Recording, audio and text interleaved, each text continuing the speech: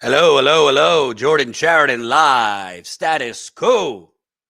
December the 30th, the year 2023. Right here in the United Corporations of America. Weekend duty because we need to do a marathon live stream.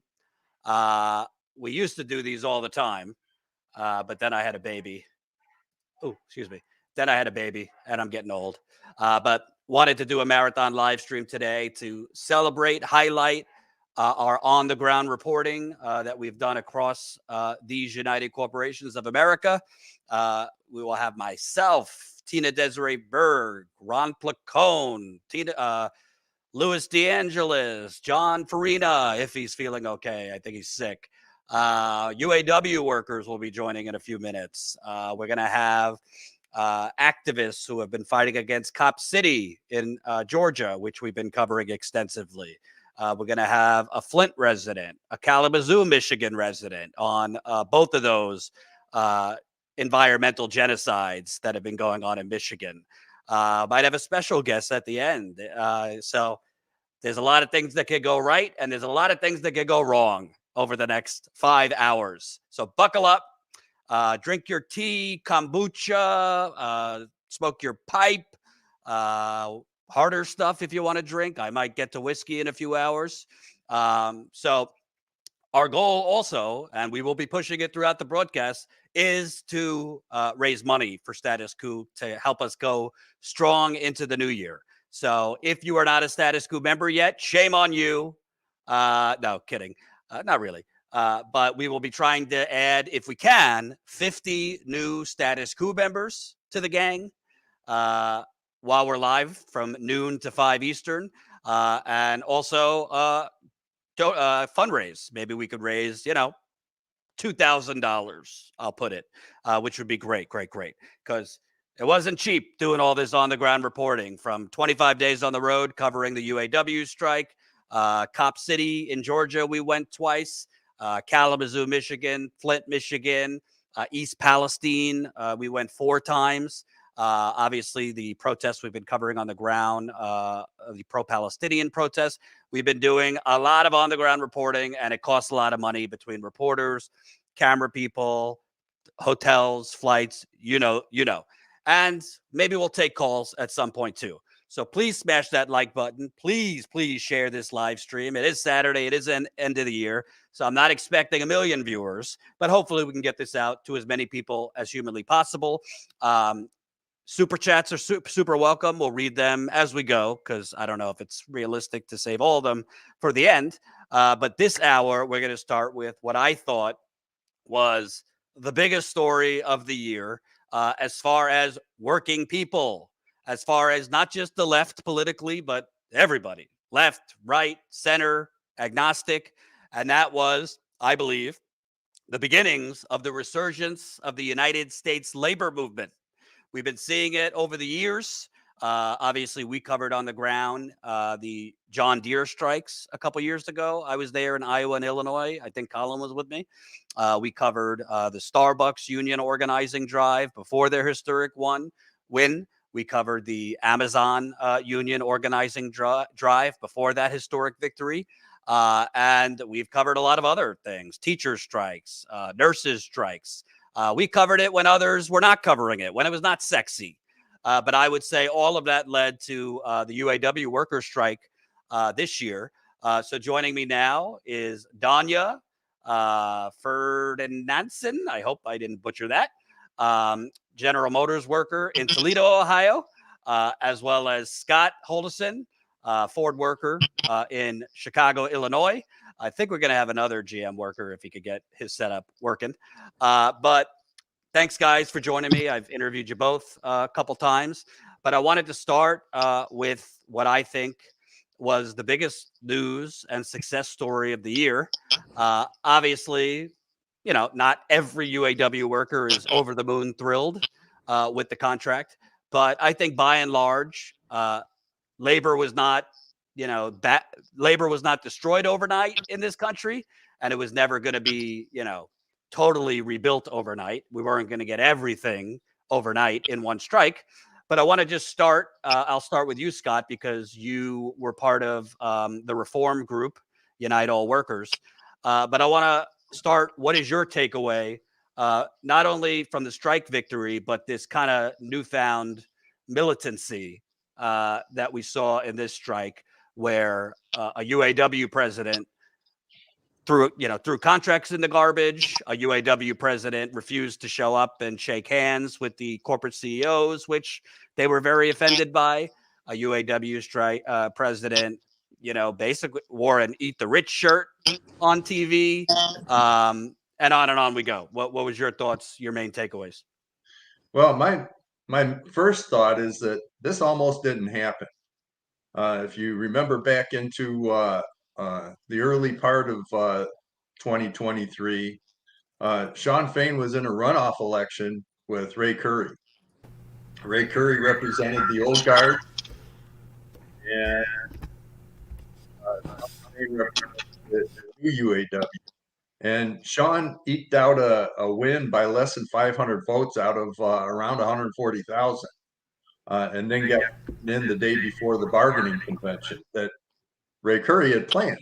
So, this was a razor thin margin that has created a tsunami in the labor movement.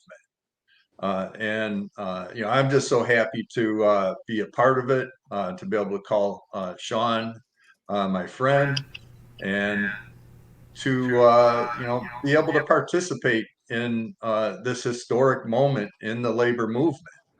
From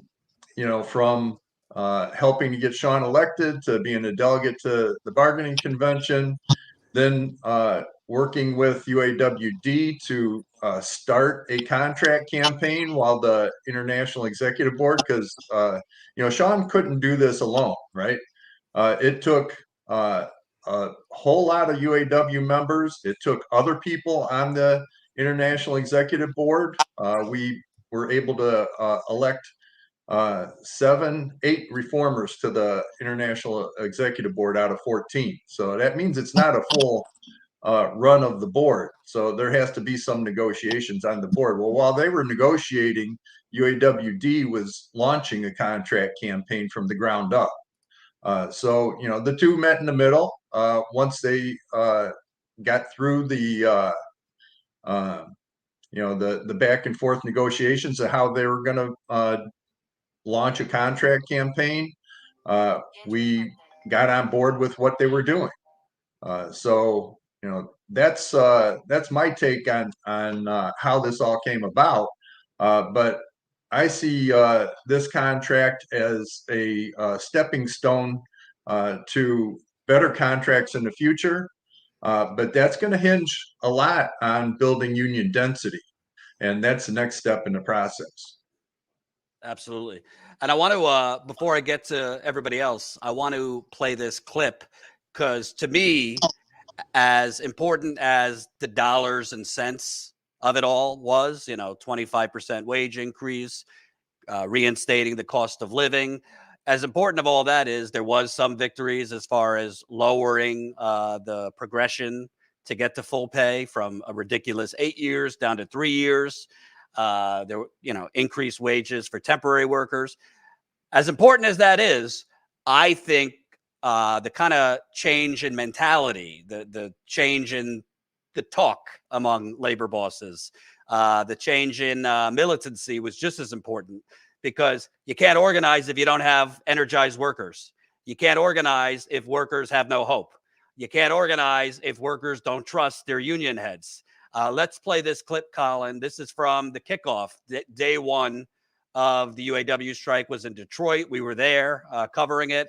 A lot of people spoke, but this is Jon Farina on stage. It's sad. Look what we've been through in the last 15 years. The banks get bailed out, and we get our homes foreclosed on.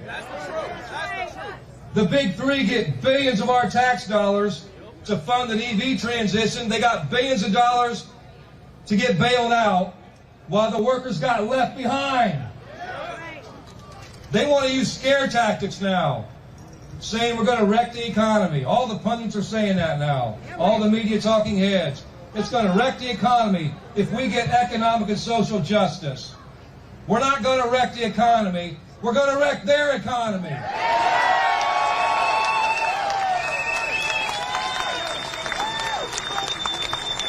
You know, I find it pathetic when they try to use scare tactics. They want to scare the hell out of everybody, not just our members, the working class in general. They want to make you think you don't deserve your fair share. They want you to be afraid because they're afraid. They're afraid because they see their system where the billionaires keep everything crumbling. And we're not afraid. You know, I say this a lot, and I love this quote by Malcolm X when he talked about freedom back in the civil rights fight.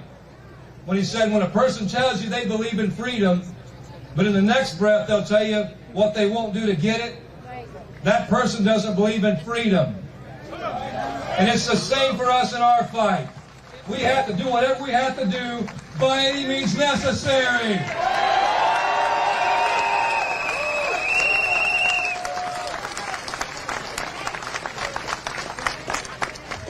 We have nothing to fear. The only limit we have is the limit we put on ourselves. We've got to stop it. No limits. Bring back the middle class. Look around. You know who's scared? The corporate media is scared. The billionaire class is scared. And the big three is scared. I look around here, I see power.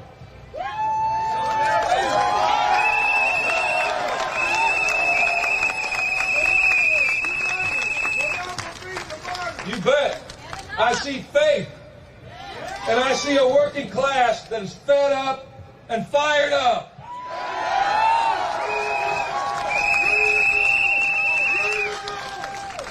I see working class people from all walks of life standing together. Amen. If there is a God. Danya, I want to go to you. Listen, I'm not saying, let's not bow down to any politician or union boss, but I will say that's a hell of a lot different than the last 2 decades, 3 decades of, a union leader telling workers, if you don't take this contract, they're going to close the plant or accept these crumbs and live to fight another day. Can you talk about how this change in mentality, change in message, the communication from Fain to workers really was significantly different than the past? Well, first of all, President Fain's the only one that's ever even spoke to the membership. And he's quite a motivational speaker. When he gets out there, he really amps people up. And we've never heard from any other, or at least I have never heard from any other international president or anyone from the international for that matter, publicly. So when he steps up and he says what, he's going to do or we're going to do together, it really brought the membership. I think it brought them together. It got them psyched up, and they were ready to go. I think whatever President Fain was wanting to do, I think the membership, for the most part, was behind him. I mean, he might have a few members here and there that might not back up what he says, but I think for the most part, the majority of it, he's got the full attention of the membership for what he's doing. It was an amazing journey. This last year has been awesome, because of President Fain, because of the UAWD. I've met some great people. I've seen some great things happen, things I've never seen happen before.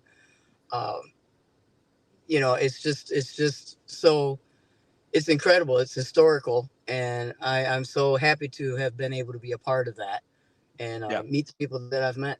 It's been amazing. And Isaiah, you're a General Motors worker in Lansing, Michigan. You guys were on strike along with many other plants. Wanted to ask you, because honestly, I think one of the big things about this strike was the support you all got from 75% of America, who probably weren't aware of the horror stories that I heard interviewing you folks, of people passing out on the line, managers saying that, move them to the side, keep it going. People working 12, 13-hour shifts, 6, 7 days a week. Basically all the concessions you made, a lot of people feeling like robots. Do you feel like the realities of being an auto worker in America, people who are not finally kind of learned what you guys go through?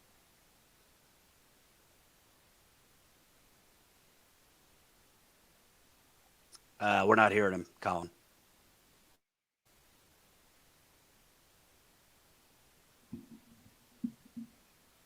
Still muted.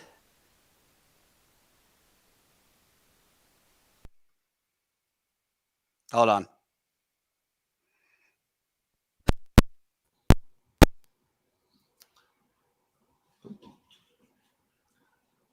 Maybe try making sure the settings at the bottom that it says the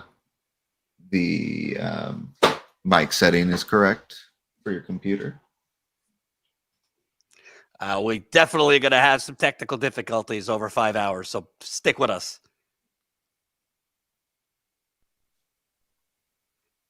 You can also try just refreshing the page and see if that helps as well. Scott, I'll go to you while he's trying to figure it out. But I feel like a lot of people were into this because, frankly, the plight of the auto worker, a lot of other people that don't work in the auto industry are experiencing similar. Well, we through the public displays, the Facebook lives, and just the open communications that we all were going through, the American public was seeing those open communications as well. And frankly, the working class, it's become a class consciousness, because the working class, we all went through the pandemic together. Most of us were forced to work shoulder to shoulder with other people during a time when we were supposed to be social distancing. Other parts of the working class were, required to show up to serve customers, face-to-face communications, taking orders and fulfilling those orders, delivering packages across the United States when a lot of people, especially privileged people, were staying at home. So, all of these things combined to set the stage for a working class resurgence in this country. So I think it all kind of, played together, but I want to highlight the transparency that was involved with these negotiations, because we've never seen anything like that before in the UAW. We saw a little bit of that with the Teamsters, who didn't end up going on strike, but got a pretty good contract out of their threat of a strike. But that's kind of why I see the public support has been so strong, is the fact that it was so public of a campaign. Absolutely. Let's see if Isaiah could talk now. Can you hear me now? All right, there we go. All right, there we go. Sorry about that. Talk to me about, to me, not much surprises me, but I've seen a lot of shit over the years on a lot of stories, but hearing some of the horror stories among you workers, I think why it connected to so many other people was it's not just auto workers basically being treated like robots, being treated like numbers on a balance sheet. And I think a lot of your stories that we were able to show connected with other people experiencing similar. What are your thoughts on that? Yeah, it did. That also helped play into the support, because we try to play a big part in our communities wherever we're at. So a lot of people are already exposed to us a little bit, but for them to actually see and hear from us the stories from everybody who have to deal with, the issues like that we dealt with going through COVID, like the gentleman just said, having to work shoulder to shoulder when we're supposed to be social distancing. Not a lot of people were exposed to that. When a lot of people could work from home, they were made to work from home. I have a sister she has a job that they pretty much transitioned her whole facility into working from home, due to the nature of the job being a desk job. They just, hey, look, here's your equipment, here's everything you need, work from home. Versus us, where we can't build cars at home. It won't be productive for the company. So yeah, a lot of people in the community get a chance to see the different things you go through day in and day out, getting treated like robots, getting made to feel less than even a number, getting made to feel like we don't matter and that we don't exist. And, if one of us goes down, they're ready to plot somebody right back into that spot to keep that line moving for profits. Yeah. And let me ask you, Danya, because to me, a really important part of this is all of a sudden, all these corporations, the big three, they say after they offer 10%, that's all we could do. If we offer any more, we might not be able to survive. Then all of a sudden, it's a surprise announcement of different plants going on strike. It goes from every week we're going on strike at a different plant to now every couple days, possibly. All of a sudden, they have enough money to go to 25%. All of a sudden, they could give major raises to temporary workers. Then you see all these non-union shops. All of a sudden, they could increase wages by 10%. They could increase wages in some cases by 15%. Honda, Hyundai, Volkswagen, Subaru, Tesla. It seems like there is a lot of money that could be spread around, dare I say, some socialism for the good. But our government has created a system where corporations could basically steal your labor. Your thoughts? Yeah, I think there's a lot that the companies have become accustomed to. I feel the companies have become accustomed to the UAW pretty much just kind of sitting back and letting them do whatever they want, say whatever they want. They did not see President Fain coming. And I think they thought at first that he was, and I believe it was Mary Barra said, he was just trying to make a name for himself. And I think as time went on, they realized that that wasn't what he was doing. He was serious, and he was out to get everything that he could get within his short period of time. I have to reiterate the fact that he's only been at that time in office about 7 or 8 months. We can't expect him to be able to, reverse everything that has happened over the decades. I think his push, the communications department did a wonderful job. UAWD was, they're like a behind the scenes assist. A lot, they're not getting the credit I think is due to them. They really have been there from the start. They pushed the one member, one vote, all those things, and just really got this all kickstarted. I think without them, I think we would still be at the 3%, 4%, 3%, 4%. Sorry about your luck. No more money. Sean put him on Front Street. He brought it out. He said, what the CEOs are making. That's never been publicly announced before. The profits, he followed the market. He went up against big corporate media. He didn't back down from them when they would approach him and try to take him off course of whatever subject they were on. He'd bring them right back. He kept control of everything. I don't think they saw that coming. And I think because of that, we have gotten what we have gotten. Everybody would like to see more, of course. And then, we know that the companies have more, but the companies are only going to go so far. They definitely can outweigh us when it comes to money. I mean, that's just logical. We don't have the money to wait them out. But I think the strategic move that President Fain did, I think that really put a phenomenal amount of pressure on them. They did not see any of this coming. They were completely blindsided, and I loved it. I loved the whole thing. Every announcement, every live, he really had not just the membership attention, but he had the world's attention. He was global. Everybody was watching, and they're still watching. Now that they're out there reeling in non-union, auto manufacturers, Toyota, Tesla, and Honda and so on. And it's because of what he has done and because of the communications department that those non-union members have reached out to us. I just think the whole thing is just an incredible thing. I really admire President Fain. I do know there's a lot of behind the scenes things that go on. I can say for me, just supporting him, I've faced situations myself. I've been threatened. I've been bullied. Trying to back me up. I can only imagine what he in his position is facing.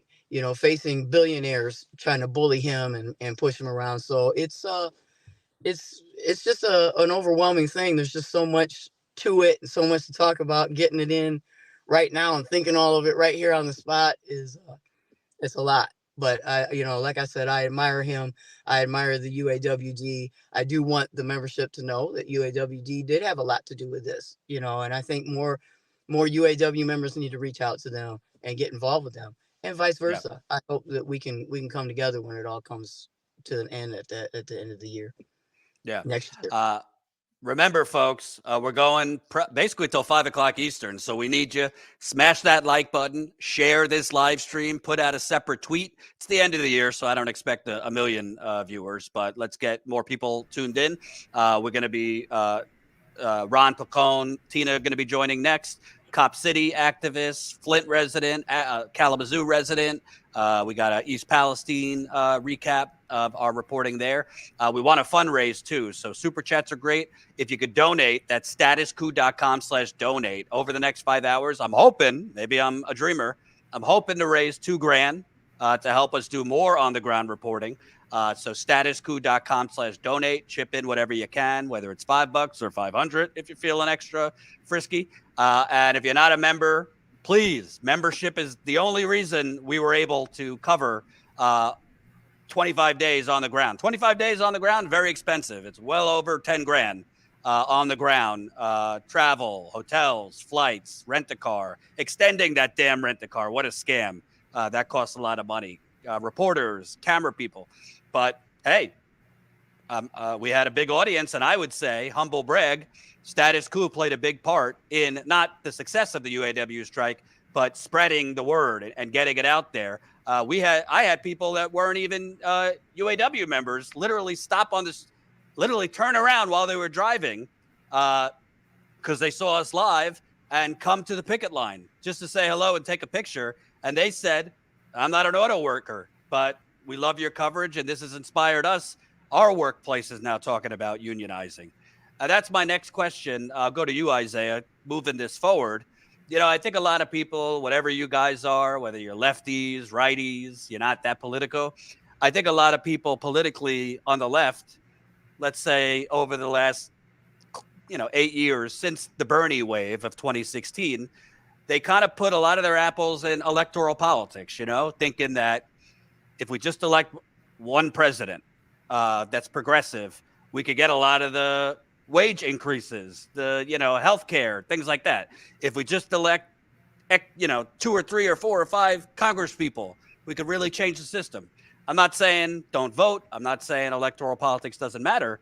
But to me, this is the first thing I've seen on the ground in many years that actually has teeth, meaning is actually showing results. I mean, you could tell us, I'm assuming a 25% wage increase has materially improved your life over the last few weeks since you've gotten that, new paycheck. Can you kind of talk about, do you think that this now is the way forward? Because UAW is not taking its foot off the gas. They're organizing the Volkswagen workers down in Tennessee. They're trying to line up the expiration of the UAW contract in May 2028 and get other workers and other industries to try and line up their contract to end at the same time. So we're not just having auto workers on strike potentially, but healthcare workers, teachers, retail workers. Tell people, it's not as sexy as a strike now, but do you think for people who are very focused on, getting more money in their wallets, more healthcare security, more benefits, that organizing is the way forward? I do organizing and educating, There's a lot of people who just go off misconceptions and only read stuff that's on Facebook, or just only read stuff that's that has no actual substance to it, that doesn't actually help the public. That was one thing that this situation did. It helped educate the public. That if we stand together, if we fight together, we're all in the same boat together, whether union or non-union. You know, there was this saying a while back that, oh yeah, I don't shop at Walmart. They're non-union. Well, if we don't expose them and show them and educate them and teach them exactly what it is that we do and what we're about and how we need to uplift everybody, President Kennedy said a rising tide lifts all boats.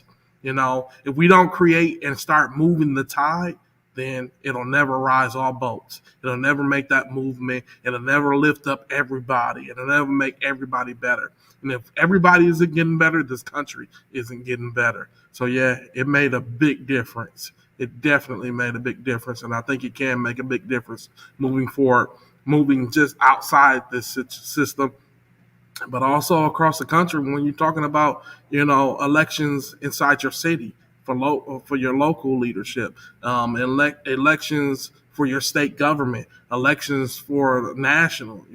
It makes a big difference. Absolutely. And Scott, what I think is important, you did the non-sexy work. What I mean by that is you Unite All Workers. That was a reform group to try and get actually democratic elections in the UAW. It certainly didn't get the coverage a UAW strike got. It didn't get any coverage, me included. I mean, I interviewed somebody about it during the John Deere strike, but the non-sexy stuff that ultimately leads to the sexy stuff, meaning Jon Farina wouldn't have got elected without Unite All Workers and your group changing the way the United Auto Workers strike, the United Auto Workers vote. Well, now it's going to be 2-3 years of non-sexy stuff, trying to organize Volkswagen workers, trying to organize Honda workers, trying to organize other non-union workers, possibly UAW getting involved with, healthcare and maybe trying to organize for universal healthcare. But that non-sexy stuff, if as many people that were as involved if all the people that were involved in the UAW strike, even non-union workers that were supporting, if they get involved in the ongoing organizing, the strike in 2028, and I think there probably will be, it might be a lot easier to get pensions back. It might be a lot easier to get even more money. Can you kind of talk about all the work ahead and why, even though it's not as juicy as the images of a strike, it's just as important? Well, democracy isn't a one-day affair. It's having your feet on the ground and working within the community to make things better for your community on a day-to-day basis. The stand-up strike was one way of having our feet in the street, right? But at the last Constitutional Convention, we passed a brand new standing committee called the Organizing Committee. So what we're hoping is that the membership of the UAW gets involved in an intimate way with bringing in new people into the labor movement, and especially into the UAW, and especially into your own local union. That's I'm co-chairing the brand new organizing committee at my local. I advise any UAW member that's watching this now to get involved with that organizing committee, because that's where we're going to make the improvements for the working class as a whole, is by all of us getting involved. We can't wait for some great leader to come up and do it for us. That's not the way it works, and it's not permanent, even if it does happen. For it to be permanent, it needs to be a movement of working class people working together towards the same goal. And that goal is to take on corporate greed and get our fair share for the working class. That's, democracy, it's maybe sexy on election day when the returns are coming in, you're watching who's, the horse race thing who's winning, who's losing. But the real work is in between elections, in between when you do the on the ground organizing. So as far as getting back to elections, we need more working class people to stand up and run for office. Run for office in your local, in your community, and help move the working class into the governing structure of our country, and move yourself into the governing structure of our union. That's what we did at UAWD back in 2019, 2020. We were fighting for one member, one vote, so that the membership could have more control over our union. We still have some work to do on transparency. The stand-up strike was very transparent, but we still want members to know how their union works and make it easier for them to access that. So, we have work to do. We have work on organizing. We have continued work on reforming our union, and just moving forward for the working class in the coming year. Absolutely. Before we go on, part of this stream is to recap and show some of that on the ground reporting. Colin, let's show just some of the moments. I know you put together a little recap of us on the ground at the UAW strike.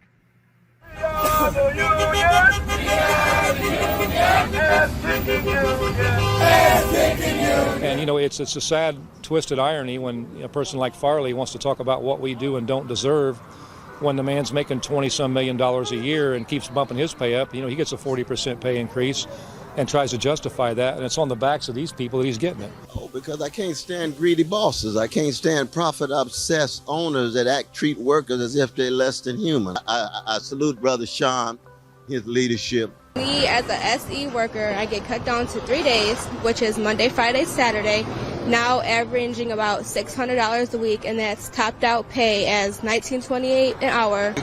You can't go above $19.28. I cannot go above $19.28. Yeah, wage slavery. I mean, how can someone work 6 hours, 6 days, 10 hours a week, or 10 hours a day, and still not be able to afford? If you can't even afford a cat, you wanted a cat. We need a good pay for our families.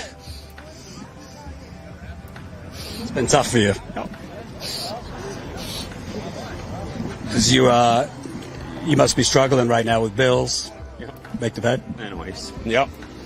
But it's division. Absolutely. That's one of the worst things about this tier system, too, is I'm a legacy employee. I'm making 32-something an hour, and right across me doing the exact same job, just on the opposite side, is a guy with 2 months, and he's just making $16.75 an hour. What's that guy, Jim Kramer, is that his name? Oh, yeah, let loose. Feel free. Piece of shit. He needs to bring his fat ass to Lansing and get in one of these plants over here and see how it feels. It's those who live in glass houses shouldn't throw stones, right? They let the whole rest of the plant go and had us working in ankle-deep poop water. Ankle-deep poop water? It was a sewer line that was hit over there. And they wouldn't call OSHA or nobody. They actually. And Ford says you're a family, but they got you in shit. Exactly. I mean, unless you've worked in a plant, you don't understand the aches and pains.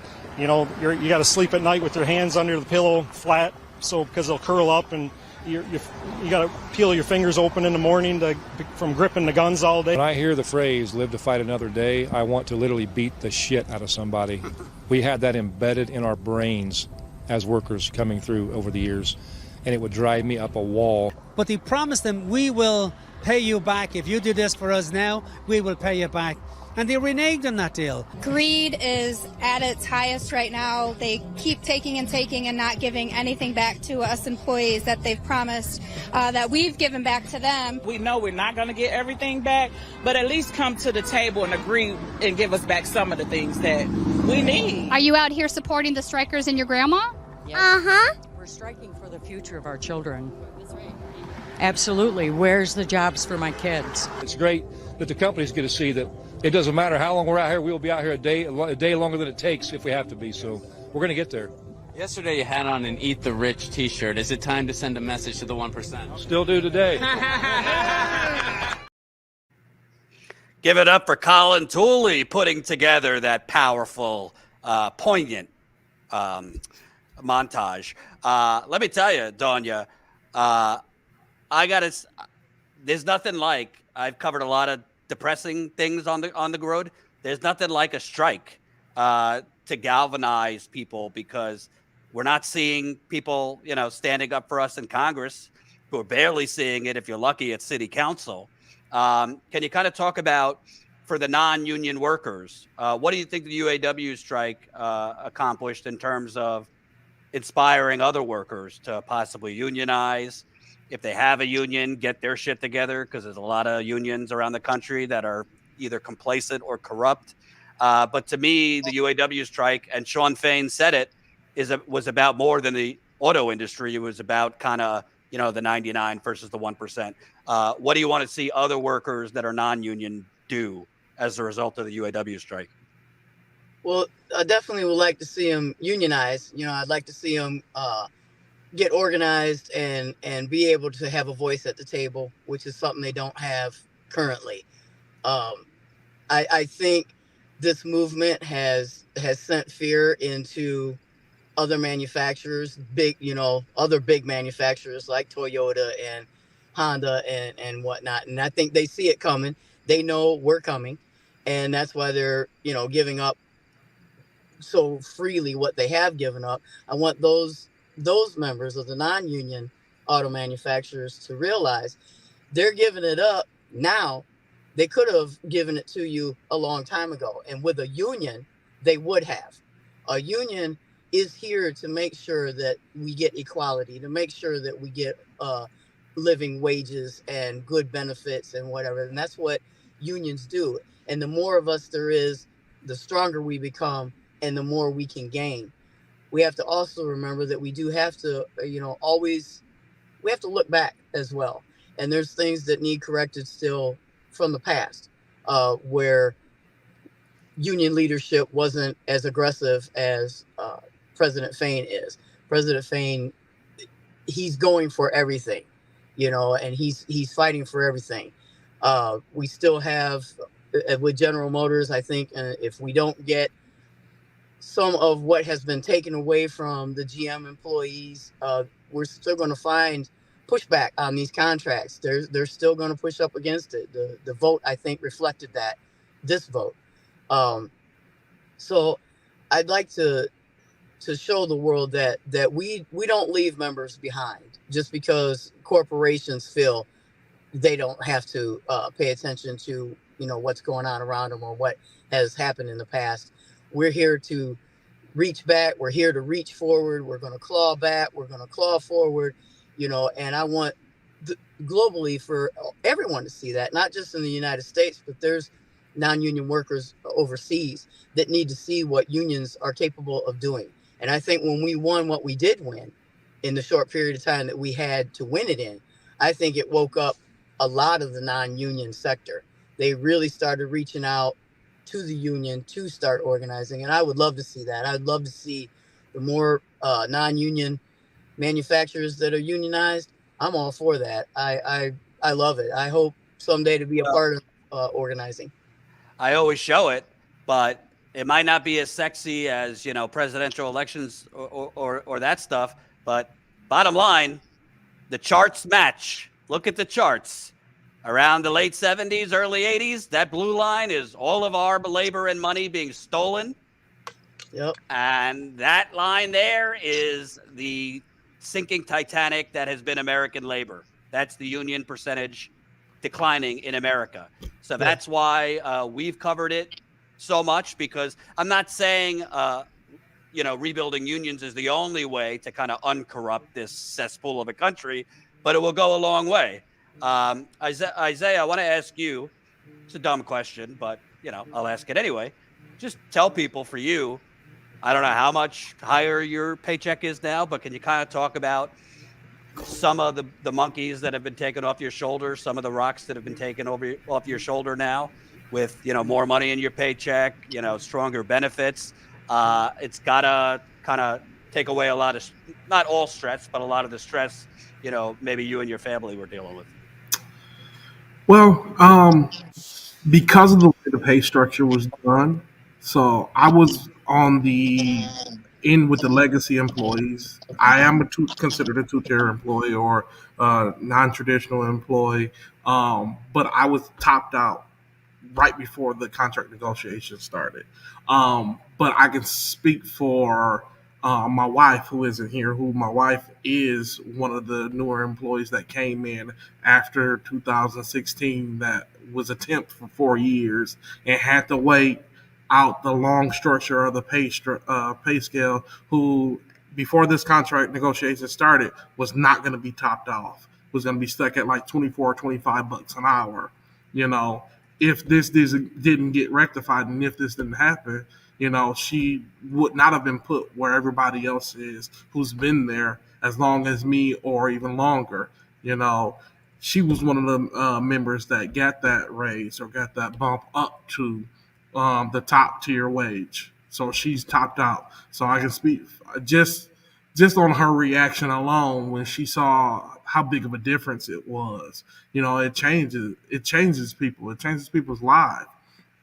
It changes the trajectory of, you know, people who I can speak from my own membership, being a vice president, that they don't understand how much people are suffering out here. And that wage increase, you know, right off the bat helped a lot of people's lives.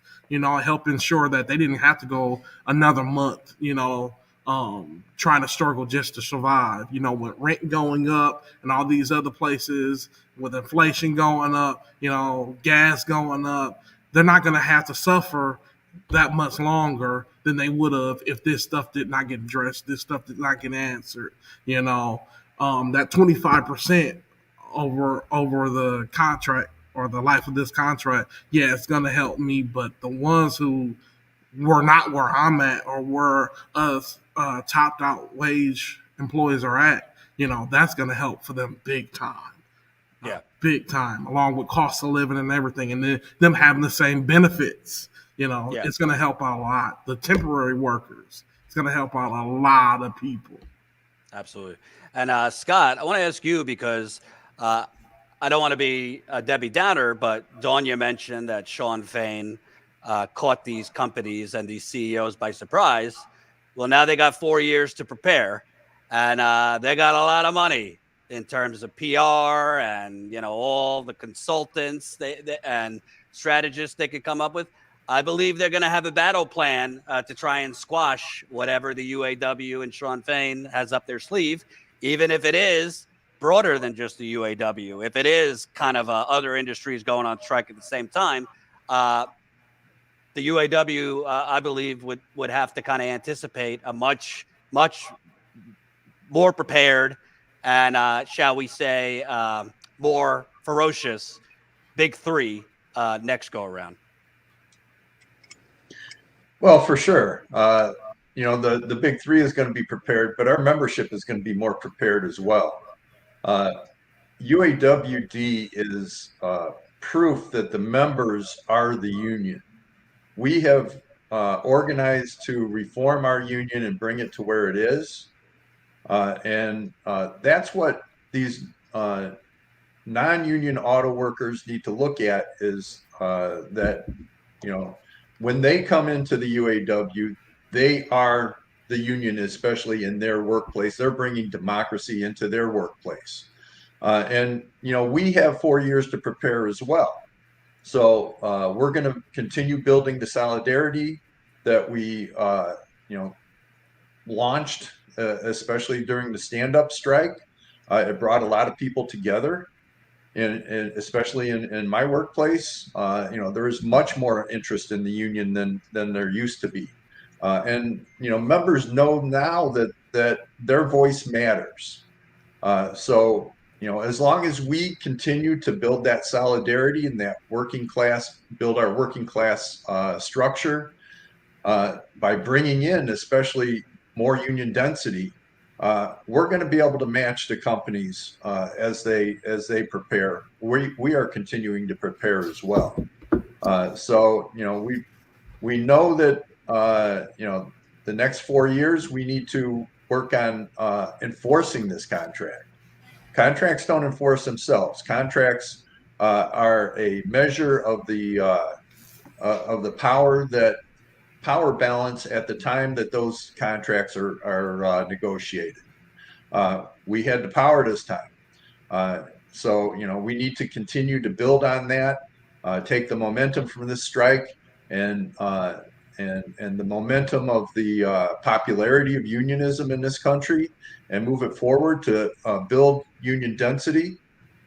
When we do that, we're going to be positioned better than we were this time to take on the companies. And by the way, we are having our contract expire in the spring when it's much easier to stand outside than it is in the fall going into the winter.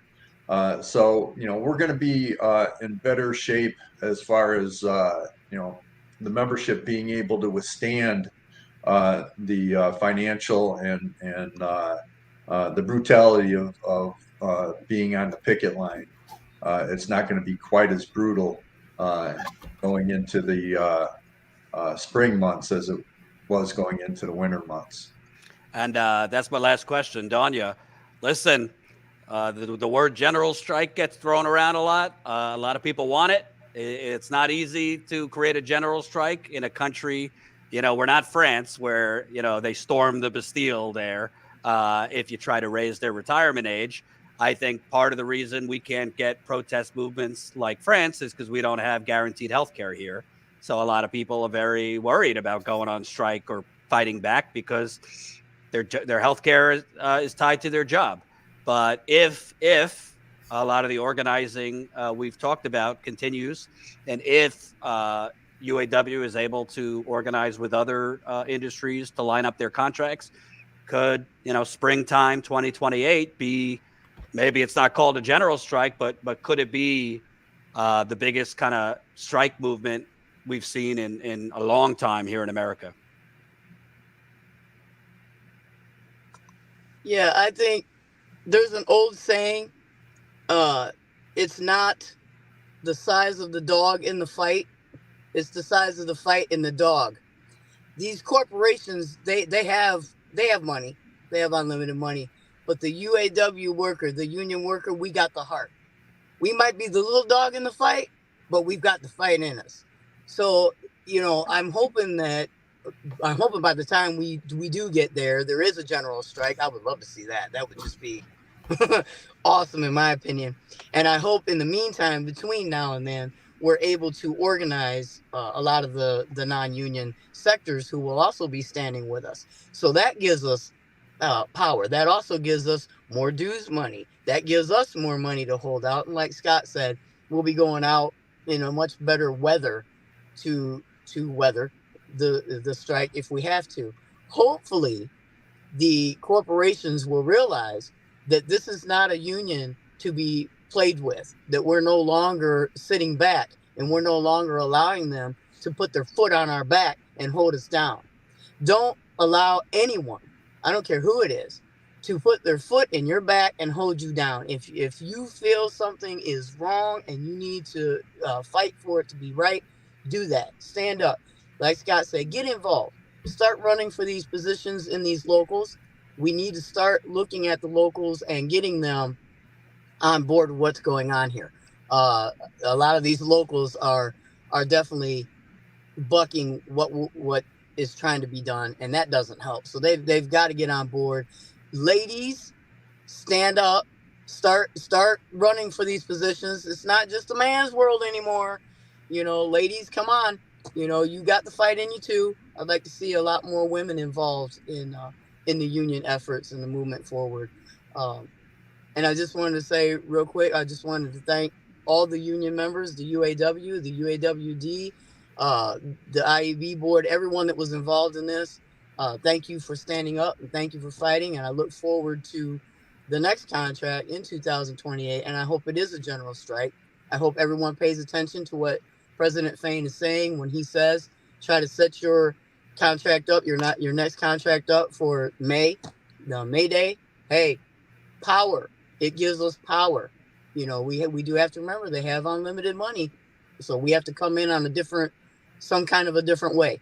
And numbers is it. Numbers and knowledge. We do need to start educating the membership a lot more than what we have. It's big, I think.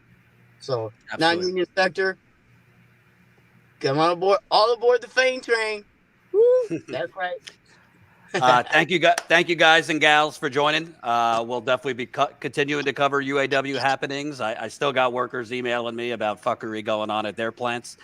So we'll stay on it when there's a strike and when there's not a strike. And if you are somebody watching who is interested in organizing your workplace, always reach out to Status Coup. We'd love to interview you about your workplace. Thanks, guys. Have a happy new year to you and your family. Happy New Year, guys. Thanks for having us, Jordan. It's always fun being on with you. Absolutely. Get with Status Coup. Everybody join. Get on Status Coup. Smash that like button. Yeah, that's right. That like button. That's it. Which is a good segue. We are an hour into this marathon live stream. Only 4 super chats. Listen, I know you just did your Santa thing. I know we're probably tapped out, but I got to pull some dollars and cents out of my wonderful viewers. Please, super chats are appreciated. Donations are very, very appreciated. That's statuscoup.com/donate. We want to cover if there is organizing drives at non-union plants. We want to cover that on the ground. I don't know how much we want to cover the 2024 presidential election, but we might have to cover some of it. So we'll need funding for that. We want to go back to East Palestine. That's coming up on a year, the anniversary of the chemical detonation, which we'll be covering during this marathon live stream. We will definitely be going back to Flint, 10-year, a decade anniversary of the Flint water crisis coming up in April. And the release of my first book will be coming out in 2024 on the Flint water cover-up. That's coming up. I believe we're going to publish that in the summer of 2024. I'm not asking you to fund me. I'll be funding myself to go on the ground. But and whatever else comes up, we need more funding. So please, statuscoup.com/join. If you're not yet a member, sign up, statuscoup.com/join. You can sign up for $5 to $10 a month. $5 a month is 16 cents a day. $10 a month is 33 cents a day. Don't buy that Frappuccino. Don't buy that big, whatever you're spending $10 a month on. Redistribute it to actual living, breathing, on-the-ground journalism. It actually is making a difference, I believe. We'll read your super chats, donations. If you become a member, we'll give you a shout out while we're live. Shout out Thomas Horder, $5 super chat. Happy end of the year, Status Coup. To you too, Thomas. Paul, $15. You guys are great, and I agree that Shawn Fain brings some hope for the working class. Absolutely. I definitely will be interviewing Mr. Fain early on in the new year, trying to schedule that. Tony D, $4.99. I think your East Palestine coverage led to John Oliver covering it on his show. Set y'all are the best news outlet. I'm proud to be a member. Thank you, Tony D. Really, really appreciate it. Mark Lane, $3.99 super sticker. Really appreciate that. Keep smashing the like button. Keep sharing this live stream. Post on your social media. Let people know we're live. Again, I'm not expecting a massive audience. It is the end of the year. People are with their families or sleeping or drinking or maybe all three. But share is caring. So for the next hour, I think, we want to have a little fun here. We want to have a little fun. So joining me now is the great, infamous, legendary Tina-Desiree Berg. Is her audio and lighting working? I think so. Wow. Holy cow. It's a miracle. I think Ron is joining us too, so maybe you could check on that, Colin. Make sure he knows it's 1 o'clock Eastern, because these people in California can't read. I might have screwed up that time difference more than once. Yes. Absolutely.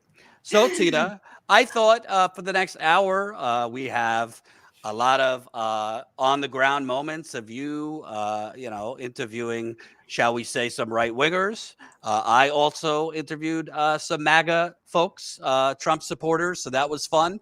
Obviously, you've covered a lot of rallies that fall into, right wing movements.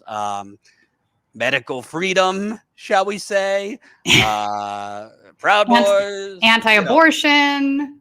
Yes. Has been a theme. Anti-trans has been a theme. Anti-gay at this point. Yes. So before we react to that, let's just get your takeaway, because you and I always text. And when is the world finally going to end? Coming to an end? and how close are we? Because I think we're this country is a powder keg, and you cover it is a that powder keg. Yeah. You know, it is a powder keg, and I go back to the same thing, not to sound repetitive. I know people have heard me say this before, but I think it bears repeating every time. We're in this place because of the fact, in my opinion, that the left, meaning the Democratic Party, didn't give a left exit to income inequality in the country. So folks turned more towards right-wing, quote unquote, populism in response to that. Granted, a lot of this is reactionary response to Obama being elected. We, through those years, saw, an increase in racism and hate crimes. That did not slow down under Trump. Obviously, it accelerated. But again, I think part of the thing that aggravates that is that a lot of the Democratic Party base, or folks that are now considered non-voters, third-party voters, stopped supporting the Democrats because they didn't see the change in progress that they thought that they would see. They wanted somebody to fight for union workers. They wanted somebody to address, too big to fail banks. If you're too big to fail, you shouldn't exist. They wanted the Department of Justice to start enforcing antitrust laws again. And none of that happened. It didn't happen under Obama. Clearly, it certainly didn't happen under Trump. But I think at that moment in time in 2016, it could have happened under Bernie Sanders. And people knew that Hillary Clinton was never going to be a fighter for those causes. So, sometimes elections are won on the margins. You can lose election just by people not showing up to vote. Simple as that. And I'm afraid that we are still in that cycle. The DNC is clearly not entirely either by design or not by design. There's different opinions on that, but they're clearly not making the necessary changes in order to avert what I see as an increase of fascism in the country and also abroad. This is not isolated to the United States of America by any means. Yeah. And I think also something that's going on is we've had this neoliberal bubble expanding for the last 40 years. And it's not just Democrats. There's right-wingers that are part of neoliberalism. Right. Oh, 100%. Neoliberalism, a fetish with free markets, which we don't even really have. Free market, privatization, kind of identity politics, etc. Monopolies. And I think that bubble, as all these crises have gone on over the last 15 years, Iraq War, NAFTA, the 2008 financial crash, yep. COVID, all of these economic and social crises that the media pretends, everybody's recovered. I know people that never recover. Plenty of people never recovered from the 2008 financial crash. There's people that haven't recovered from NAFTA. I mean, I'm going to take it back further than that. NAFTA, which was promoted as this, free trade deal, which is what it was, but free trade isn't fair trade. NAFTA has had a very bad effect on the country, not just with union jobs, but with jobs in general. And it also affected poorly the other countries. People don't really, examine this as much, but they should. Mexico was also completely rotted out pay-wise. It wasn't just the United States. NAFTA was a fucking, pardon my French, atrocious trade deal. And that has never been addressed. I mean, you go through, I think, obviously we've been coming to UAW strike is that needed to happen. But you go through a lot of Michigan, Ohio, these areas that were part of the manufacturing hub of the United States, they're completely gutted out because the jobs disappeared. They never came back.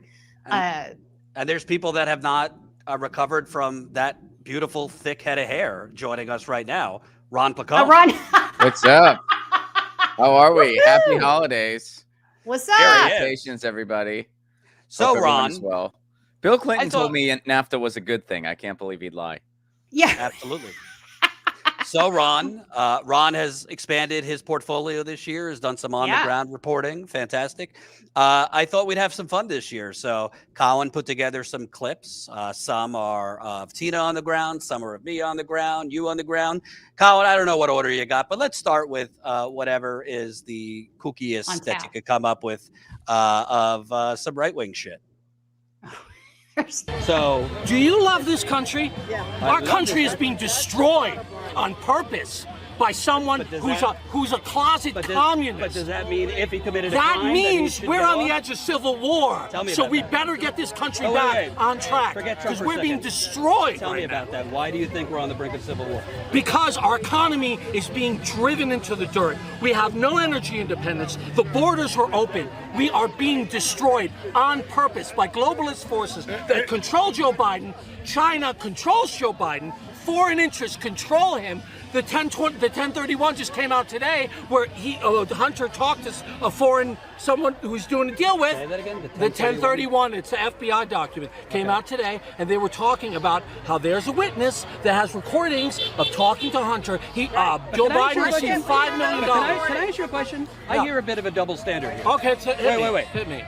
So you just believe, and by the way, I think Hunter Biden should. Did I read it myself? One second. I think Hunter Biden should be indicted. So we agree. All right. I think Hillary should have been indicted. So we agree. Now we talk. Now, you just believe what you're saying. Yeah. Something came out today. I know what you're talking about. They haven't provided the evidence yet. Yeah. You just believe that, but. When it's flipped around and there's an indictment that comes. Okay, Wait. I'm supposed to get the FBI document in my hands. No. I'm just asking. Let me finish. You believe just because you think Biden is Lucifer, you believe this evidence against Hunter. However, with the indictment, you're saying cockamamie. I don't need to read it. It's all planted. Look, I need if there's recordings, I'd like to hear those tapes. Yes, you will. I would like. Yeah. Well, I would like to hear them. So let me ask you: if during the criminal case, if they have a tape, which is authenticated, that they authenticate that this is Donald Trump, and he's on tape saying, "I want to show you this."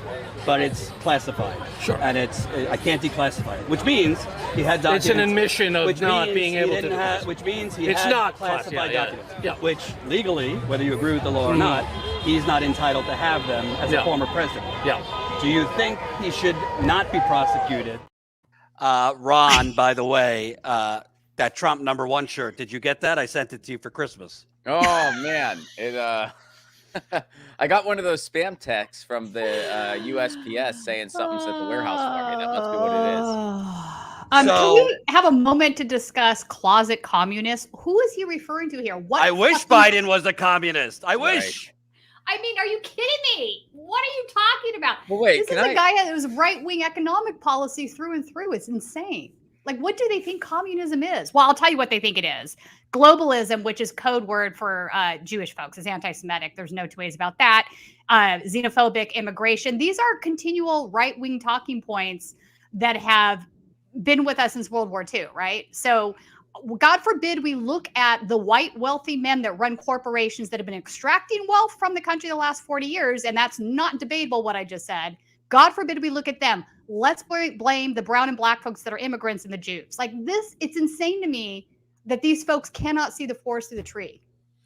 I gotta ask though, was that the craziest guy you've had this year? I mean, No. I was gonna say, I feel like, no. I feel like compared to some. We're just getting started. Wait till we get to the Nazis. Okay. So I was like, that guy kind of, if that's like the heavy hitting crazy, like, I feel like you've talked to crazier than that. Oh yeah. Definitely. I mean, that guy let you speak. He heard you out, sort of, kind of, a little bit. I mean, well, off camera, there was the, what are the ones? The Pizzagate people were there. So there were some Pizzagate folks there. Biden's part of the pedophile ring people were there. Yeah. So there was definitely some Q folks there and all that. But Tina, Colin, let's play whatever starts with whatever Tina's latest greatest was. You believe in the negation of God. You believe in the negation of God. Yeah. You're still faith, bro. If you're still God, how are you born? You're still making a faith choice, bro. I'm sorry. How was I born, though? Wait, you need a God to be born? I'm sorry. Does that make sense to you? How are you created? Is what he's asking. Well, a sperm meets an egg, and it's called exactly. That is bad. All that it comes from the air, right? Yeah, All that it comes from the air. because God doesn't make things from the air. Yeah. What is it? Corporations made your cameras. You think you're using it to subvert the man, but you're really enabling the corporations. You just learned those books. You projecting that everybody grooms people because they believe that. Oh yeah, I mean they're lying. They're lying to parents. Oh, they're lying to parents. Yeah, they've institutionalized it. AR-5. The government. AR-5145.3. Tinfoil hat. It's a 5G or chemtrail? Do you understand what kids are? I understand what kids are. No, you don't understand. I understand what kids are. Do you have kids? I have 2 of them that go to Glendale Unified. Do you? Do you? Yes, we all do. That's why we're here. Yes. Disney employees. No wonder. Disney employees. Oh, yeah, because Disney has male princesses now. They do. I have a problem with this now. Bro, hey, what do you With male princesses? Yes, because princess is a... You're wasting your breath. They're already conditioned and contaminated. Your kids go to Glendale Unified? Yes. Balboa Elementary on Bel Air. Most of these folks don't No, I know they have to. I know these folks. How do you know? They're my friends. I know they do. Most of these folks that are here don't have kids. So they shouldn't be concerned about child grooming and pornography in school? They do. You're asking me if I had kids. But and how I'm are you- explaining so to you that I'm here because my kids go to this. So you're on our side or there? agenda that they're indoctrinating. Talk to me for I don't get it. Are you on our side or theirs? Okay, just I'm supporting. like one-on-one. Can you get my good side? This is my good side. Thank you. Hold on. I also sent the Lion Cheap shirt. Wait, I just want to point something right off the top here to folks. This woman says repeatedly that all of those individuals have kids that attend that school. That is 100%. I don't need to get into this right now because it'd be a longer conversation, but I can tell you only 2 of them do. Most of those individuals absolutely do not have kids that attend that school. They were arguing with a parent who did have a child that attended that school. I was very disappointed that Tina was explaining where babies come from. And interrupted. I was watching behind the scenes, taking notes. I was like, finally, someone's explaining it to me. I was, because, normally I try not to interject too much into this stuff, but I was like, what are you saying exactly? And, wildly, it's all projection. This guy's conditioned and contaminated for saying that, whereas all these folks that are Christian nationalists, and all of them are motivated by being anti-gay, homophobic, whatever. They are extremely religious. They aren't conditioned by anything. Like, they're the ones that have the truth, that have been awoken, whatever else. It's like opposite day on some level. Well, I like how they caught that lady in a lie. That was kind of, that was like good. that. Like at the end, they were just like, do they have kids at the school though? I don't think they do. Well, they still care about child grooming or whatever her rebuttal was. Where it's like, you just vouched for all of them having kids at the school. Half of them don't even live in the city. A couple of them do live in Glendale and they're part of an extremist group, but many of them don't even live in Glendale. Like, these guys travel around. One of them is from Temecula, is facing some issues down there now because some information came out. So he is a member of the military. So he's going to be probably facing problems with that because he's being investigated now. But point being is, when you listen to these folks and what they have to say, and then you try to have some sort of rational conversation with them, it just never gets off the ground. It's impossible because in post-truth America, they think they're entitled to what truth is, and whatever truth is what they think, what they believe, or what they have the feelings for, right? And you can show them. At this same event, I actually had a guy come up to me and say, hey, you're with Status Coup. You guys literally filmed Antifa breaking into the Capitol. And I was like, no, that didn't happen. That's not what we filmed. And he's like, yes, you did. And so I was like, all right, I'll have this conversation. I'm like, we've talked before in Beverly Hills. So you're telling me David Dempsey, DJ Rodriguez, Gina Bolsonaro, these are individuals from LA that are now facing serious charges. Some have been sentenced actually for what they did in the Capitol Day. You're telling me they're all Antifa now? And he's like, no, they're not. And I'm like, so what's your point? Well, they started it. Like, there's always a rationalization that happens that goes through the cycle. I don't know how you break through that, but unless we as a society do, this isn't going to correct itself or get better anytime soon.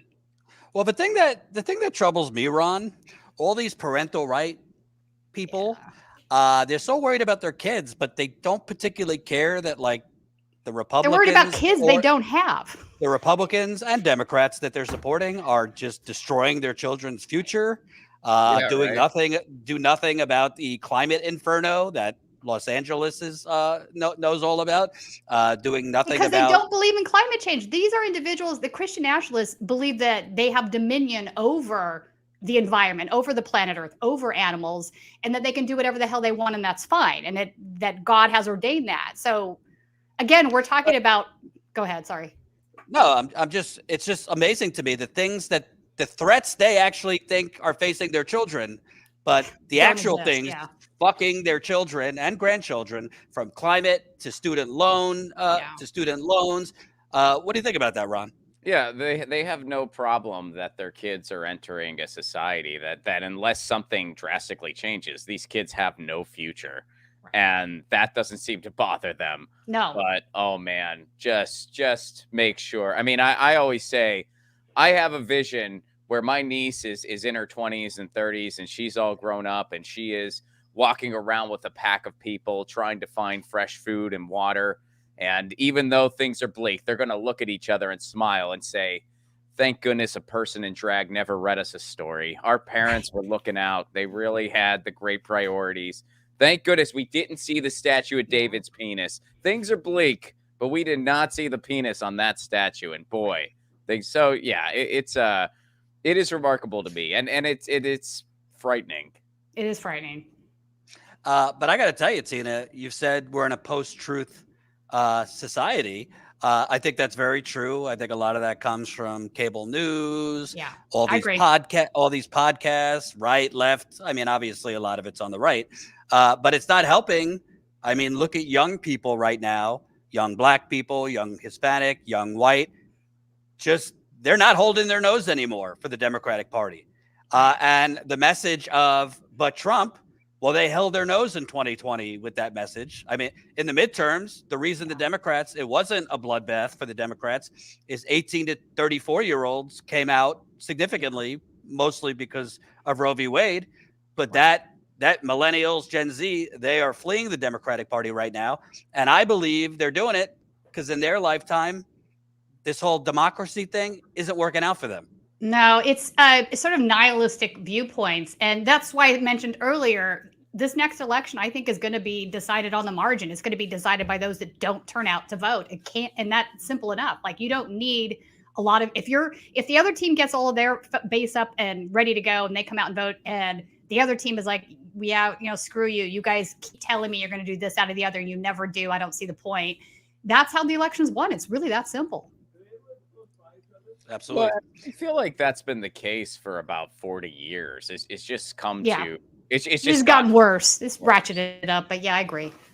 So it's just come to like a ridiculous head at this point. And it's honestly, that's what the lesser of two evils will get you, because the evils keep getting worse and worse and worse and worse and worse and more ridiculous. Yeah. And now, we're basically, hey, choose between mean-talking Reagan and sleepy Reagan. Have fun. And it's like, wow. Well, I think mean-talking Reagan is also, emboldening a lot of racism and fascism in the country. Sure, but those are your choices. Those are your choices. They're not great. We need not Reagan. We need not. Yeah, I agree. That's what we need. An alternative to Reagan, which I've never seen in my lifetime, not at the federal level. Yeah. No, I don't disagree with that. Reminder, folks, smash that like button. We're hoping to fundraise, so please donate if you can. We want to raise as much money as we can during this stream. We'll be on till about 5 o'clock Eastern time, so statuscoup.com/donate. We'll shout you out to anyone who donates. Super chats appreciated too. And if you're not yet a Status Coup member, please support us for as low as $5 to $10 a month. That's statuscoup.com/join. statuscoup.com/join. You can become a member for as low as $5 to $10 a month, so you can support us. We were able to get Tina on the ground multiple times this year, Ron on the ground covering the UAW strike. So we definitely need your support on that. Colin, hit us with another fun trip from memory lane. We don't want the Jews to go after them and take their jobs away and their bank accounts and whatnot. And so we decided, since we're over here naming the Jew, we would be kind of separate, just to avoid them being threatened and harassed and intimidated by the Jewish mob. I want to secure Why, the existence of our people and a future for white children. Because they own all of America. They control the banks, they control the media. 96% of our media is owned by Jews. Yes, sir. But actually, hang on, let me stop you there for a second. I work in the media, and I have to tell you, almost everybody I know that owns media is like a white male. What are you basing this on? That's how it should be if that is the case, but it isn't. But it is the case. Like, okay, what large media conglomerate is owned by a Jewish person? Are you Jewish? Your nose looks really Jewish. Yeah, you look very Jewish. Wow. Right here we have 6 Jewish corporations own 96% of all other media outlets. Okay, but I'm stopping you already. Fox and Paramount and Sony, none of those are owned by Jewish Collier, people. CEO of Fox Entertainment. I'm saying. Okay, that's one division of Fox. It's not the whole corporation. This whole idea that you can't criticize one person of a group or you're criticizing the whole group. Okay, I don't think this is about criticism, though. These guys are basically spewing nonsense that Jewish people control the universe and blah, blah, blah. Like it's Nazi shit. Like, do you agree with that? I don't condemn all, but I mean, when you look at Mark Zuckerberg, Susan Wojcicki, Merrick Garland, we're seeing a pattern here that a lot of people in power seem to have a certain religion. So there's a lot of people in power that are straight white men. Most of them are. I don't understand why you guys are cherry picking the group. Do you understand that the plutonymy transcends every group? No group is monolithic. But if you really want to look at data, it's white men that are not Jewish that control every power structure. That's not up for debate. Who controls the money? Not the Jewish people. You sound like a Nazi to me right now. Let's be honest. Who owns the Federal Like, this guy doesn't sound any different than you. So can I just point something out here? I mean, obviously these are neo-Nazis. They self-identify as neo-Nazis. They're part of NorCal Active Club. I actually know who they are, but I'm not going to get into that today. I want to point something out. I literally walked over to the quote-unquote normie Trump people at this rally, and I said, basically, you know, come talk to me if you have a problem with the neo-Nazis that just showed up. I'll interview you. I'll talk to you. Guess how many takers I had on that? So my thing is like, listen, none. I have none. My point is this. If you are at a rally and neo-Nazis show up at your rally, I don't care if they've distanced themselves from you from 20 feet. You're at a Nazi rally. I don't think that should be a debatable point. The guy that ran it or organized it, whatever you want to say, he absolutely said to me, and I'll never forget it, he finally came and talked to me. He's like, I'm here to support the lives of unborn Black babies. And then he pointed out the neo-Nazis and said, they're here to support the lives of Caucasians. And I was just like, what the fuck? Just to give you an idea of where the guy, the Trump guy said, I'm here for the unborn Black babies. Correct. And because they believe that abortion affects Black babies more than any. I mean, it's all again. All of this. Okay. All of this is nonsense, and obviously, from what you just saw, you cannot point out facts to them. They're gonna cherry pick who they want to cherry pick. I mean, it's kind of ridiculous if you ask me, but that's what they do because they pre-program their hatred a certain way, and there's no coming around it. I mean, you can't have a rational conversation with these guys. I tried, obviously. More than once. Do any of them, because I like when you kept saying Nazi and they wouldn't. Well, they were so earlier, and you don't see this in the video, and I'm thankful that you guys chose to blur out these signs because they were really atrocious. They were wearing swastika armbands. No, they're 100% neo-Nazis. This is not when I use the term Nazi, I mean Nazi. No, I understand that. Do they ever own up to it though? Or in their chats, they do. Yeah. But are they going to do it on camera? Probably they not. They won't do it on camera. I don't know why. It's pretty obvious when you're wearing a Hitler t-shirt and a. Right, no kidding. Well, there's like that famous. I forget who did it, but it's that sketch that got released online where somebody calls the guy a Nazi, and he has like a swastika band and stuff, and he's like, "What? You think I'm a Nazi just because I have this swastika?" Doesn't mean I'm. Yeah, it's insane. It's yeah. Or they say Nazis don't exist anymore. And, you know, they have a whole rationale about that. Nazis were ended in, 1943 or whatever, 42, whatever date they pick. But it's just nonsense. I can't tell if this is a grizzly bear or Jon Farina joining us. Hey, is that Jon Farina? Hey. How are you? What's up, guys? Jon Farina I'm good. Jon Farina is joining us on his morning walk for coffee. John, you've holiday shopping. You've covered a lot of on the ground stuff, but lately you've been covering the pro-Palestinian protests. I want to play this one clip and get your thoughts. This was just from the other day. John caught a pro-Israel, I don't know what you would call this guy, saying some very nasty things to pro-Palestinian supporters. Sewer rats came out of, yeah, you came out of tunnels. Good sewer rats. Really? Yeah. What does that mean? Do you know Hamas, how many Arabs Hamas killed? Do you know Hamas is how many Arabs? Are you from the Middle East? No, I'm Bosnian. You're Bosnian. You're ignorant. You're ignorant. What makes me ignorant? What makes me ignorant? What makes me You know, no history. What makes you tell me the history? Tell me. What happened? If you don't. So, John, wow. you've witnessed a few pro-Israel folks counter-protest, and this gentleman basically was calling just a pro-Palestinian protester, basically linking them with Hamas. He also went up to a Orthodox Jew who's been out supporting the Palestinian protesters, a traitor to his people. Just tell us kind of what you've been seeing out there among counter protesters and protesters. No, I mean, just that guy and so many others. It's disgusting, what they're saying to these protesters out here. And it's diverse to these protests. There's so many people from all different backgrounds, different religions coming out and supporting the Palestinian people.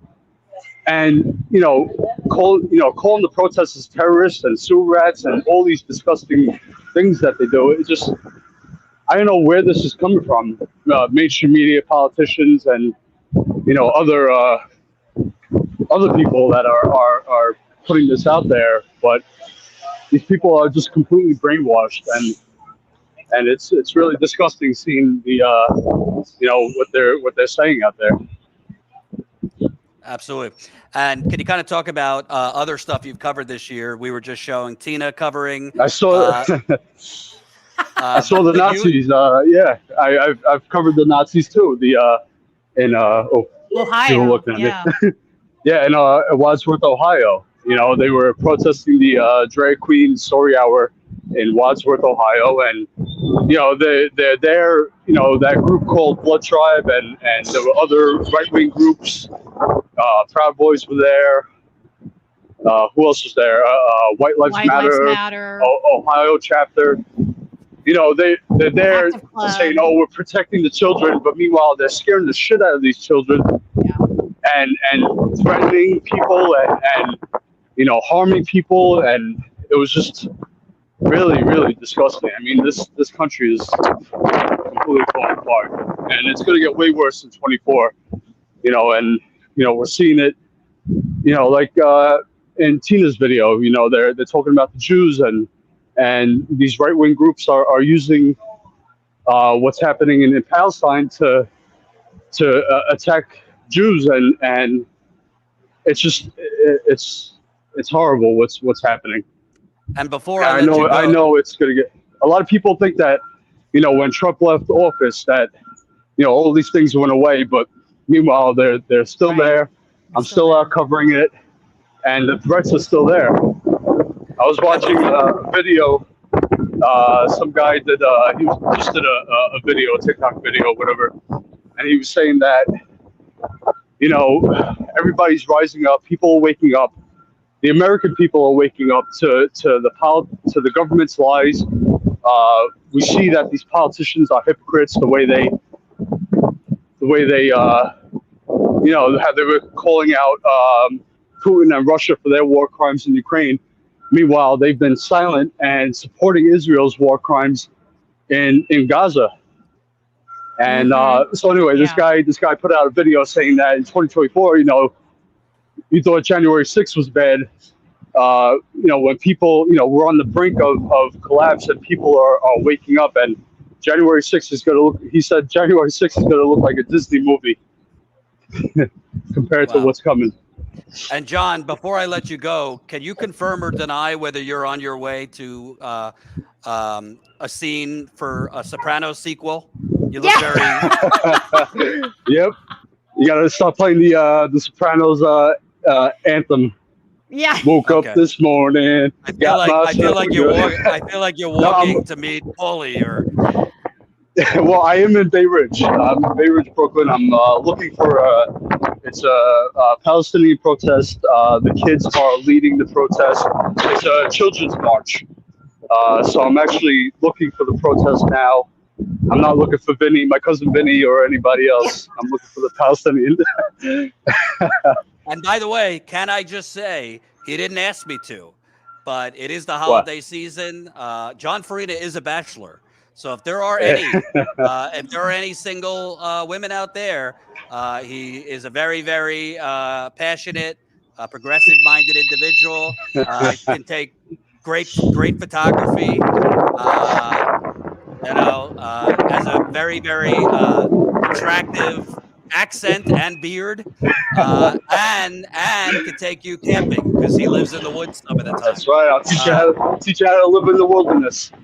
So if you're interested in a date with Jon Farina, he is saving to get a van or a Winnebago so he could drive to you if you're not in New York. Yeah, that's right. I'll travel all over the country. I don't care. I wouldn't lead with all that on a dating profile, by the way. It is nice, but when you just look at it without context, it's just like, hey, ladies, I have a van. I'm gonna go out to the woods. I'm good at photography. Like, don't lead with that. Like, yeah, no, definitely not. Package it a little differently than that. Yeah, that sounds like a serial killer. in my van. Yeah. All right. Oh my God. Well, I'll let you go because you're a little noisy with the background, but thanks for joining us. I'm sorry. I can take out my headphones. I'll stay on for a little while. I'm still walking. If you guys, I'll hang out with you guys. Hold on. I'll take out my headphones. Hold on. What's that? I said, pick me up a few cannoli on your way to the protest. Yes. Actually, no cannolis over here. It's I could get you a nice falafel sandwich if you want. That's fine. It's a big yeah. There you go. So a quick break from the craziness. I want to show some of Ron's. Ron did some great on-the-ground stuff covering the UAW strike. Ron, if you watch him on his channel, Get Your News On with Ron, he covers labor a lot, as well as a lot of the internet and digital rights stuff. But he helped us cover the UAW strike. So let's show some of that. We deserve it back. It's already been fought for. We were told we would get it back when things are good. Things are beyond good. Give it back to us. We need the EV plants established where we don't have to go out and fight and organize, and another fight that Ford cannot afford to do after this. But it would be another fight because they will be organized, established or organized. It don't matter. It's going to happen. I want the COLA back. I want retirement. I want retirement for medical retirement after you retire, because once you've tore your bodies up in here, you deserve it. We need not the 401k, we need the pension. The 401k is decided by the market. We need our pension. I don't want the market deciding what I've got in my bank account. So we need the pension back. We need the medical. We need the COLA. We need the tiers gone. We need everybody to be treated equally, and we needed to be treated with just as much respect in here as you respect your parents. You need to respect your co-workers, and you need to respect your management. I give management respect as long as they give me respect. Let's talk about the work itself. I mean, you guys have been, the company has asked so much of you. I mean, they wanted you to make sacrifices in 2008. Then they wanted you to make sacrifices again in the teens. Then, of course, with the pandemic, y'all made sacrifices. And then the company didn't hold up their end of the bargain at all. So it's like how does that make you feel? I mean, it's a little heartbreaking, you know what I mean? Because we give a lot to what we do. We love what we do. You know, that's never been an issue. A lot, you know. This is my second family. I've been here 10 years, and when I started, I was building the Cherokee. Now I build the Wrangler, and everybody that I've worked with, they give it their all. So, it's only fair that we get what we're owed, what we deserve. We've sacrificed time with our families, time with our kids. We miss sporting events, we miss school events, and it's time. So when you say stuff like that, let's talk more about the day-to-day. What is a typical week schedule like for you? We're scheduled. Monday through Saturday, 60-hour work week. You mentioned the tier system. Do you have any direct experience with that? Yeah, I've been here 4 years, and I'm currently what's called a TPT, a temporary part-time employee. Actually, excuse me, a supplemental employee, ST for short, which means I'm at the bottom of the tier. So describe that. Like, how does that work? I don't reap full benefits. I don't get full benefits to reap to begin with. I can be told to replace somebody in a heartbeat. I could be called in kind of on an on-call during the course of the week. I could be told I'm not needed. Just like same day up. Yeah, so, that's heartbreak. I like having a spot. If I, spent the gas, used the gas getting somewhere. They're my boss. They pay dues. They pay us to take care of their business, and that's what this is all about. And so being out here with our members and getting to feel the energy and getting to see that, we take it right back in bargaining, and it helps us at the bargaining table. And it's great that the companies get to see that it doesn't matter how long we're out here. We'll be out here a day longer than it takes if we have to be. So we're going to get there. Yesterday you had on an Eat the Rich t-shirt. Is it time to send a message to the 1%? Still do today. Yeah, it's time to turn this country around. I don't begrudge anybody for doing well in this country, but billionaires have no reason to exist in society, period. No one needs that kind of money. And especially when someone's that wealthy, somebody else is being exploited for it. Billions of people are being exploited for it. And that's what's wrong in this country. We've got to turn it around. We've got to change the narrative. Everybody deserves their fair share of economic and social justice. And it's a damn shame that people are scraping to get by paycheck to paycheck. And that's the reason why is because it's creating more billionaires at the expense of the many. And, no one around here gives a shit if another billionaire can build his own rocket ship and fly to outer space. That's not important to us. Ron, you hold my Moses stick like you're in a Game of Thrones scene. Like you're about to attack a White Walker. I actually think I kind of treat it like a hockey stick, which is more telling of like deep down, like I'm a hockey player now. Ron, good stuff there. We're gonna turn Ron into an actual journalist yet. Like I you're there, it. man. You're there. It was fantastic. Good stuff. Yep.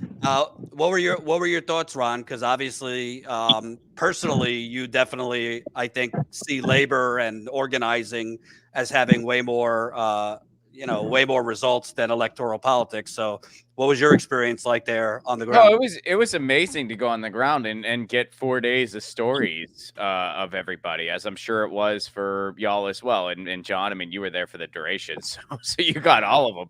But yeah, I mean, it was incredible to just talk to those people. And, like the press conference that Shawn Fain did was super cool. And that was the same day as the big rally in Chicago that we went to, which we were up in the press booth for the rally, and there was just a lot of infectious energy going on, and I'm very encouraged by what happened there. I mean, we still have a long way to go. More of this still needs to happen.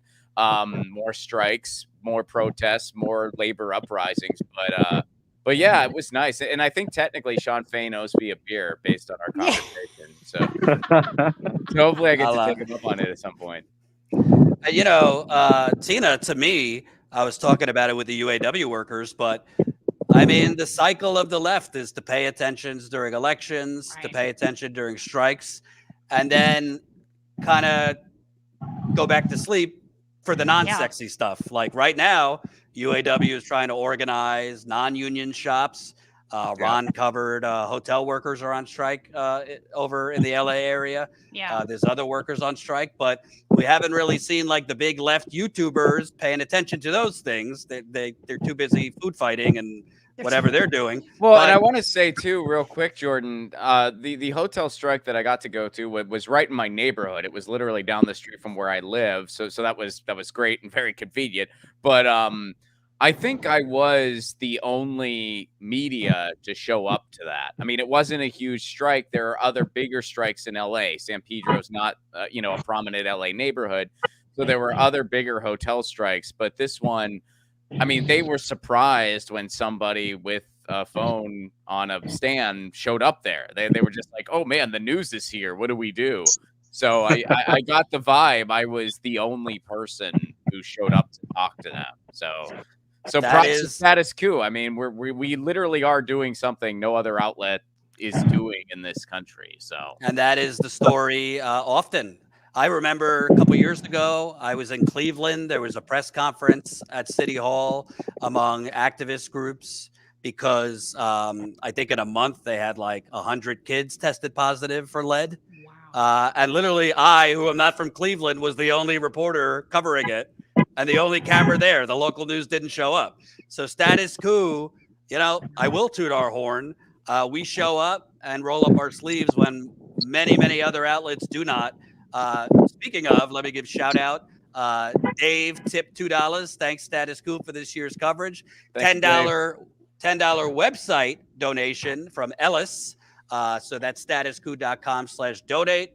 Ellis asked, what is your opinion regarding Trump getting kicked off the primary ballot in Maine before the conviction?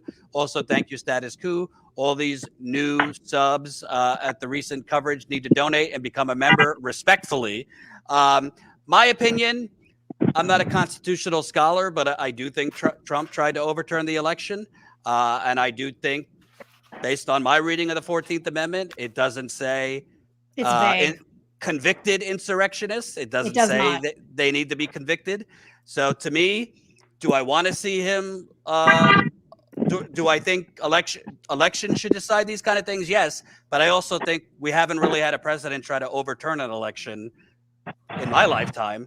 So according to the Constitution, which a lot of these Republicans love to, cite over and over when it's convenient for them, he should be. He should not be eligible. There's so a flaw with your thinking here, Jordan. You assume that they actually believe that that's true. The problem is they are still clinging to this idea that Trump won the election, and you cannot prove it to them otherwise. Believe me on this. Well, my point is they love to cite the Constitution when it's convenient for them. Ted Cruz goes around with his pocket Constitution. The Constitution does not say you're a convicted insurrectionist. It says somebody who attempted insurrection. I don't really know what you would call it, trying to overturn the election results. I would not call it a protest gone awry. No, it's insurrection. They just don't believe that that's true. So to them, it's not a constitutional issue. Well, it's 2 states now, right? It's Maine and 3, Colorado. isn't it? Oh, there's a third? No, just Colorado and Maine. The only difference is this is how fake news happens, Tina.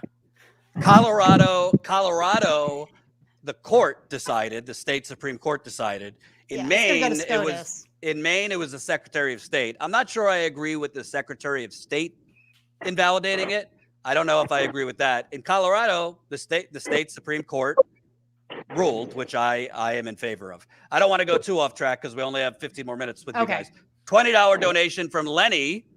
Thank you so much, Lenny. That's statuscoup.com/donate. And $10 donation from Ruth. Hello, Jon Farina, Ruth says. So many rabbit holes, so little time. We need to get Citizens United repealed and Keith back in the FCC to get lies and nonsense off of the mainstream media. Speaking of lies and nonsense, to get net neutrality back. Yeah, I was going to ask you, Ron, because you're alone in a wilderness.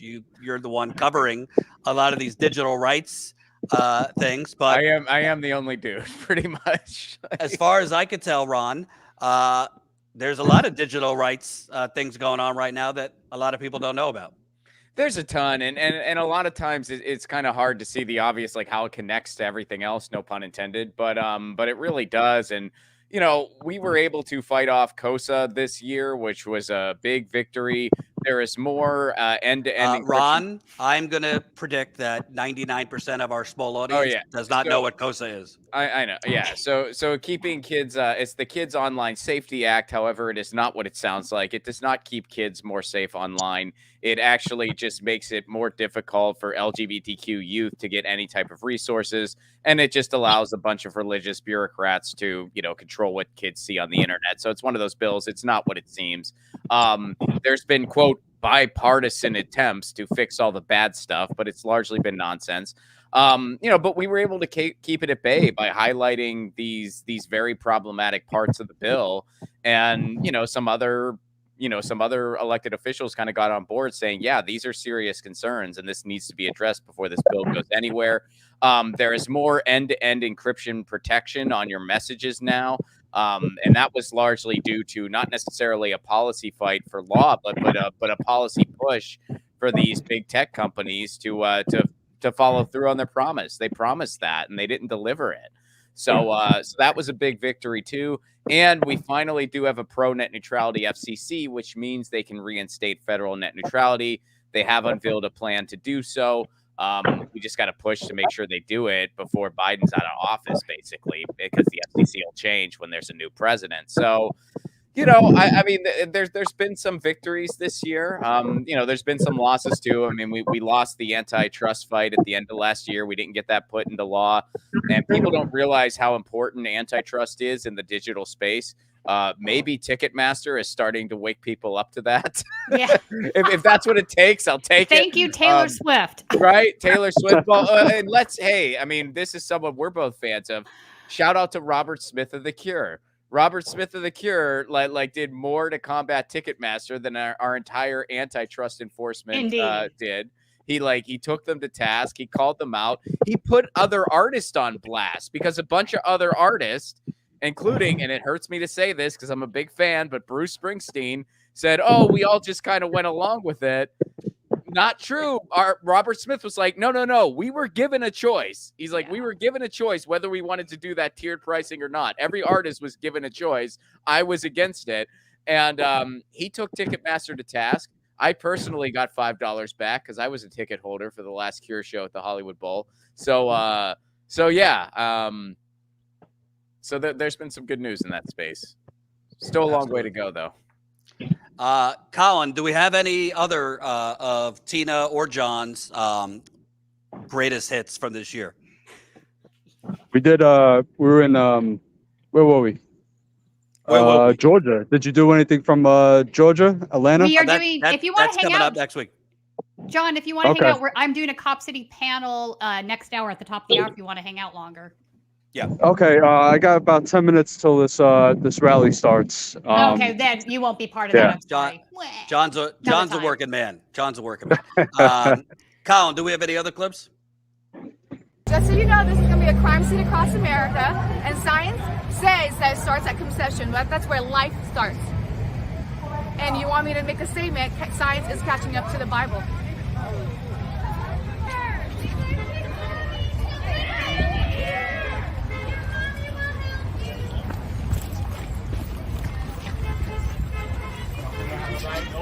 Hey, back up, dude.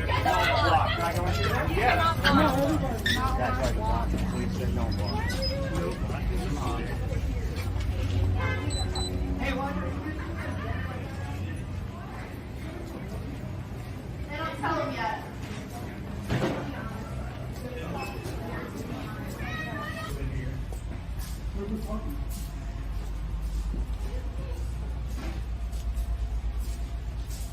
Hannah, you got it. Right now?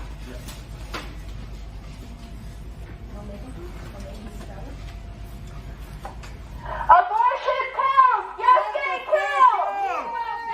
Yes, we will! Abortion kills! Yes, they kill! We will ban them! Yes, we will! Abortion kills! Yes, they kill! We will ban them! Yes, we will! Abortion kills! Yes, they kill! We will ban them! Yes, we will! They really need to work on their chants. Okay, but That can we was just a have a pretty moment to lame reflect? chant. Can we reflect on the Abortion fact? kills. Yes, it kills. Like, were they No, just not making that. that up on But the spot? Ron, you're burying the lead. Science is catching up to the Bible. They should have chanted that. It would have been funnier. It would have been funnier. That I would have agree. at least made everyone laugh. I mean, I Abortion was kills. really struck speechless when this person said this. I'm like, wait, what did you just say? I just don't even know what to say to that. I was just like, wow. It was like they put a person who didn't know anything about the issues, like in charge of the chants, and just like, well, this is the ridiculous stuff we believe. Come up with a chant. And they were like, okay, abortion, it kills. Yeah, it kills. This was this particular protest was against going Plan for it. B. This was not even against like actual abortions. They want to ban Plan B pills. So they had this day where they were protesting at a boatload of Walgreens across the city. Actually, might have been across the country, but yeah, they now want to ban Plan B pills. No Plan B, not for me. See, it's right there. They easily could have had better chance. I don't disagree. Can I also ask you, Tina and John, because you both covered a lot of these anti-trans, parental rights things. Yeah. And anti-abortion stuff, yeah. Yeah, these folks seem to want it both ways. On one end, 100%. In Florida, I went down and covered Don't Say Gay bill. Yes, that's what it was, Don't Say Gay. Unfortunately, Ron DeSantis learned you can't run and win the presidency just running on hating, gay people and, brown people, whatever. But they want parental rights in the schools, and they want the parents to decide. But then they want to dictate for other parents what medical procedures their children could get. So they want to dictate that trans children can't get care and want to criminalize parents who support their transgender children, getting health care, medical care. So for their children, they get the rights, but for other parents, they get to try and criminalize other parents. Jordan, what you fundamentally have to understand about Christian nationalists is they absolutely believe in it with their whole hearts and brains. They believe that theocracy equals religious freedom. Now, if you're not a Christian nationalist, that sounds completely insane, because it is insane. You cannot have religious freedom if you are dictating one certain religion is the law of the land. That's not possible. Those things are mutually exclusive. But they believe that. For them, religious freedom is being able to tell everybody else how they have to behave. Yep. It's unbelievable. Same goes for resisting, like on January 6th, they support their resistance, the right-wing resistance against government and everything they believe is happening. But anybody else that wants to resist on the left, they call them names and terrorists and it's just hypocritical. They're hypocrites. That's what they are. Absolutely. But I will say right now, I think Farina, you were warning 2024 is going to get worse. Tina, obviously you're monitoring a lot of this. I think that between Trump and I don't know what's going to happen, but if there's some type of conviction, putting aside the legal merits, because I think he's guilty on several things, I think that could lead to the powder keg bursting in this country. Yep. Oh, I agree. Absolutely. I don't disagree. I think it'll burst either way. So if Trump wins the Republican primary, which it looks like he's going to, and he wins the general election, things are going to get worse, right? He's going to lift that band. If you listen to his recent speeches, he's making it really, really clear where he's at. This is autocracy. It's fascism, blood and soil Nazi language. It's much worse than it was in the previous election cycle. If he loses fairly and squarely, that power keg is also going to burst because nobody will buy into it. Do you think the people that still believe January 6th was some sort of false flag are now all of a sudden going to think that our election system is fine and that he actually legitimately lost? It's not going to happen. We're fucked either way, I think.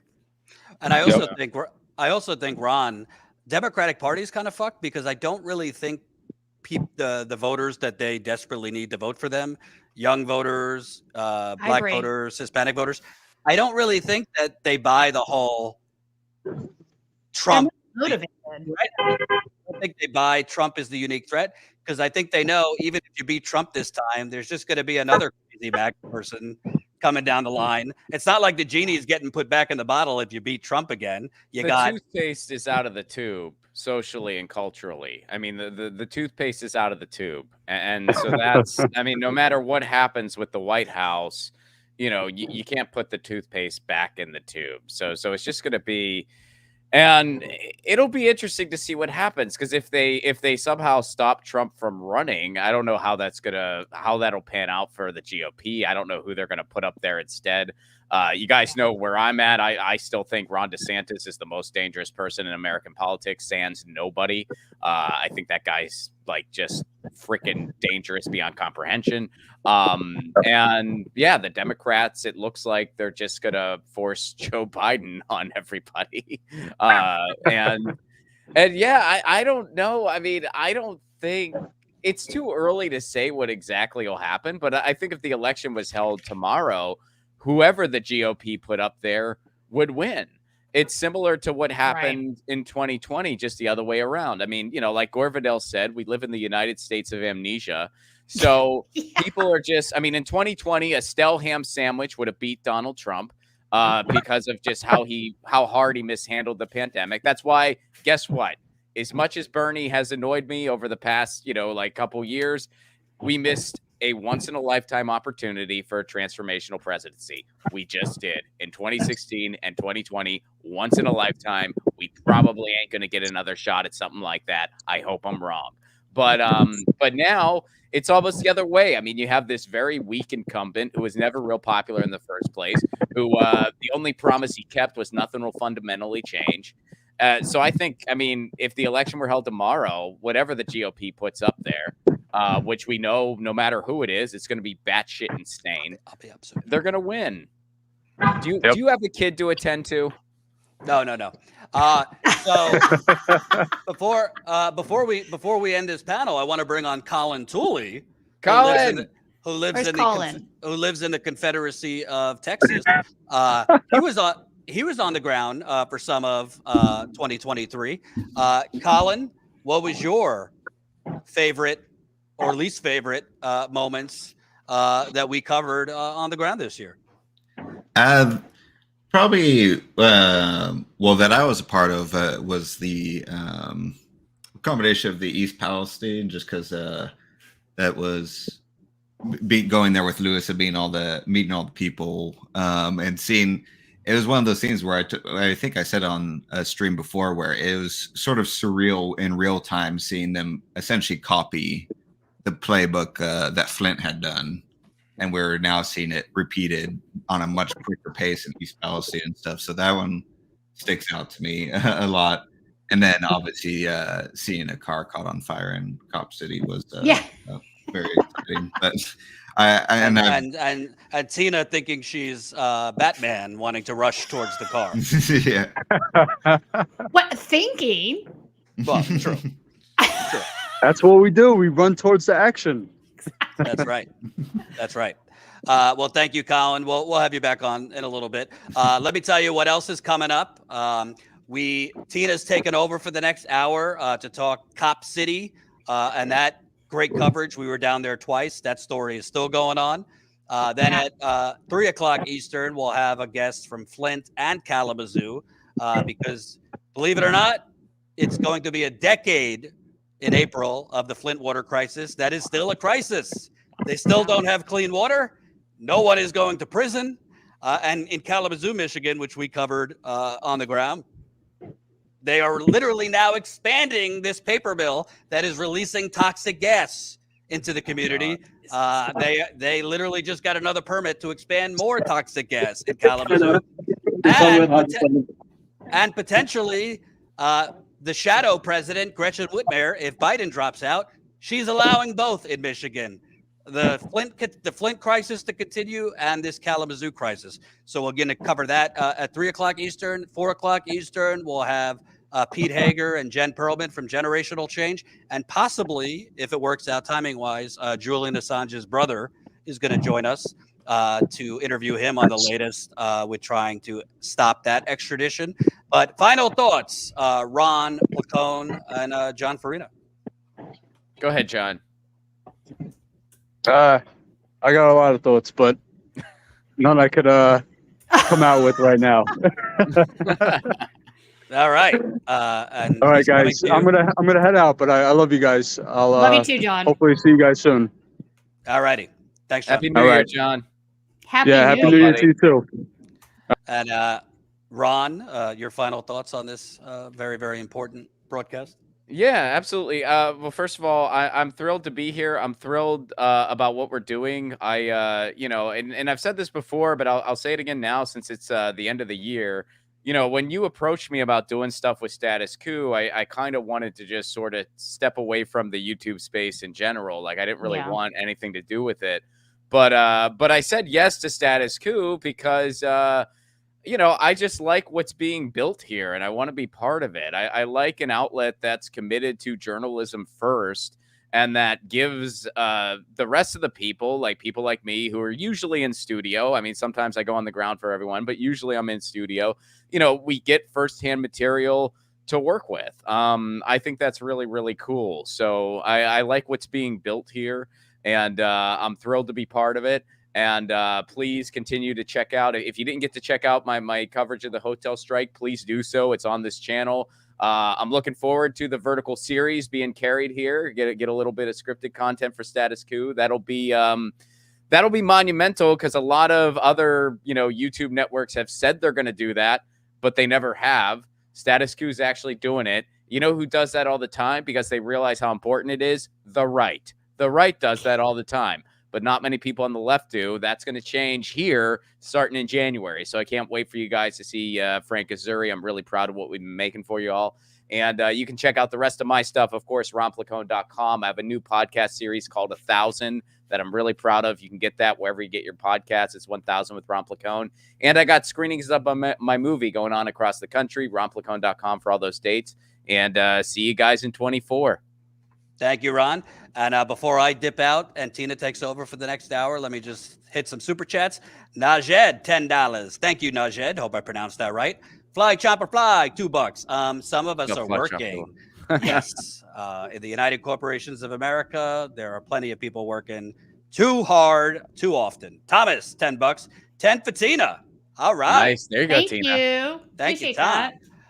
Teresa for $273, $5. Thank you. Nadia, RIP Laura Ann Carlton, and note Canada's warning to LGBT visitors to the USA, HRC Florida warning, and UNIESOGI Victor Madrigal Borloz warned of LGBT rights erosion, should of violence, and Club Q November 22nd, too. I'm gonna have to look into some of those, but thank you. Lauren Ann Carlton, she was murdered because she hung a pride flag. Oh, right. Because I mean that's not a name that I had to look that up myself, but yeah. Nadia again, $10. There's no such thing as overturning. And then the election. Westboro Baptist Church showed up the following week over it, so it was. Which I chose not to cover because those people do not need to be given a mic by any means. No, they are so out there, and then you see all the children they have with them, and that is so frightening. It is so gross. Those poor children, anyway. Sorry. Nadia again, $10. There's no such thing as overturning an election. That's a neologism and euphemism. What it actually is an attempted auto coup, and it was theocratic. Appeal to heaven flag sheets while new. Yeah. Yep. Okay, appeal to heaven. I wish we had more time to talk about this stuff. Nadia, you always have the best comments. That is actually a John Locke quote that's been sort of repurposed by the Christian nationalists. OG Chris, $10. It's been a hell of a year of coverage by Status Coup reporting, and the way things are going, we'll need it way more in 2024. Please support statuscoup.com/join. Absolutely. Danny, $10. Thank you, Danny. And Elisa, $2. Wendy's cheeseburgers for 1 cent. Love Status Coup. Is that a thing? Love you back. All right. I'm dipping out. Ron's dipping out. I'll be back in an hour. Tina, take it from here. All right. So at the top of the hour, thanks, guys. Happy New Year. We are now going to switch gears and talk about Cop City, actually. A story I've been covering now for the past year. Cop City in Atlanta is basically an area of the forest that is going to be torn down, has been partially torn down already, where they're going to be building Cop City, which is police training center that is so over the top, it's insane. Many millions of dollars given to the Police Foundation by corporations. But before we get into that, let me bring in our two guests. We have Kim Brown coming in, who has been also covering it this past year. Welcome, Kim. Kim Brown. Tina, thanks so much for having me. Absolutely. Great to have you back. And Kamau Franklin, who we've also interviewed on the show multiple times. Kamau is down there in Atlanta. He's one of the organizers that has been working against Cop City for almost 2 years now, I guess. So welcome, both of you. Before we get into some of the latest stuff, what do you think, if you're just hearing about Cop City, you've kind of heard about it, you don't know the details, what do you think are the most important things for folks to know?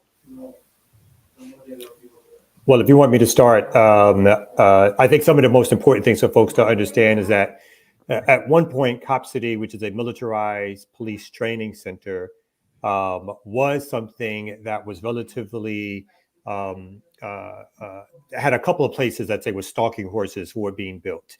There was in Chicago, here in Atlanta, where we sort of made it a huge issue nationally. Now, 2-3 years later, but you're in sort of your year of retrospective, Cop City is now a standard way in which police militarization is being expanded all across the country.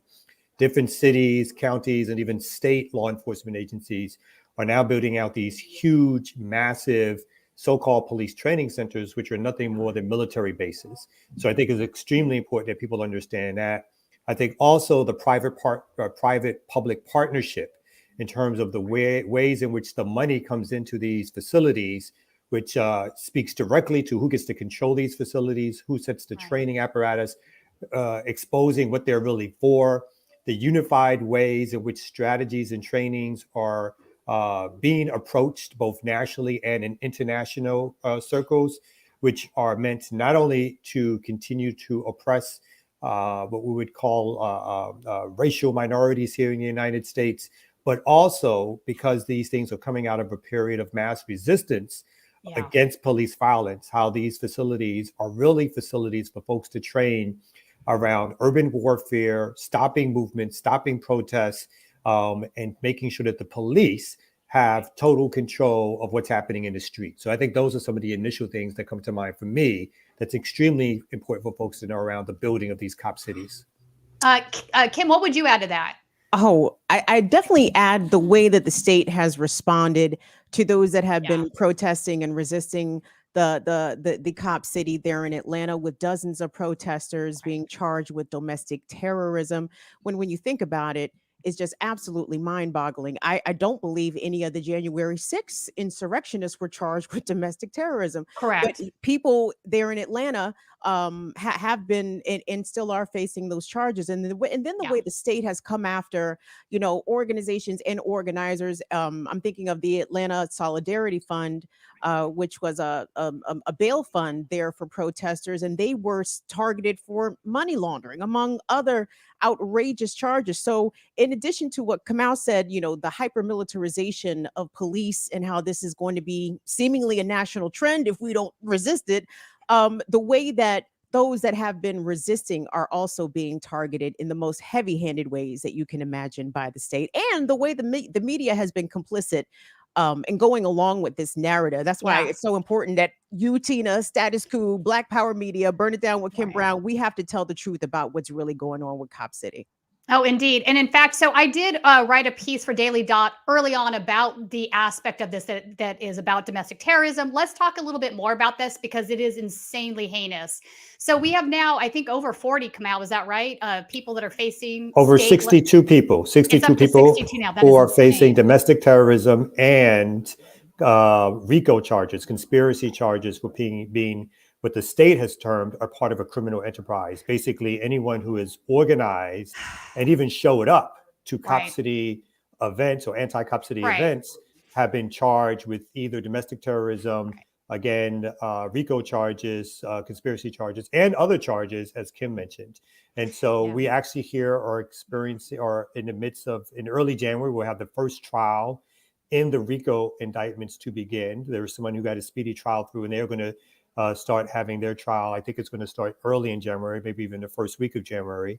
And I should also mention really quickly, we're coming up on the 1-year anniversary of the assassination of Manuel Tortuguita Turan, who was murdered by state police, city police. Some even say that there were federal police in the forest that day, who was murdered by the police agencies. And we're coming up on a 1-year anniversary of that assassination.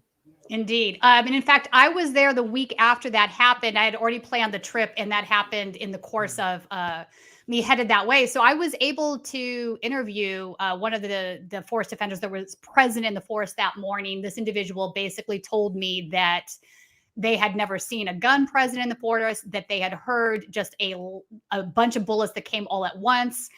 This individual was also hiding, had dogs sicked on them intentionally, also being charged as domestic terrorists. I interviewed another domestic terrorist, someone that's facing these charges, that absolutely did nothing more than march with a banner, which is First Amendment protected free speech in this country. This is insane to me. So my thing is this: these charges are state level charges. It's not the federal government going after domestic terrorism. It's state level. It's GBI. DHS has sort of been going back and forth on this. At one point, when I first got arrest records last January for the first initial round of these charges, at the top of each arrest record, there was this little blurb that said DHS had categorized these individuals as domestic terrorists, blah, blah, blah. And they listed things that had happened that were sort of guilt by association. None of the things that they had listed as being part of the problem were done by anybody that was arrested. None of them. So basically why they need the conspiracy RICO charges is because they're trying to say, if you're associated with this movement, by default, by association, you are a domestic terrorist. We don't care if you were just exercising your First Amendment rights. This is incredibly fascist and dangerous. It is happening right now in America. I think more people need to understand the depth of that. I spoke with Mike German, who was an ex-FBI agent, in regards to this. One of the things that he said to me that I thought was really salient, this was when I was writing the Daily Dot piece. One of the things he said was that he always thought state level domestic terrorism laws were really a bad idea because they could be so easily politicized. I think that is what we are seeing here, even though we have both parties engaging in this, right? The mayor and the city council are all Democrats, and not all the city council members, but a big vast majority of them seem to be fine with all of this and are kind of going along with it. So what first are your deeper thoughts on this, Kamau? And then I'd like to hear from Kim on this too. Yeah, I mean, I think even as the state is sort of the tip of the spear in leading the actual indictment and prosecution, this is definitely a tag team event, right? Where both, like you mentioned, city, county, state, and federal authorities have participated in the criminalization, investigations, and charging of these individuals who, again, you were extremely correct. A lot of the people who have been charged with domestic terrorism and these RICO charges are not even people who have been organizing against Cop City. There's dozens of them who came one day to a music festival who happened to be stopped by the police in the forest. The police separated groups. If you had in-state Georgia driver's licenses, you were let go. If you had out-of-state driver license, you were actually literally charged on the spot, with arrested and charged with domestic terrorism and later with conspiracy charges. And again, these are people who there was their first time out. So this is obviously about putting a chilling effect on people's so-called First Amendment rights to protest. Yeah. And it's also about scaring activists and organizers and everyday people into stop to protesting against Cop City. And so that's, and again, as Kim mentioned earlier, this is part of what the extension of what's happening here in Atlanta is going to be, how these charges, like these charges now will be used all across the country. Like the whole country is watching, particularly police authorities and prosecution authorities, to see how far they can go and how far they can get away with these type of indictments and whether or not they can secure convictions. Part of this is not really about convictions. It is about, of course, scaring and criminalizing organizers and activists. But if they can also achieve some convictions out of this, then they will see it as a tool in their tool belt to, again, attack organizers and activists on many different issues who fight back against state illegitimate laws and policies that many people find abhorrent. Indeed. Kim, what would you add to that? Well, it's just a reminder, to your earlier point, Tina, about how the Atlanta City Council is mostly Democrats. The Atlanta mayor is a Democrat. The state's attorney general for Georgia is a Republican. And it's amazing how bipartisanship can always be found when it comes to, hyper militarization of the police state. Right. This is ground in which Republicans and Democrats fully agree. And I want everybody watching to be 100% clear on that. Right. As bad as we believe and know that Trump and his ilk are, please make no mistake, it is Black Democrats in these cities that are green lighting these Cop City projects. It is Jim Crow Joe that is still standing firm on his 94 crime bill politics that is allowing for this sort of ongoing strengthening of the state police apparatus to continue. And it's also very telling because Kamau, my comrade there from Black Power Media, also runs Community Movement Builders, Right. an organization there in Atlanta. And they, along with other groups, help to inform, give political education to Atlantans about what Cop City was.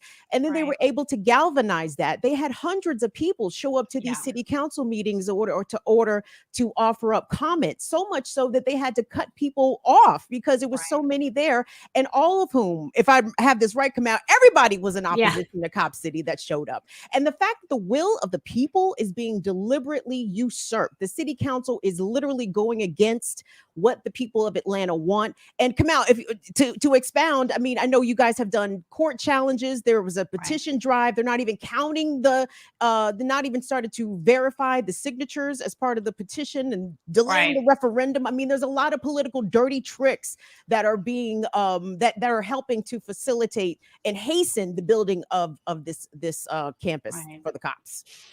Let's get into that a little bit more. The referendum, for folks that don't know, so eventually what happened is, last time I was in Atlanta, in fact, they were in the course of doing this, getting signatures to put a referendum on the bill so people could vote whether or not we support Cop City. The mayor has gone out of his way to make sure that that just never sees the light of day. I think it's obviously why the amount of signatures that were able to be garnered in a very short period of time makes it very clear that this is a very, very unpopular thing.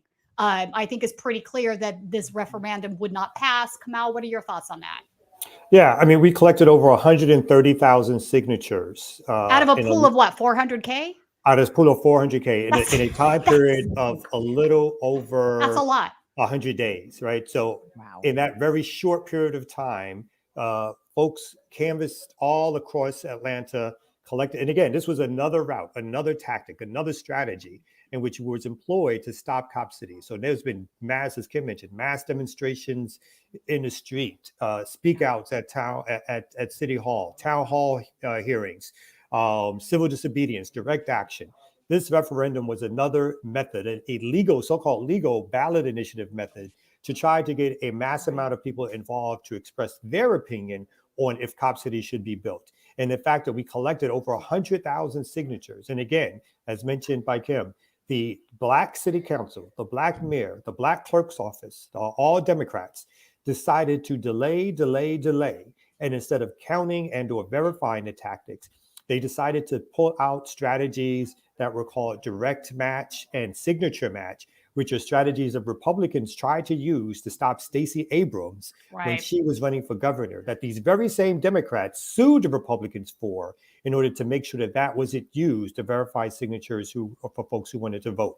But now these same Democrats have turned around and tried to employ these same strategies. So they've delayed, to refuse to verify their court cases, which are currently going on. And this delay strategy for them is a way to have the opportunity to continue to try to build on Cop City. They've passed the resources and the money. They've cordoned off the park area. They have police stationed at every outpost in the surrounding forest. Yeah. So their deal is to try to build as we wait for court decisions, which if ever made, would have minimal impact, because now the city will say the facts on the ground have changed because they've delayed the opportunity for people to decide, to express their very will on whether or not Cop City would be built. And of course, as you mentioned, the reason that's being done is because they are scared. They know that the majority of people in Atlanta will vote against Cop City. And they don't want it to come to a ballot because they don't want people to have the right to decide this. Indeed. And in fact, talk about police intimidation. The last trip I had down there in Atlanta, I was had scheduled an interview with Chuck Modi, another journalist, and a gal that works for an organization, Veterans Against Cop City. We decided to meet where they had already started clear cutting the forest to do the interview. In front of that, I noticed when I pulled up to park that there was an undercover police officer down the street. I decided to walk over, give him a copy of my show him my press credential, tell him who I was, to try to sort of let him know I'm just going to be doing an interview here, nothing crazy going on, which I did. But within a course of 10 minutes, we were standing there and literally like 7 or 8 cop cars pulled up, like all with their lights facing us. And they all just stood there staring at us. It was unbelievable. I'm like, I'm going to continue doing my interview. You do you. On that note, in fact, Cullen, I believe you put together a little bit of a reel of some of our coverages here in Cop City. Let's go ahead and play that, and then we'll get Kim and Kamau to react on it. I think you're doing something to our cars down there. No. Okay. I mean, we're not illegally parked, right? We're on the street there. Yeah, you're not legally parked. Not that would stop them from. They're going to keep circling on. They're just going to keep circling? Okay. This is what they do. Yeah, you're right. That guy just circled, and now he's coming back, and he's turning around to circle again. This is insane. See the nose come up. Yeah. Yeah. So this is the taxpayer funds. Yes. Yeah. See, he's going to stay there. That's an undercover cop. There's one there. That one. That probably wasn't. Apparently, we need more of this. There's not enough policing of a gate. Yeah. We need more. And this is a public walkway. Like I said, you can go and you can film. There's a MARTA bus stop symbol over there. There is a literal MARTA bus stop, closed, protected sign, MARTA bus stop. This is a public citizen walkway. We are standing in a public walkway. We are not causing any trouble. We're not violating any laws. We are not throwing rocks, bricks. By the way, that was another undercover cop. Just now. Yeah. This is crazy. Anyway, that's part of exactly what I was just describing. I guess it clipped out earlier, but they literally ended up all like coming together and all facing in towards us while we were doing our interview. What do you make of that? I mean, this is absolutely First Amendment free speech. I mean, it shouldn't be solely to press credentialed members. But again, I went up to that one undercover cop before we even started and showed him to try to avert any of this. And they did this anyway. To the rest of the world, this looks like, wow, what's going on in Atlanta? But what are your thoughts on that? My thoughts are, as creeping fascism creeps faster in the U.S. I mean, that is just another example of it, right? Trying to intimidate a free press in this country. And we've seen this, happen to journalists of color and Black journalists 100%. Historically. Yeah. But I think we saw this really ramp up the summer of 2020 when the George Floyd protests were nationwide. And we saw journalists openly being attacked by police. We saw journalists targeted with, pepper spray and tear gas and beaten and arrested. This is what is the new normal here. There is no free speech, as it were. And as you notice, if you monitor the local press there in Atlanta, the mainstream media, I mean, it's such a dog and pony show. Like the Atlanta Journal-Constitution is basically PR for the Atlanta Police Foundation, and they operate as such. That's why your coverage there in Atlanta, Tina, in addition to, I believe it's the Atlanta Community Press Collective, has done outstanding journalism surrounding the Stop Cop City movement. I think there's just more of this to come. So I agree. It's incumbent upon independent media voices and outlets to continue to literally courageously report on this issue and show how the police are indeed trying to intimidate fair and accurate coverage of what's going on there. Yeah. What would you add to that, Kamau? I mean, I think we have a clip we're going to play next of one of the protests that resulted in many arrests that I was with at Colin. But what would you add to this? Because you've seen a lot more of this. I mean, it hasn't just been situations where interviews have been happening. It's been coverage of rallies.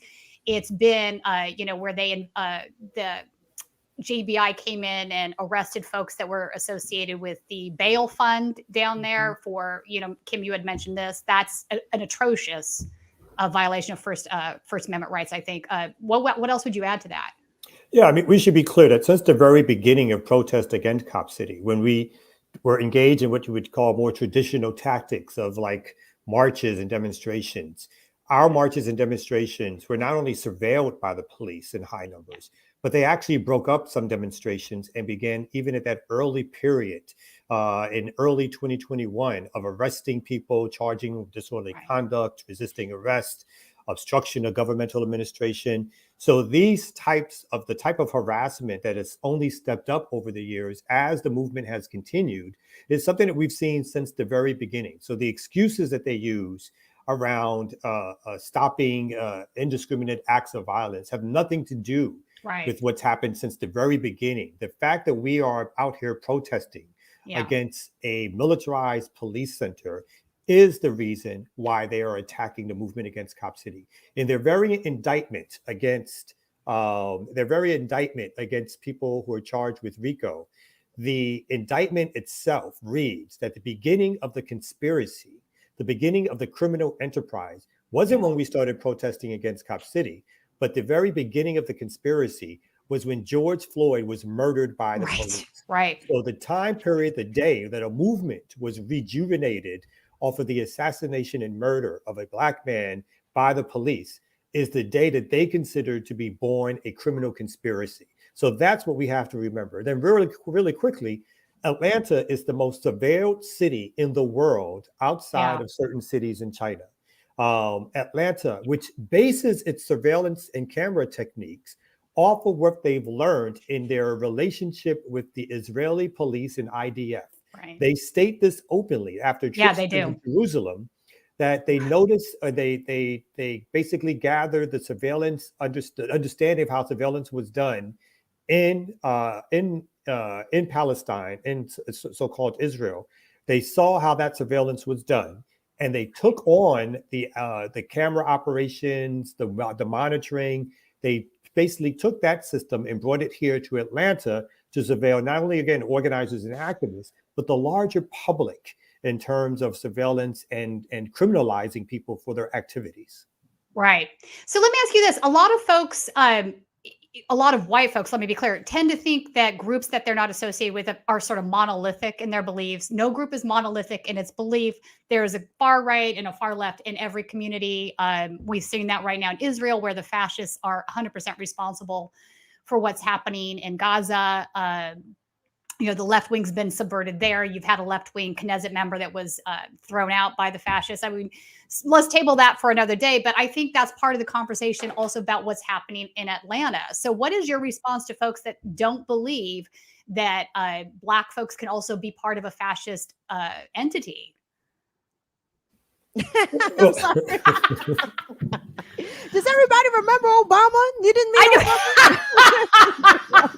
Wait, I know you think I'm crazy for pointing this out, but I cannot tell you how many times I have had to have this conversation. And I also want to point out as a white person, like, I feel like I always have to say to these folks, you realize that's sort of kind of racist that you think the group's monolithic and agrees with whatever you think is right? Like, thank you, Tina, for being so astute. And like I say on my show, thank you for telling the others. You have to tell the others. Thank you for enlightening and educating your folks, because that's necessary, right? It is necessary. It is. What the founder and posthumous late leader of the Black Agenda Report, Glenn Ford, he calls them the Black misleadership class, right? The elected political class there from our community, from the Black community, that basically executes the will of the elites, right? And a lot of this comes in the form of, redeploying city and state resources against Black communities and communities of color. And, Democrats are not there to represent Black interests. We see this every 4 years with the presidential election, when you never hear Black people's issues being mentioned in between election cycles until it's time to start ginning up the Black vote to make sure that the Democratic nominee, is guaranteed a victory. But I run into issues here because I see differences between Trump and Biden, for example, but Joe Biden has been as harmful to my community as Donald Trump could ever be, right? So how could I literally pick one evil over the other? But yes, what is happening in Atlanta and other places in Baltimore and Washington, D.C. and New York City with Eric Adams, we see these Black Democrats definitely execute a fascist agenda against non-white communities, and definitely in the ramping up in the form of the cops also. Yeah, it's wild, but it's definitely a thing. And again, like as a Jewish person, I'm saying the same thing's happening in Israel 100%. And then they'll call you a traitor if you sort of try to call them out on it. But again, I just watched, not to be off topic, but I just watched Ava DuVernay's new film Origin. I highly, highly recommend it. She sort of tackles this issue in a narrative form, but it's very educational at the same time. So people, go out and see this movie. You will love it. It will be educational at the same time. I want to talk about the DA in DeKalb County because I think she's interesting in this conversation. She basically came out and said, okay, I'm not doing these domestic terrorism charges for the county because there's just not enough evidence to prove that these folks are domestic terrorists. I don't see it. Then you had Brian Kemp come in saying, well, that's fine. I'll do it for you. What do you make of that? I think I don't want to give her too much credit. I think she's playing a political game because she was all in at the beginning to bring the charges in the first place. And she's been part of the team that's been wrestling with what charges to bring, how to bring them, collecting evidence and so forth. So, I see her as playing a particular political game, but not coming outright and saying that she's against any charges against protesters that are having their First Amendment rights being violated. So I do think that there's a little bit of gamesmanship in terms of her larger political career, what she wants to attain or go after, whether or not she wants federal appointments, whether or not she wants to run for a statewide office or other things of that nature. But very little of it is to do with sort of an agreement on sort of ideological terms or philosophical terms around the role of policing in our community.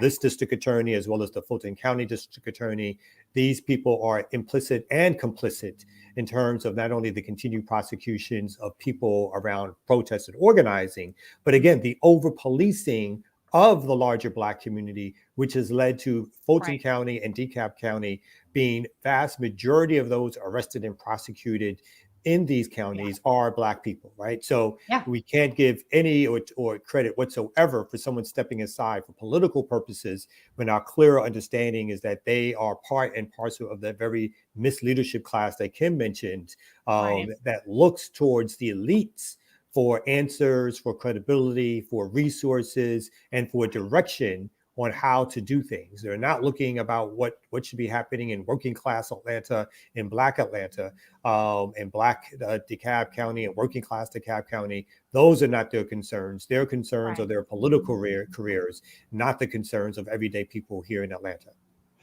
Which I would say is why DeKalb County, why that forest area is an unincorporated part of Atlanta, even though that is where they're going to build this thing, where they're going to tear down the forest. They have no say on city council. I mean, to me, that is also a big problem. How is it that these folks are supposed to have a voice about what's happening in their backyard when they don't have any city council representation, and that the folks that are making that decision for them aren't listening to them? I mean, I think that's incredibly problematic. Yeah, I think as you brought up, this forest, what we've dubbed the Walani Forest, is an unincorporated DeKalb County outside of the city of Atlanta proper, but land owned by the city of Atlanta. They have no say whatsoever. This forest was promised to that adjacent community, which is again is a majority Black working class community, as a place where there would be recreational activities. The forest would stay intact. There would be campsites. There'd be trails. All of those plans were on the table. They were actually, some of them were even voted on. They were swept away as soon as the Atlanta Police Foundation, the police themselves in the city said that they wanted to dust off these plans and build Cop City.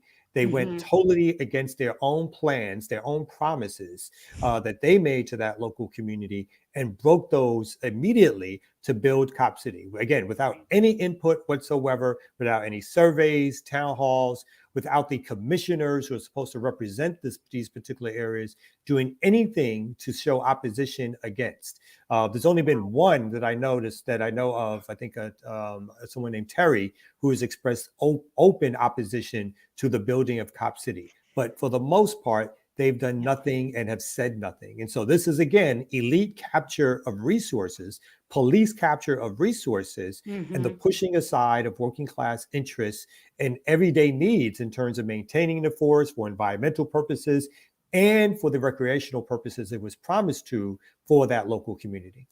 I appreciate you bringing up the environmental aspect of it, Kamau, because in addition to, this being a civil rights issue, this is indeed an environmental justice issue for the residents of that area, because as we know, climate change is happening now. It's not something that's happening in the future. Right. We are experiencing hotter and longer summers. The forest is there to help absorb some of that heat. So Atlanta, I believe, is a city that has a good urban canopy, or not so good. Which one is it, Kamau? I can't remember. Is it a good urban? I can't remember. A good one, yes. A good one. Well, it's about to become a bad one, but it's a bad one.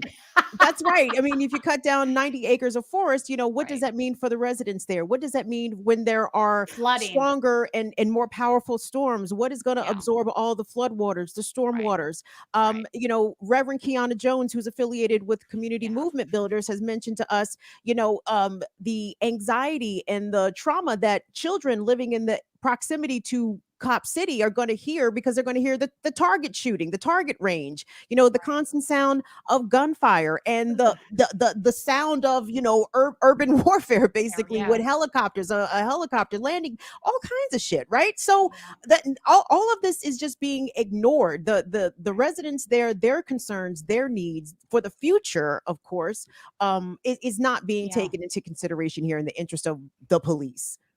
Indeed. And in fact, Buck County, which is the wealthier district of Atlanta, they've obviously been 100%, yes, let's build Cop City. Yes, because, they're constantly harping on this idea that crime is increasing. They're affected by it.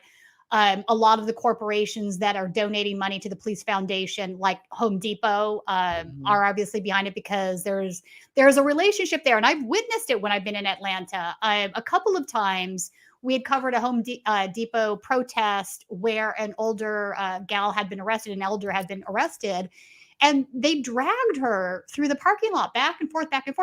And one of the officers said to me, well, we're arresting, because I asked them what they were arresting her for. She's holding up a sign. Why are you arresting? This is a First Amendment protected free speech. No. And he's like, well, she's currently on Home Depot property and they asked us to arrest her. And I'm like, do you not understand or hear how that is playing to what the activists are saying the problem is currently? I mean, you could have made a choice here. You don't have to do what Home Depot tells you to do. You could say to Home Depot, she's protesting, that's free speech. I'll just tell her that she has to stand over on the public area and not on this, quote unquote private area. But I would also say in a lot of cities, that wouldn't even be a conversation. I mean, how does Home Depot not realize that's a PR nightmare for them? Yeah, I think in addition to that, and just to follow up on all of her charges were dropped later, right? Yeah. And so it was a clear indication that her First Amendment rights were being violated by the police, who did not give her a warning. They just arrested her. Yeah, right away. So, and it's required that they do give that warning. So it's not something that they, can decide on their own. They're supposed to give that warning. But the city of Buckhead plays a very interesting place in this fight. As you mentioned, it is the place particularly of white elites and corporations. It is also threatened to become a city on its own and to take away the resources from Atlanta proper. And so it is a lever of control, which is not to say that the city of Atlanta politicians have not already been for Cop City. But one of the ways in which the mayor and the governor, the right-wing white supremacist governor of Georgia, and the so-called a big Trump supporter, right? Well, not anymore. Now they have their issues. Oh, what? But he's still a right wing. not because he doesn't like the right wing policy. Trump isn't like right wing enough. What? He doesn't like Trump interfering in Georgia politics in terms of calling for changes in how the vote count went, I guess. But the interesting part of it is that basically the mayor and the governor of Georgia have formed an alliance. Yeah. Basically, the governor told the mayor, I like what you're doing on policing. And as long as I continue to like what you're doing on policing, I will hold at bay the idea that Buckhead as a place in Atlanta can even think about separating as a city. And so as long as he continues, in his estimation, to get the mayor to do his bidding, which again is not hard because the mayor wants to do his bidding, then he goes into General Assembly, as he did last year, and will again do this year if it comes up, and kills the idea of Buckhead moving forward in its opportunity or if its try to become an independent city. So those politics play very well for what the governor is trying to accomplish. And we should also say for Buckhead, their fake statistics or idea about crime increasing. Buckhead, if it was an independent city, would be considered, this is from a survey done, would be considered the 6th most safest city in the country if it was an independent city. I believe it. So this is the city that's claiming that this is the area of Atlanta that's claiming that there's too much crime. Basically, what they want is there to continue to be a crackdown, again, on working class Black teenagers who go to Atlanta, who go to Buckhead Mall and other places to shop like anyone else. They want a crackdown on teenagers. They want to crack down on Black people going to Buckhead. And as long as they feel like they can't get that crackdown to the degree with which they want it to happen, they continue to make shouts about crime when, again, Buckhead is one of the safest areas in any statistical given, any statistical analysis given, one of the safest areas in the whole country when it comes to so-called criminal acts taking place. Indeed. So it's the taxes that are the issue here. So because Buckhead is the quote unquote wealthy area, the tax revenue, if lost to the city of Atlanta, would be problematic for funding programs, whatnot. Exactly. So they're using that as leverage. Yes, exactly.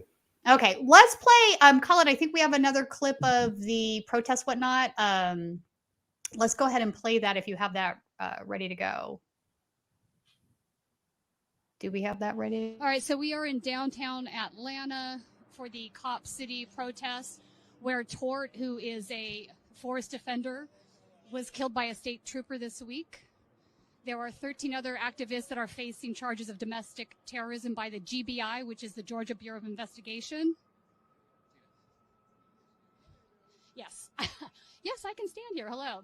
So in the background, you can see that an Atlanta police vehicle has been set on fire. I did hear one of the cops say shots fired, but I think it was just backfire from the burning vehicle.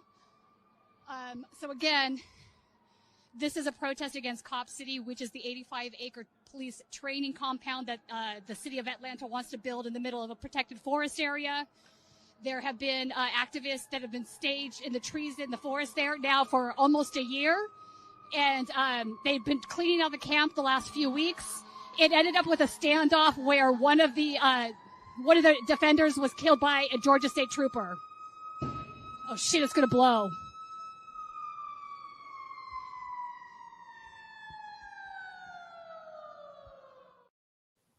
All right, so that was one of the protests that, violence obviously broke out. A lot of arrests were made. One of the individuals that I had absolutely filmed the entire protest, walking in front with a banner, is being charged as a domestic terrorist, as an aside. What I want to ask you here, there's an area of this conversation that is getting little to no attention in the media. Obviously, it's something I keep tabs on because I cover right-wing extremism. That particular night, I can tell you without equivocation, I have a fake Nazi account that I use on Telegram, and I'm in a lot of chat rooms on there. I can tell you, and I'm not going to name this individual's name right now just because I think it would not be a good idea, but there was that night at that protest, somebody that had participated in Charlottesville, I'll say that, was one of the instigators there, is absolutely a hardcore white supremacist, was not only present at this protest, but had filmed all of this. And in fact, in one of the videos that he had posted in his Telegram, I could see myself in the background. I did some research after I saw this. I found out that this individual had been in Atlanta for some time. They had filed a public records request based on some other college things that led me to believe that he'd been there for at least 3 or 4 months. The address on his public records request, I think, Kamau, you might know who this is a house that's owned by Sam Dixon, one Klansman attorney down there in Atlanta. which I thought was a little bit shocking. What is this guy doing? Who he's not from Georgia. This individual's not originally from Georgia. What is this individual doing living in a Klansman attorney's house in Atlanta and filming Cop City protests? So, my initial reaction or thoughts on this was, this is a guy who's an accelerationist. He wants to be one of these guys that brings, if the government's going to follow me, are going to make the race war happen and install a fascist government. How do we get there faster? Well, this is how. But again, this is not an area that anyone has drawn attention to. This guy could be considered by the feds as a domestic terrorist. But is he going to be charged as a domestic terrorist by the GBI? No, never. What are your thoughts on that aspect of this? I mean, I think it's something, again, that Kim brought up earlier is these laws which come into effect, which the claim is that they're there to stop out issues of violence in the country. These laws, these domestic terrorism statutes, these RICO statutes are turned against the left. They're turned against organizers and activists who fight back against state capitalist policies, policing, and other things. When we look at the civil rights movement and we look at the number of prosecutions against the Klan versus prosecutions against the nonviolent civil rights movement of the time period, and then to more militant organizations like the Panthers or like the Weathermen or like SDS, the numbers are astronomical in terms of what side was targeted and who they consider to be the real threat. Mm-hmm. The right wing is not considered to be a threat because they are partners with the United States government. Policing agencies often have an inordinate amount of people who believe, study, follow the philosophies of right-wing fascist Nazi type groups, and they're not weeded out because their place is in the state policing and city policing agencies. And so it is not surprising that these right-wing characters get to further their attempts at trying to make the left, the folks who are seen as so-called violent and extremists, when really what we're talking about is a violent and extremist country, a violent and extremist government, a violent and extremist policing agencies, which have targeted everyday people and the defenders of those people, the people on the left, the organizers, the environmentalists, even the voting rights groups. Those are the people who are targeted continually with prosecutions by state agencies who work hand in hand, both ideologically speaking and sometimes on the ground, with these right-wing people who are looking to destroy movements that are opposed to capitalist development. Indeed. Yep. I mean, just look at the known insurrectionists, right? To be clear, the U.S. government still has not caught up with all the January 6th insurrectionists. There's a lot of, Capitol stormers out here walking around free as birds. And, 2020, again, was a perfect way to highlight the differences in which the state responds to different movements and protests. We saw, like, for example, I'm glad you brought this up, that the right wing is actively interested in left-wing demonstrations, because during 2020, we saw a lot of so-called right-wingers infiltrate the George Floyd protests and deface houses of worship and, spray paint swastikas. And then the people associated with the, Black Freedom Movement were blamed for some instances of violence and so-called vandalism.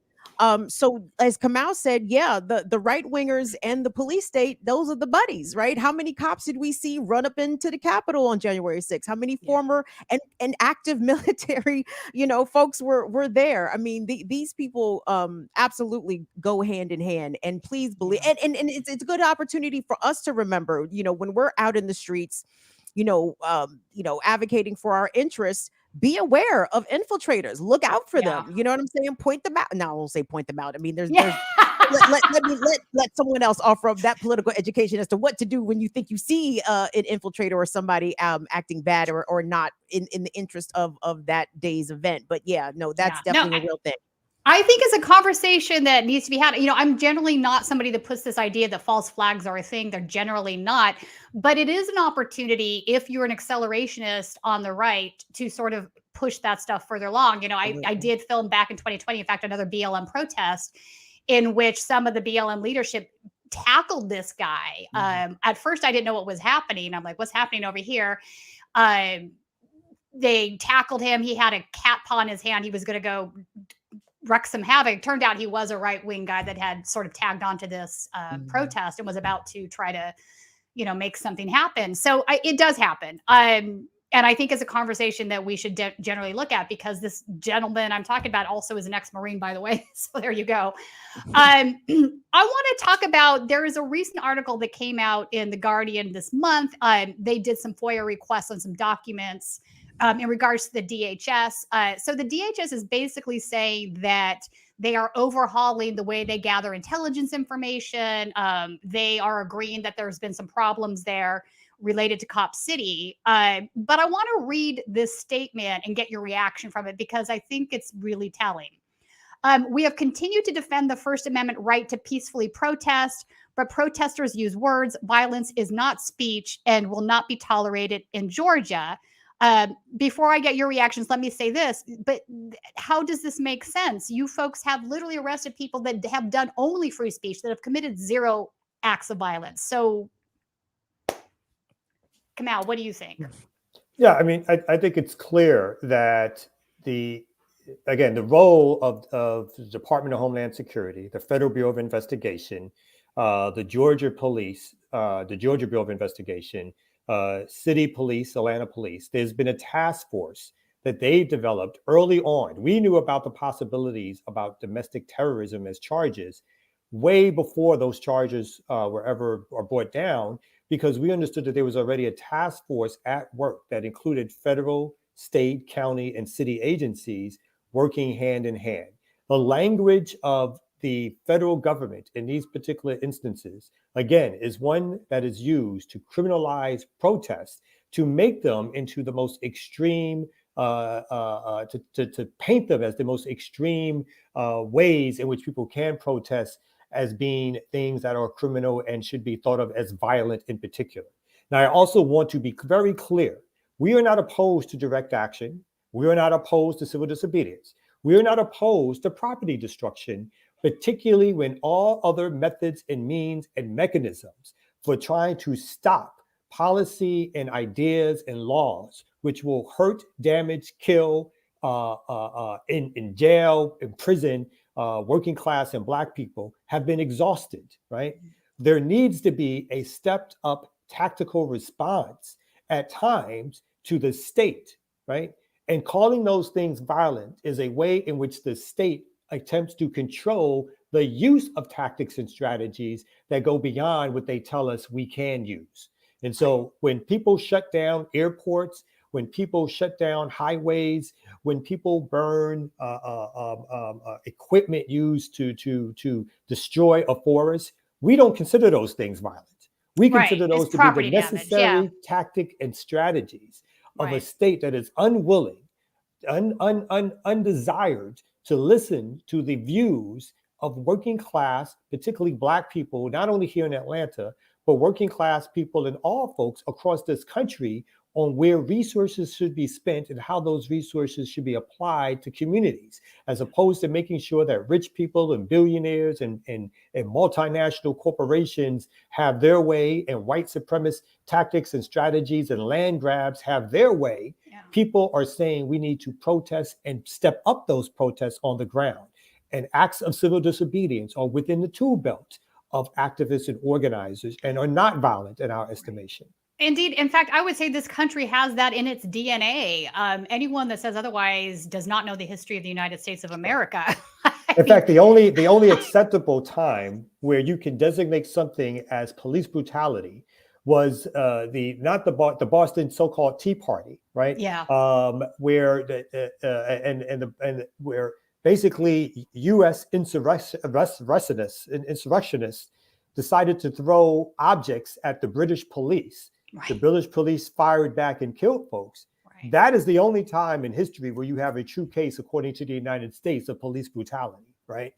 Every other time, it's not the case when anybody tries to defend themselves or fight back against policing in the United States. So you're right. It's not about what tactics are used. It's about who has control of tactics and strategies and who gets to paint the narrative of what is allowed to be done, particularly when the state has overwhelming usage and authority by the ability to not only kill people, but to arrest people, to pepper spray people, to jail people, to prosecute people.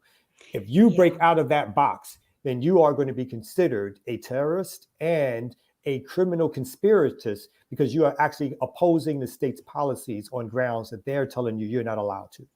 Which is wild. I mean, they're literally ripping apart democracy in the city, and they expect there to not be a reaction to that. So, you know, a lot of that is reactionary, right? So if Andre Dickens and the city council actually were listening to what the people were saying in Atlanta and actually cared about, you know, doing his job as far as responding to his constituency, none of this would be going on. Yeah. This would have all stopped, you know, a long time ago. We could have easily put this really quickly. I'm sorry. The city council has the power itself, without us collecting over 130,000 signatures, to put a referendum on the ballot. They could have done that. They could have ended it themselves, but they could also say, this is such a controversial policy that we can let the people decide. Let the people decide whether or not a militarized base should be built in Atlanta or in DeKalb County adjacent to Atlanta. That could have easily been the way in which this could have been decided. They could have done town halls. They could have done surveys. They could have listened to people. But none of that was done. Cop City was introduced in the darkness of night because they thought they could get away with it without having a public response. And the public response to it was overwhelmingly against it. And instead of listening to it, they decided with their corporate backers, with their police backers, to push this forward and to put us in a position where they are now charging 60-something people with domestic terrorism, 60-something people with RICO charges. And again, they actually murdered the first environmental activist to be murdered in the United States in the Fulani Forest. And I think they're covering it up. I don't think they've been, I mean, that's pretty clear at this point, given the autopsy report, given, you know, what I'm thinking about is the police footage where one of the officers, I said, oh, did we kill our own guy? Yeah, I think that was probably friendly fire. You heard a bunch of, you know, bullets going all at once. And, you know, the autopsy report said Torta they had their hands up. They were sitting cross-legged, so which is certainly not a position you would be in if you were holding a gun and trying to shoot a police officer. It just doesn't add up. Colin, I think we have one more clip to play before, I think. I got sort of like the general recap if you want to do that. Okay, let's play that one then, yeah. The local constituents don't want Cop City to happen. There's environmental issues, including building a larger gun range that would cause poisoning for the South River. This Cop City is going to destroy this pristine green forest space, the largest green space in Atlanta. Stop Cop City! Stop Cop City! All right, so they're now targeting some of the buildings of, I believe, investors in the police foundation. Wells Fargo is one of the largest investors in the Atlanta Police Foundation. Colin, get that. There's another firework. Fireworks are going off. Colin, where are you? Oh, right behind me.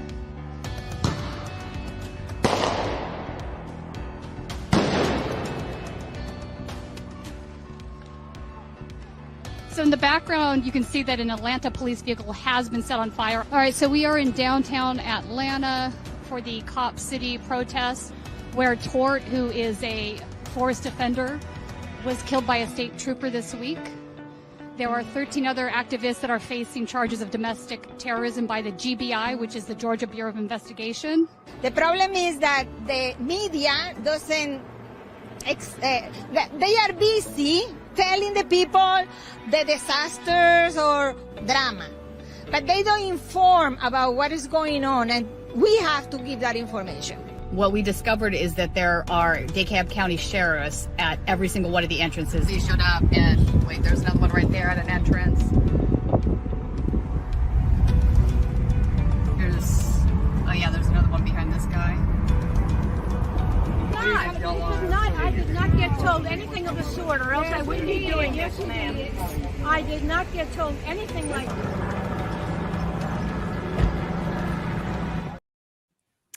So that's just a quick recap of some of the other reporting we did this year.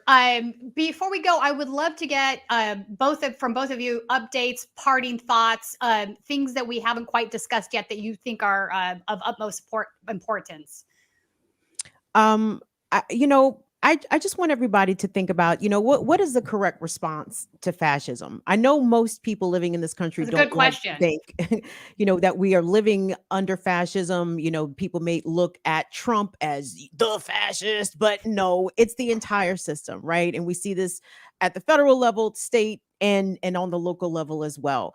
And all of the tactics utilized by the folks trying to mobilize to stop Cop City have been all acceptable, in my opinion, right? I agree with Kamau. Like, the destruction of property is not violence, right? When we see the media frame these events, and they will always frame it as though protests turned violent. Well, what that really means is that the police showed up and turned violent against the people, right? Broken windows does not violence beget. Okay. Right, Like, when you're tear gassing people, basically using illegal munitions against them, that is what the violence is. The state always brings the violence to the people, and we need not forget that. And I want people to be far more engaged about when you hear these proposals for these cop campuses in places where you live. This is not just Atlanta. We're talking about northern New Jersey. We're talking about Portland, Oregon. There's been a cop city proposed in Baltimore City, Maryland. You know what I mean? So it is incumbent for folks to not only take away some of the tactics used by the Stop Cop City organizers in Atlanta, but understand that these are fights that are likely coming to a city near you. And it's time for us to not only be informed about them, but be prepared to fight against them. And it could look like the state coming down whole ass on you as a domestic terrorist. And even if you're not able to get out there in the streets, do what you can to support the organizers and the groups that are willing to get out there and put their bodies on the line in order to stop this from happening. Indeed. I think the only thing I would add is, when we talk about fascism and how fascism is here and how it is definitely arriving even more so, or it's more obvious, let's say. The Black community has always lived under a fascist regime in the United States. I agree. It is the Black community that has suffered from disproportionate, obviously, not only slavery, but disproportionate arrest, laws specifically geared towards suppression and oppression. It is Black leaders who've been murdered by the state and at the hands of right-wing fascists in this country. And so if anybody knows what fascism looks like in this country already, it is the larger Black community. And so when folks start telling you that these larger police bases, that Trump and Biden, whose policies sometimes mirror each other around immigration and international wars, and supporting fascist regimes like Israel, that these things are showing that fascism is already here, and that it is up to the people to step up their responses to fascism, because either we will be the subjects thereof, which means we will be oppressed and put under. Either we respond and fight back, or we don't respond in the ways that we need to, and we will continually be oppressed and suppressed as others control how the world operates.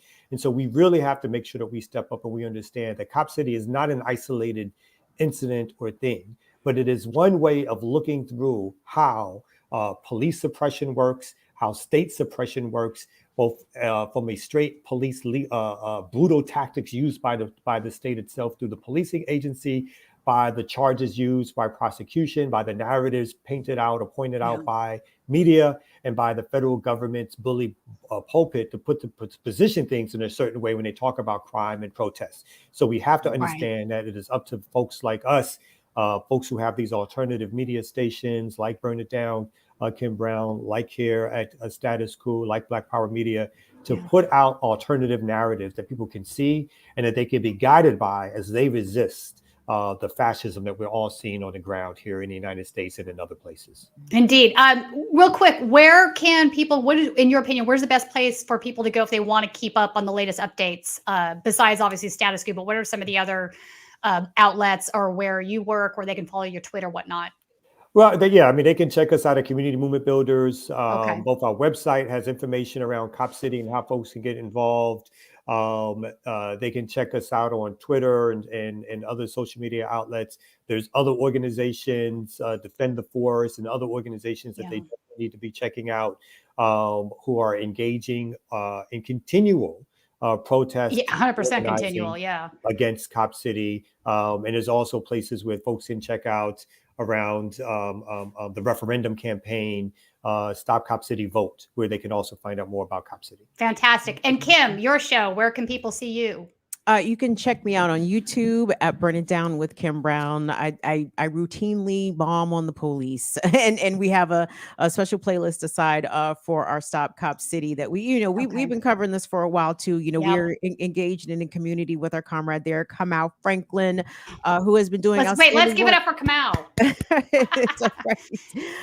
Mr. Megaphone, as we call him on Black Power Media. But I mean, and to be clear, like we have to credit, Kamau and his organization and the others for how long this movement has been sustained. This is and that is how these movements have always been. This is not a quick 6 months, 1 year. We get out in the streets and then well, it didn't happen. No. This is ongoing. This is a lifetime struggle for some, but this is definitely going to be a long-term sustained thing to struggle against Cop City. Mm-hmm. Indeed. Thank you guys for joining me on our marathon. It was great getting some updates and going over, some of the things that have happened this past year down in Atlanta. We appreciate you and have a happy new year. Happy New Year. Thank you, Status Community. Thank you guys. Great work. Right on. Okay, so now I think Jordan's coming back to do whatever there he is, like a miracle. Hello. Thank you, Tina. And boom, there he is. What's the next segment? I actually don't know. The Poison States of America. Oh, that's right, Flint. Do we have any Kalamazoo? Do we have any super chats we want to do, or you want to save those for later? I'll save them for later. Yeah. Okay. Keep your super chats. Keep the super chats coming. I'll read them. And indeed, I'd like to go back to Atlanta again for another trip. So make sure you folks join up and become a member of Status Coup. It is your membership money that funds our trips to cover this stuff. It's been ongoing protests down there, and there's going to be another week of action coming up, and we definitely need to be there. Absolutely. Thanks, Tina. All right. Bye-bye. And keep those super chats coming and sign up as a member. We just got Kevin just signed up as a Status Coup member. So thank you, Kevin. We need more people to sign up. And if you can, donate. statuscoup.com/donate. Joining me now from the Poison State of Michigan is Melissa Mays, Brandy Crawford. Two stories, both sickening and both going on. One way too long and another, unfortunately, way too long that very few people know about. Everybody knows Melissa, Flint resident, activist. We're coming on a decade of the Flint water crisis. The water is still not good, contrary to what the government there has to say. And now we know no one will be going to prison. So we'll talk about that too. And Brandy is the one that informed me, I guess a year ago, about the toxic gas that corporate paper mill is pumping into the poor Black community in Kalamazoo, and now the middle class, wealthier white community. And Governor Whitmer can't blame her for the Flint water crisis, can blame her for not keeping her promises, but she has helped expand. She helped expand the paper mill that is poisoning Kalamazoo. She helped them expand in 2021, and now there is an additional permit that has been issued for graphic packaging to release more toxic gas. Before I get to Flint or Kalamazoo individually, can I just ask you, what the fuck is wrong with the state of Michigan? Republicans, Democrats, kickback. Do they have some type of fetish for poisoning their own citizens? Seems like it. I mean, you got to look at Detroit, Benton Harbor, the UP, all the copper mines leaking into the water. As for the Great Lakes state, we're pretty good at poisoning them. So nobody needs clean air, soil, or water. So, Colin, let's start with, I was there in April for the 9-year anniversary of the water crisis.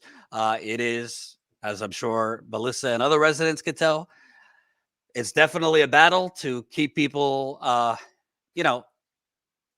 aware of what's going on, keep people energized, interested. The people are beaten down. After a while, we're all humans, so you kind of get tired of fighting when you're not getting results. But I was there. Let's show some of that. I mean, What do you say? I mean, nobody is in prison. Nobody's faced a jury.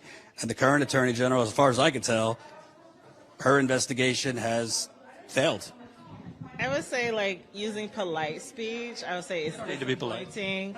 I would say using, like, how I would normally talk, like it's hella fucked up, you know, that, you know, this could happen in a community within the United States. And I'm like, you know, like, what type of society that we live in? Like, what is the U.S. all about? The U.S. is about, like, poisoning a whole community and then, like, not doing shit about it. Like, that is who we are, you know. Just Still broken. It is still broken, folks.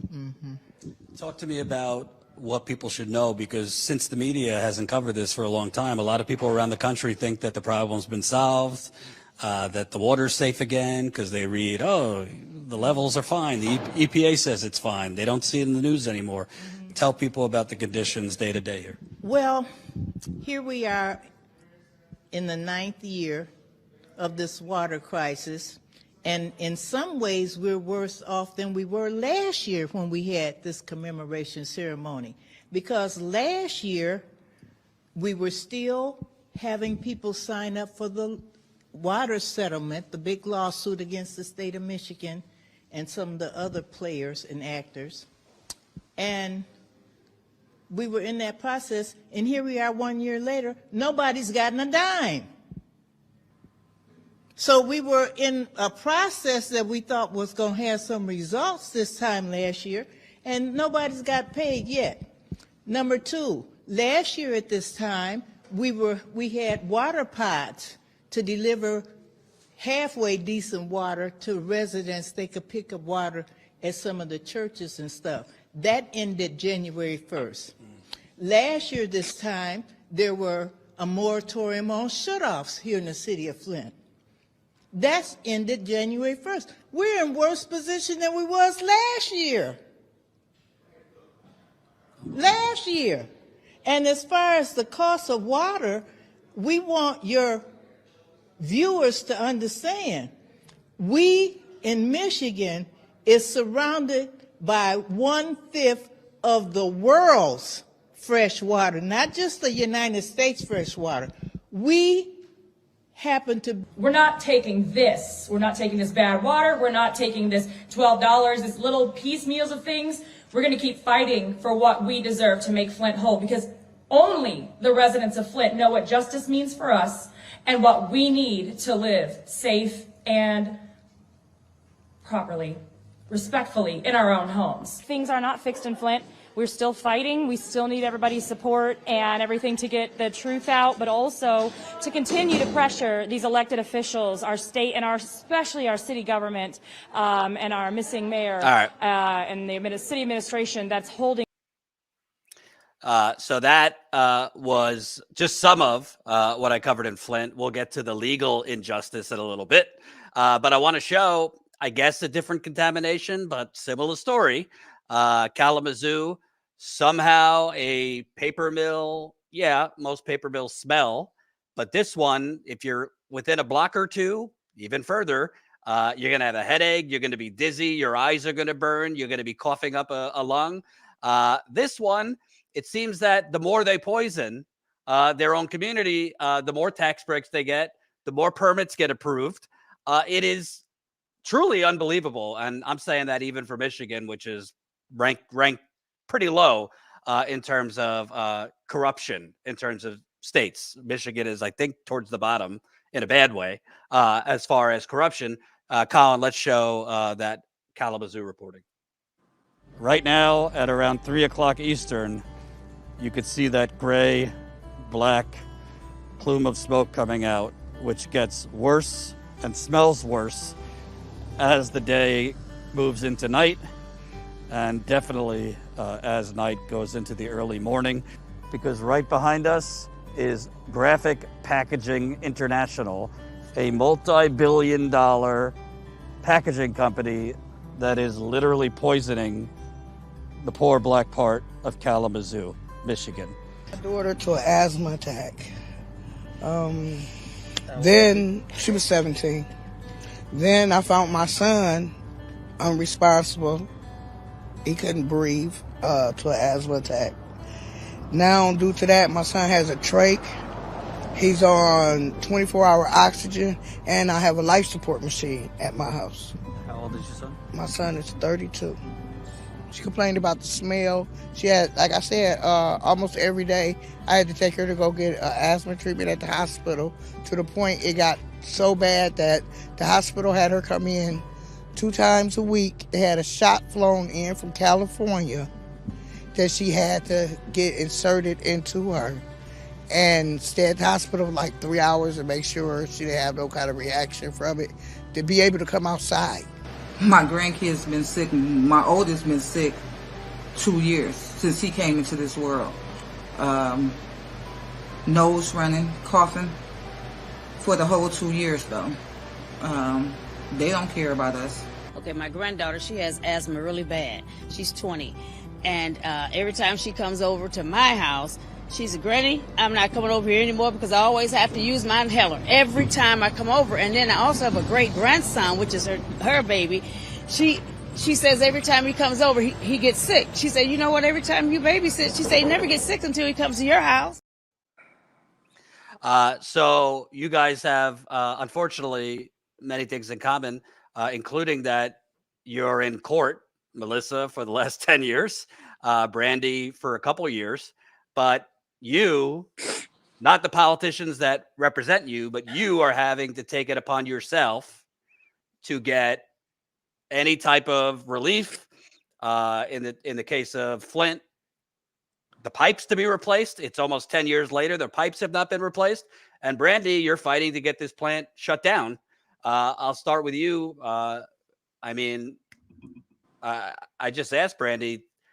It just seems to me that the governor is just knowingly allowing this company to continue releasing this toxic gas. And I don't even think we know all the gases they're releasing. Well, we know there's at least 30 different toxic gases and chemicals, and there's like over 1 million tons being released every year. It's the biggest plant they have over 100 plants now. They made it their headquarters, like one of their biggest plants. So they're like it's really probably affecting every resident in Michigan because there's so much pollution coming from this plant. And I believe that the more that I've studied, the more colleagues I've had helping me with the first air pollution health study that the health department has ever done. You know, it took me so much work to get that finished and to be released. And, you know, that I feel like part of you, like, you know, putting me out there and saying that, hey, this has got to stop being delayed. And, you know, Andrea Keatley being the tox unit manager of Michigan Department of Health and Human Service, and her husband being the deputy director of Eagle. I mean, this is corruption. You guys work together in Kentucky at DEQ, and then and Governor Whitmer brings you here to run this, knowing all these pollution crisis, poisoning crises that you have going on. I believe 1 second, Melissa, you've had experience with the environmental department, because in Kalamazoo, apparently their scientific study is a environmental official coming to Kalamazoo, opening the window and just sniffing to see if it smells too bad. That's what they were telling Brandy was their measurement of whether it was they were releasing too much gas. Yeah, it was the same as them filling up a glass of water saying it looks fine. It looks fine to us, but then a lot of the toxins, the carcinogens, the lead, the other heavy metals and bacteria have no color, taste, or odor. But then we also have our showers still give us nosebleeds. We have respiratory problems. So then that prevents us from going to Kalamazoo to go help. But what's funny, I want to point out, so what happened to us obviously happened under Republican, leadership, obviously, but then nothing's changed since then. So under Snyder, he held the infrastructure conference in Flint while we had like no pipes replaced. And yet they had the EJ conference over in Kalamazoo when you can't breathe the air. Like, what environmental justice is that? And yet that's under Whitmer. So, the thing is there's no difference as long as there's money involved And Yep. as long as there's poor people, people of color, anybody that they feel are disposable. And then Yep. people are talking about, I can't imagine, I can't believe that, America's just sitting by while there's genocide in Palestine and all Mhm. these people are dying. Well, genocide's happening here. I mean, Mhm. they've already wrote off East Palestine, Ohio, all of the Mhm. other, like every other day train explosions, all of the other plant leaks. And then in Michigan, which is supposed to be this wonderful beacon, and they're talking about with climate change, this is where people are going to move to because for some Right. reason, we got all this water, right? So this is going to be the healthy, safe place to move to. You can't breathe the air, you It drink the water, you flies. can't eat food from the ground. What is going to be left for this, climate oasis? Right. Like seriously, it's continual disasters, and they're doing everything they can to be like, well, it's just Kalamazoo. Oh, it's just Flint. It's just this Right. area. No, air moves, water moves, soil moves in the air. Like how people don't think it was the same thing they told Ohio with the train explosion. Oh no, it's just, within a half a mile radius. Wind exists, right? It moves. Mhm. So exactly. Right. And the Nothing stays like PFAS is that. everywhere. I was on the Right. PFAS advisory board for Eagle, and I quit because they had the lists of where all the PFAS contamination was located within the whole entire state. And I asked them to release it to the press, and they said no. So I quit. And then right after that, Steve Sliver quit too, the director.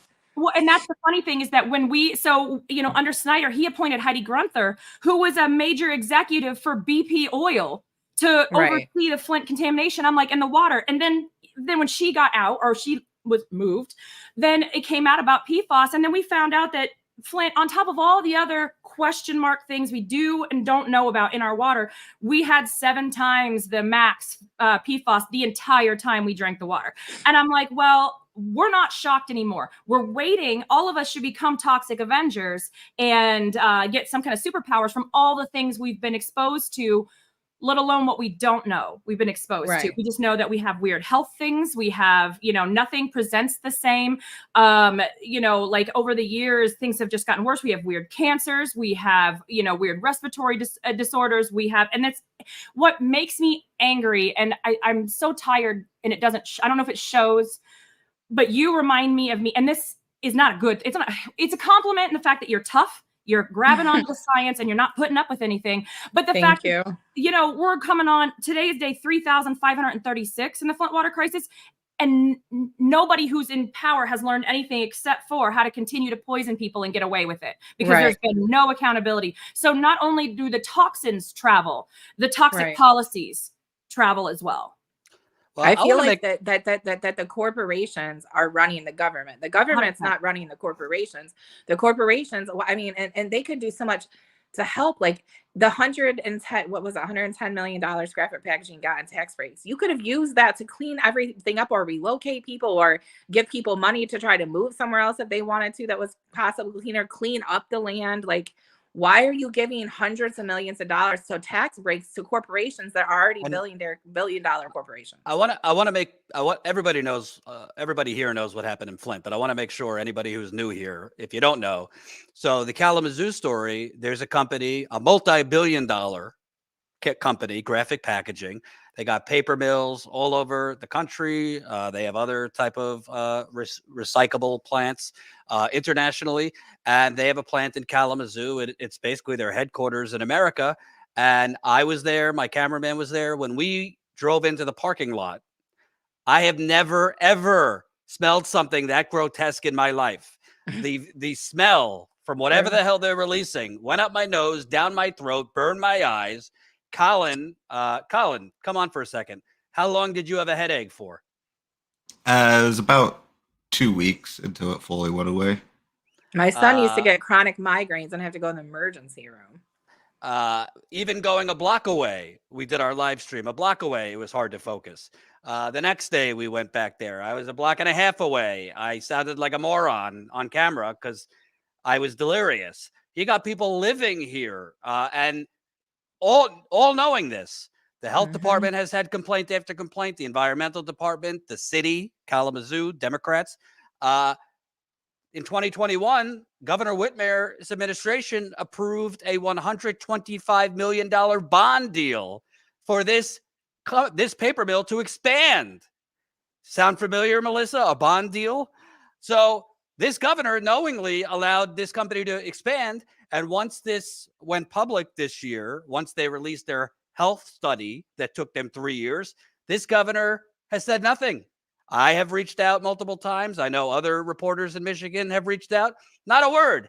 Meanwhile, the New York Times, Washington Post, all these outlets that are doing puff pieces about Gretchen Whitmer possibly being Biden's, the replacement to Biden if he drops out. Mm-hmm. She's helped expand a plant that they have had nonstop complaints. And the worst part, after this health study came out, which I don't even think was that accurate because they only tested for the rest of the gases for 3 days in 3 years. So they say the worst. They say the worst EPA was 3 days. Yeah, but they say their answer for the excess levels of hydrogen sulfide that was coming out is, well, if you're smelling it and it's bothering you, stay inside. That's their answer. Air moves inside too. Right. Outside the house, and it gets trapped usually because, and we were told this with the total trimethanes, the carcinogens coming off of our water when we boiled our water to kill the bacteria, the steam was putting cancer-causing byproducts into our homes, but then all the Tyvek wrap and all the central air is just circulating all of those contaminants inside our homes. So you're making it a gas chamber inside our homes and outside as well.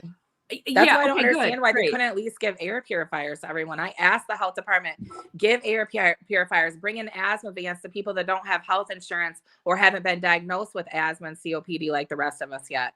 Like, you are doing nothing. I worked with Dr. Brandon Reed on this. I got ATSDR to interview me on the stress of just living in an environmentally contaminated community. And we worked so hard on this. I hired my own toxicologist to show them, to get this thing started. I had an epidemiologist do a report that shows we had the highest asthma rate in the nation. Like, why would you not have any recommendations? This whole health consultation was to get to be done to prove that we were being exposed to toxic chemicals and to have recommendations behind it to help the community and the business people, the employees at the businesses that are having their hair fall out, their eyes are burning, that the people, we have Borges Hospital right next to Graphic Packaging. All those people that have surgery aren't healing. They're being exposed to more shit. Like, it's just constantly, the more corruption and the more people involved. That's why we had to sue so many people, because there's so many people involved in this corruption. And I wasn't just happy going against just Graphic Packaging. That's why I have to have 2 lawsuits, and Graphic Packaging is obviously being sued on both of them. But I mean, this is insane. And how do you not shut this company down? They had Eagle could have shut them down just for them starting the expansion without an air permit, which is illegal. They didn't even have their air permit yet. And they let them, and just a slap, the first fine they've ever gotten, and they've been there since the 1800s under different names, was last year for $100,000. And can I ask you, Melissa, because I think you brought up, justifiably so, people were outraged when Israel was saying, we're not going to let water in, we're not going to let food in, we're not going to electricity in. That is a war crime.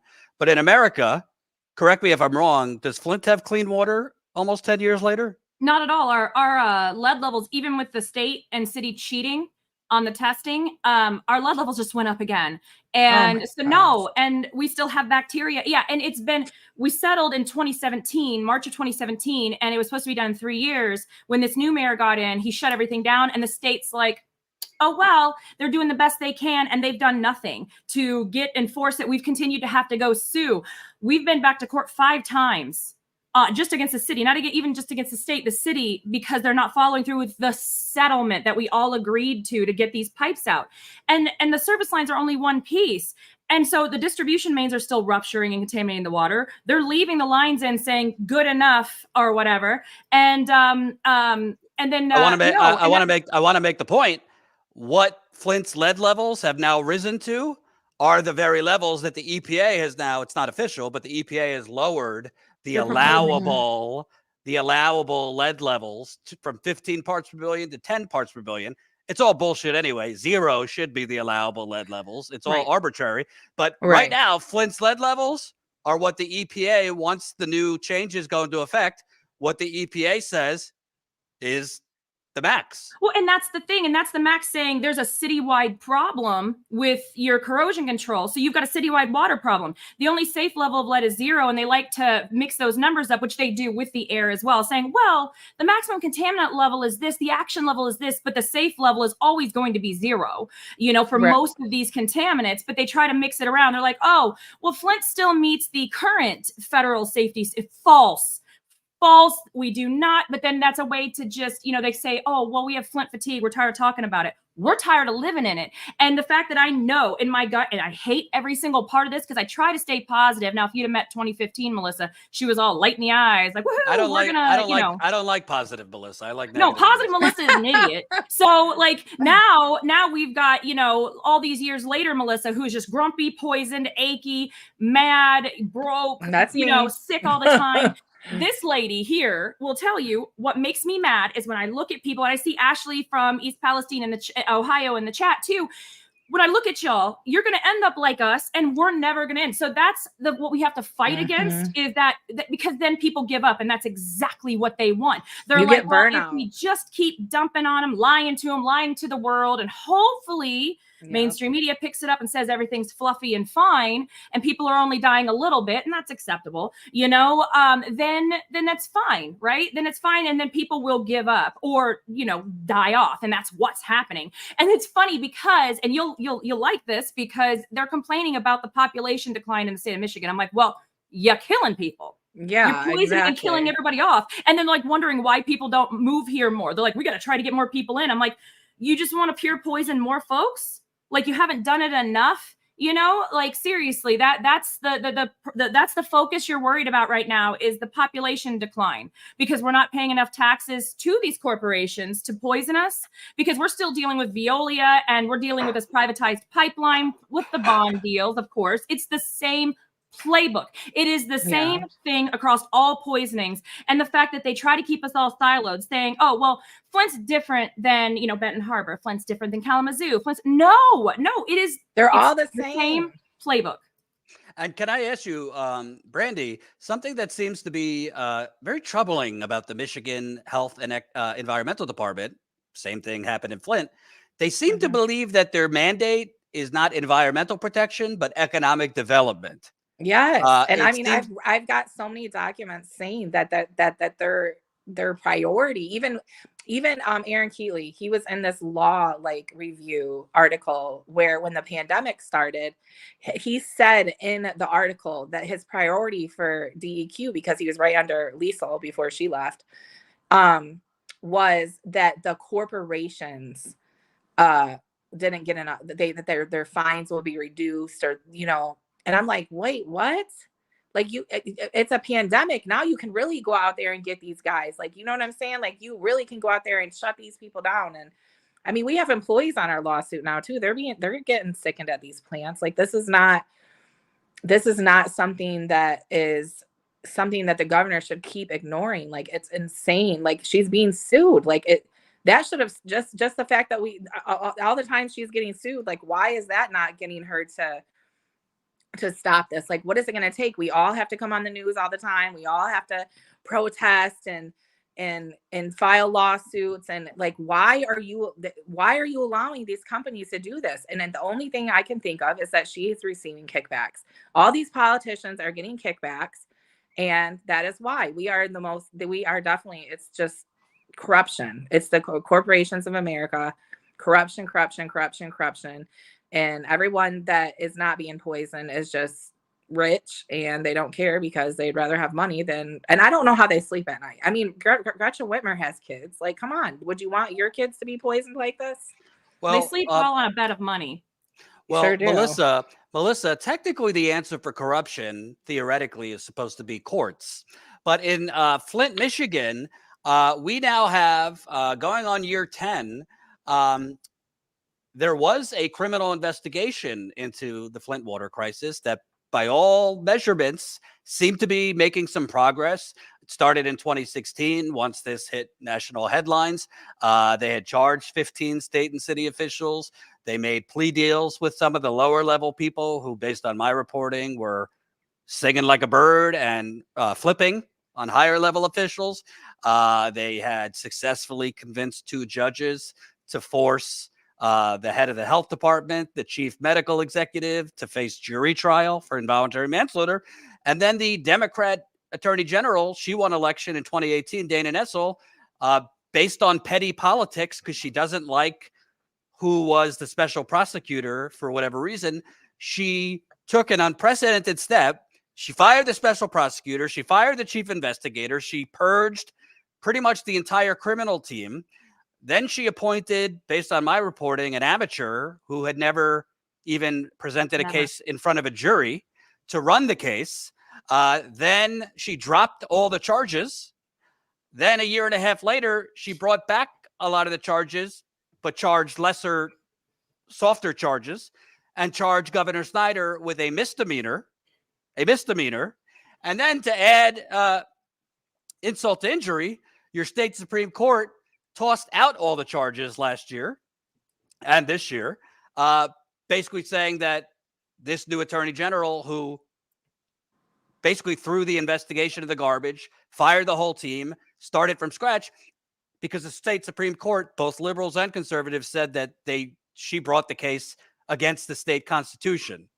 So now the statute of limitations is up for most of these crimes other than involuntary manslaughter. And she just announced that they're ending the investigation.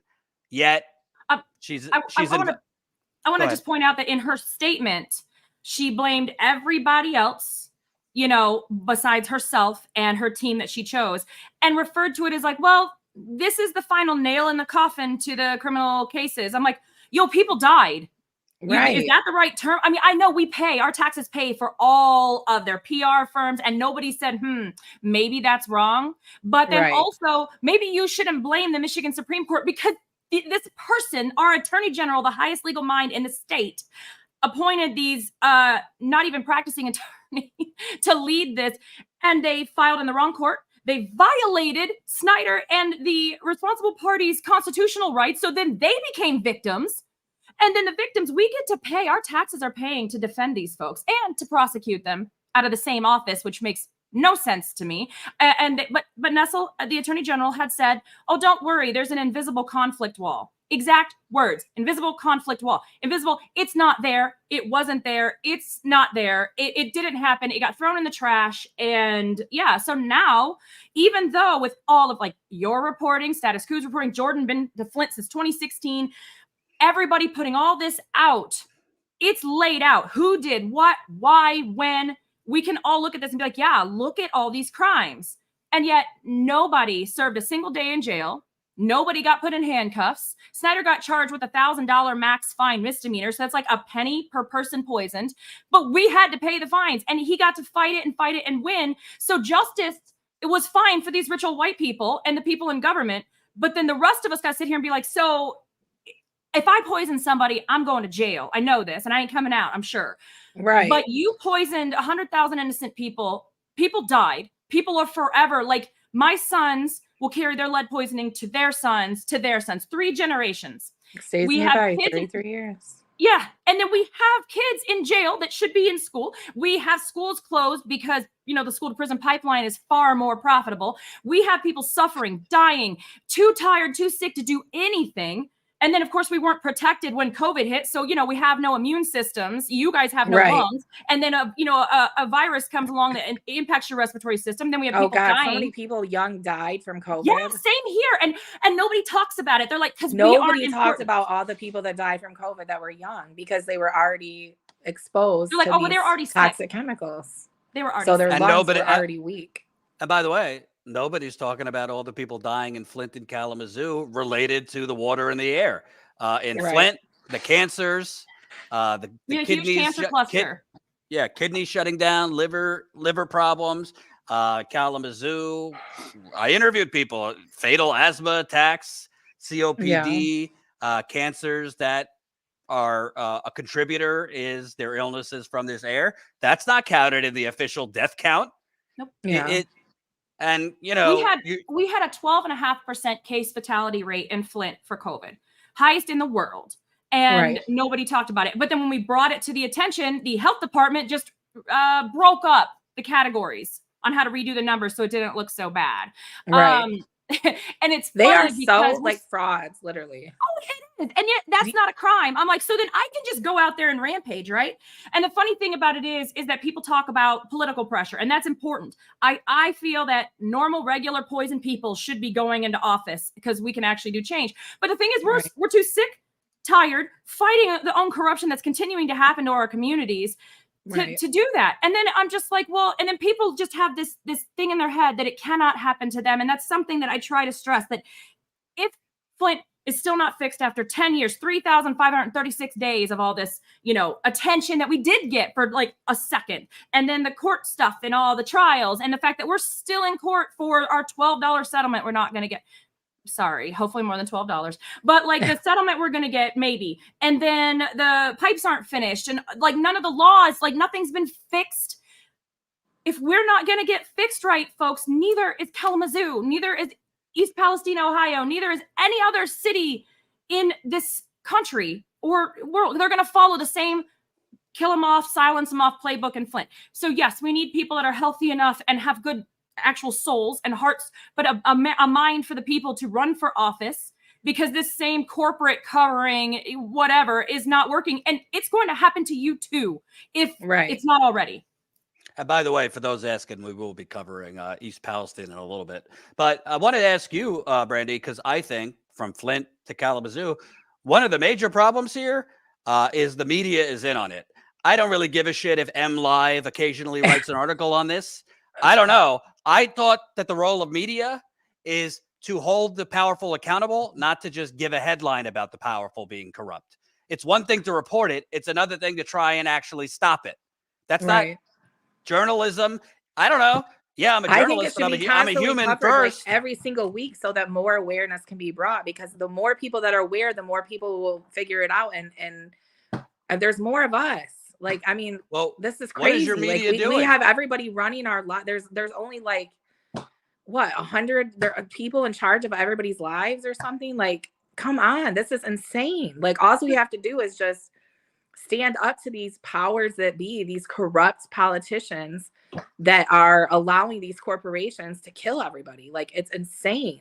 And it's all about the jobs. Like, God, there's so many jobs that you can train people to have that aren't going to poison you. Like, are you insane? Like, and you don't have to allow this. Governor Whitmer is so pro climate change and everything. And I'm speaking out at the public hearings for this. And I'm sitting here like, where's the environmental justice in this? Where's your commitment to environmental justice and civil rights in this climate change plan? Why are you not following what you're sitting here saying you're going to do? Just like you said, you want to fix the damn roads, and that's how it got you elected in the first place. Girl, you're still fixing the damn roads. So they're still not fixed. Let's put it that way. I have to call about roads all the time.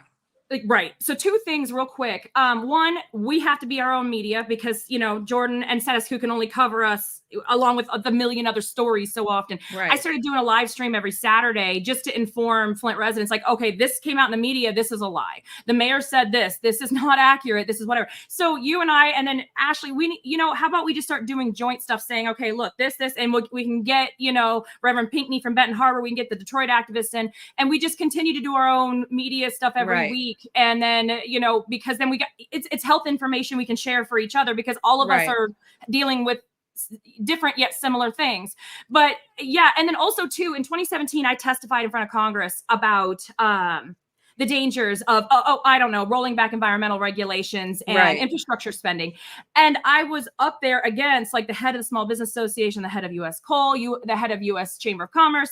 And one of the things I said was, you know how expensive it is and how bad it is to poison your employees, your customers, and everybody around you. Like, how does that help business? How about you just don't do that? Well, I'd like to ask both of you, because I'm seeing a pattern here. The Sackler family poisons and kills God knows how many people from their opioids. They're not going to prison. Whatever deal is made, they're going to have to pay a lot of money. No prison. The bankers, the bankers tanked the global economy. Nobody's going to prison. Rich they got people don't go out, to prison, Jordan. And now they're getting bonuses. Rick Snyder, wasn't informed, i.e. presided over the biggest government cover-up of the 21st century. He ain't going to prison. his charges got tossed, and who the hell knows? He might get money from the government when it's all said and done. Right. In the case of Kalamazoo, a paper mill, a health study finds that they're poisoning the community. The Attorney General of Michigan's not going after them. Instead, the environmental department is approving another permit for them. At a certain point, I'm not telling people not to vote, but what I am saying, I see electoral politics is not making these wrongs right. Right. What do we do? Because whether it's Michigan or elsewhere, you really are on your own when it comes to. I guess people like us are the ones that need to run for office. Like, I mean, as a come on, group like, too. crazy. Because what we've seen, like, you know, like what's happening with Rashida and stuff. Because the 48217 is one of the most polluted zip codes. I mean, we have these all across Michigan in the United States, and Kalamazoo, you're right there. And because they got Marathon doing the same thing the paper mill's doing to you. And so but look what happens to Rashida when she's out here speaking, the only Palestinian representative in Congress, and they censured her. And so what we need to do is run as a group. So maybe if there's a group, and don't say squad, my God, but just a group of us, of regular people, regular poison folk running, then they can't pick off individuals and everything and say this, or buy them off, because then we make a pact saying, hey, if you start getting bought off, we're going to beat you up. I don't know, like something common. But the fact that we're already feeling the pain and going through it and suffering it, I think good luck trying to buy us off. If they haven't done it all yet, it's not going to happen. Girl, so, they tried to do that when I tried to file a civil rights complaint against Eagle. Like, what's it going to take? Like, trying to bribe me. Not to file That's the funny thing too, is that they're like, well, if you do this, if you shut up with this, or if you do this, you're going to do this. And I'm like, no. You can't, there's not enough money. Well, and then, Jordan covered one of my funny ones. That's it. Right. Fix it. I will be less loud and annoying, maybe, if you fix it. So that was one of my things, like that Jordan covered, one of the bribe attempts. Rich Baird, who got to walk away free, yelled at me in front of my attorneys, the ACLU of Michigan and the NRDC, sitting there at the table in front of the state's attorneys and all this great stuff. He said, well, if I replace your water heater and your service line and your interior plumbing and fixtures, will that shut you up? Will that make you happy? And then I said, if you do that for every single resident in Flint, I'll think about it.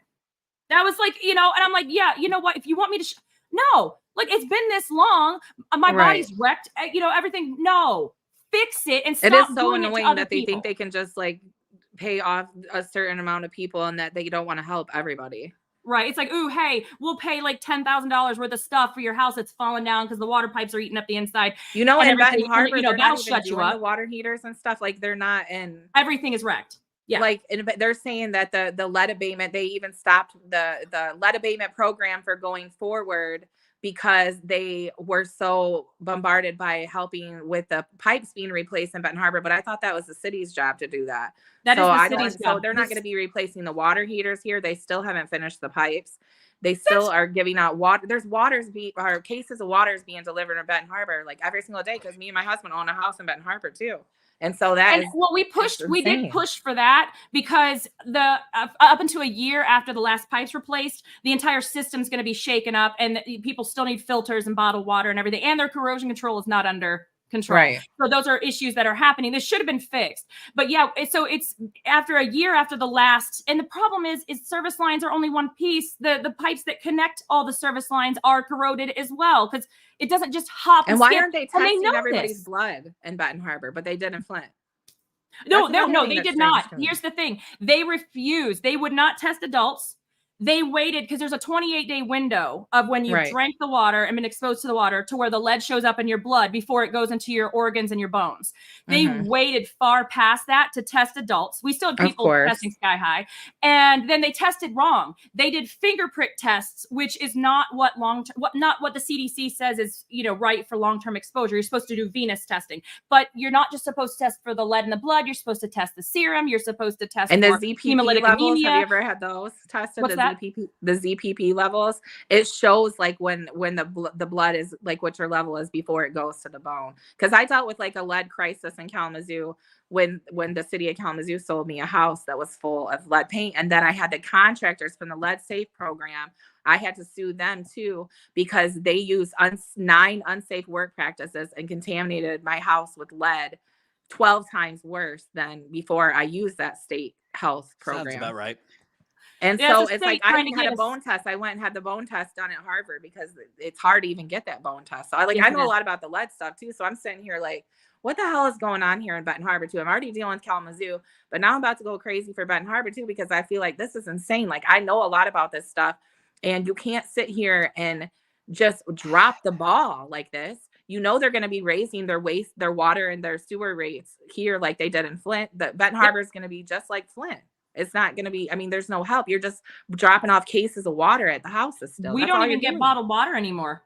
We don't even get bottled. We still, so You we don't even pay get like, bottled water? No, they stopped that. This mayor stopped that a couple of years ago, several years, like right when he first, 2019. So we haven't had bottled water here since that. Yeah. So since like 2019, end of 2019. Yeah. So the mayor just because we were bullying Nestle up the road to drop off 100,000 cases a week, but that's, or 100,000 bottles a week, excuse me. And that's one bottle per person a week. However, they sold out to Blue Triton, who said, no, we don't need to do this contract. So whatever. And then the mayor's like, whatever. And the state's like, whatever, you know, your water's still bad. People still getting Legionnaires. People still die in a bacteria and, you know, all the carcinogens. Whatever. It's Flint. We're done. Michigan's got to be the most poisoned state because we've had the most manufacturing and we're still allowing all these manufacturers. Like we're one of the top states, but also the public integrity always does that investigation where it shows the most corrupt cities and states. Yep. And Michigan is always number one. Yep. Always. Over New York, Miami, everything. I'm talking It doesn't matter what party. New York and Miami have like 4 big corruption cases a year. And Michigan has like 30 or something like that. Like that's crazy. If you ladies will allow me, Louis, who's been on the ground in East Palestine 4 times, he's sick, so he couldn't be here today. But what we did was nothing. I don't know what he has, but you know, it's a cold, COVID, or one of those. Who knows? Anyway, but he put together, got some residents to update us on what's going on there. Different form of contamination. I would call a corporate-sponsored chemical bomb in East Palestine.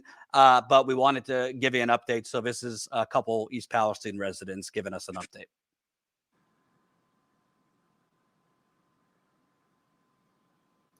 Everybody, hope everyone is having a nice holiday season. Louis here. I am on the road right now, hence why I'm in the car doing some traveling over the holidays, but wanted to put together a little something of some of the reporting that I've been able to do with Status Coup over the last year, specifically in East Palestine, Ohio. As many of you probably saw and know, over the last year, I spent almost a month on the ground in East Palestine over 4 different trips.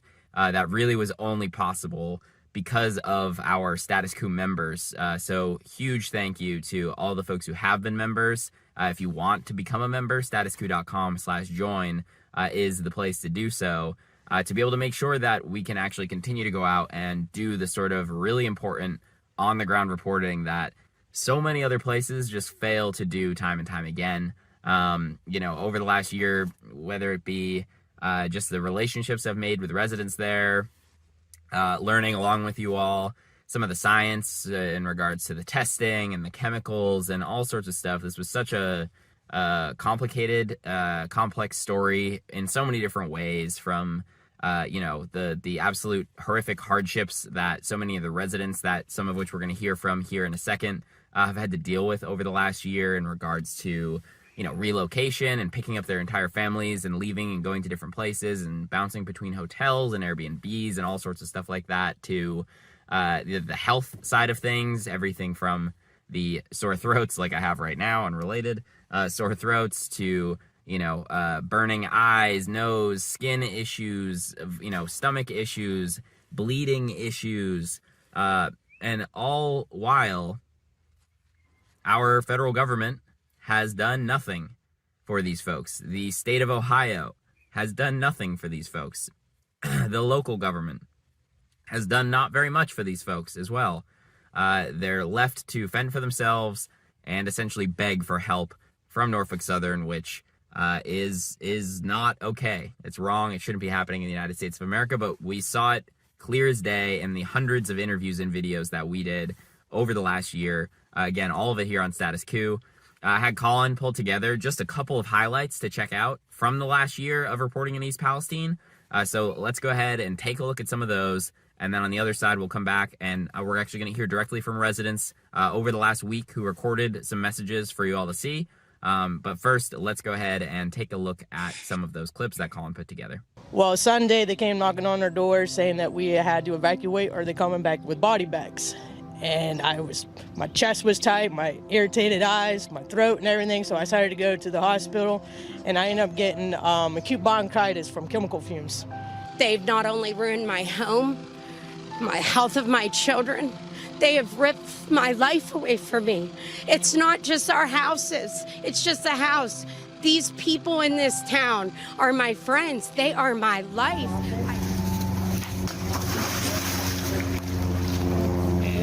See all sorts of chemicals coming around, all against shore here.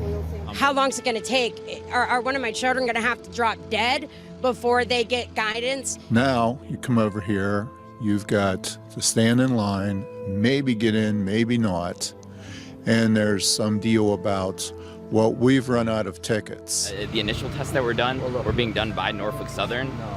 They were being hired by independent contractors from Norfolk Southern, correct? These are tests. The tests that we are doing, we're doing double testing. So the testing is being done by the Ohio EPA or the U.S. EPA. Okay, that was not the case to start, though. Well, let me just, why does we continue to do that testing after the controlled burn that had happened here?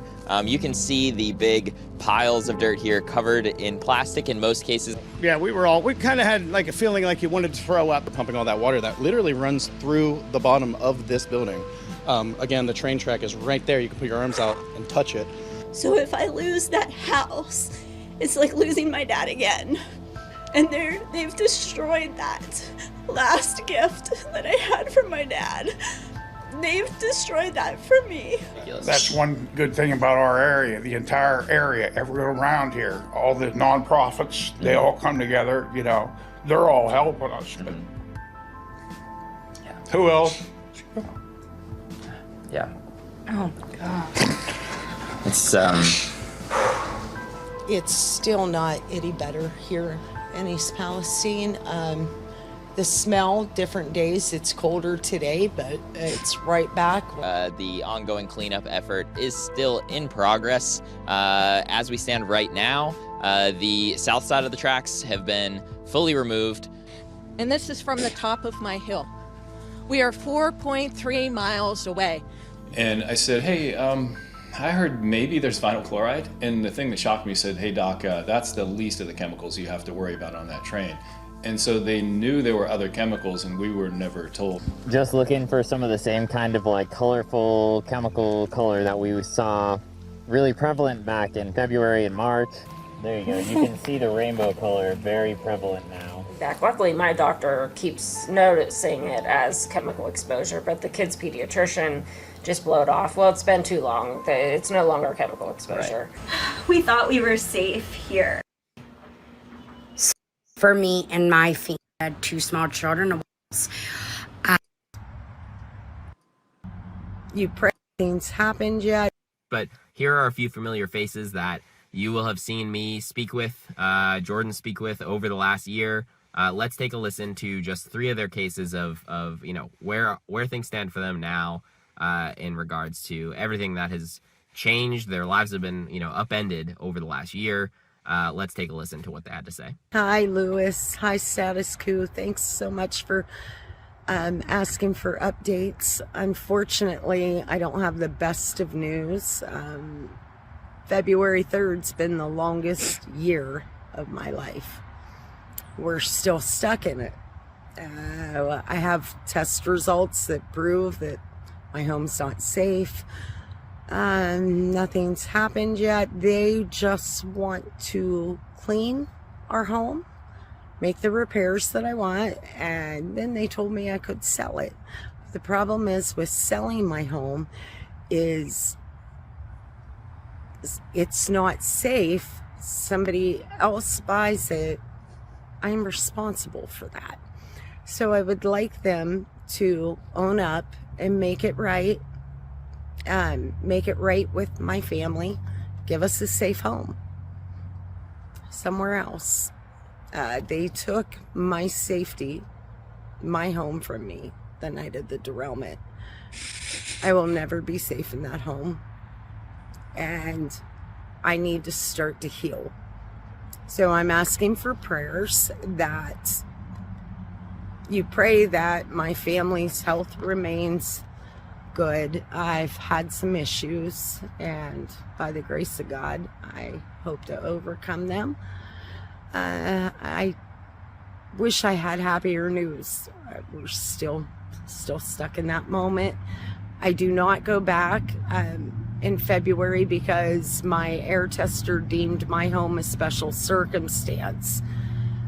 She worked for CTEH, and that they have to honor that. So that's how we are still have a home till May.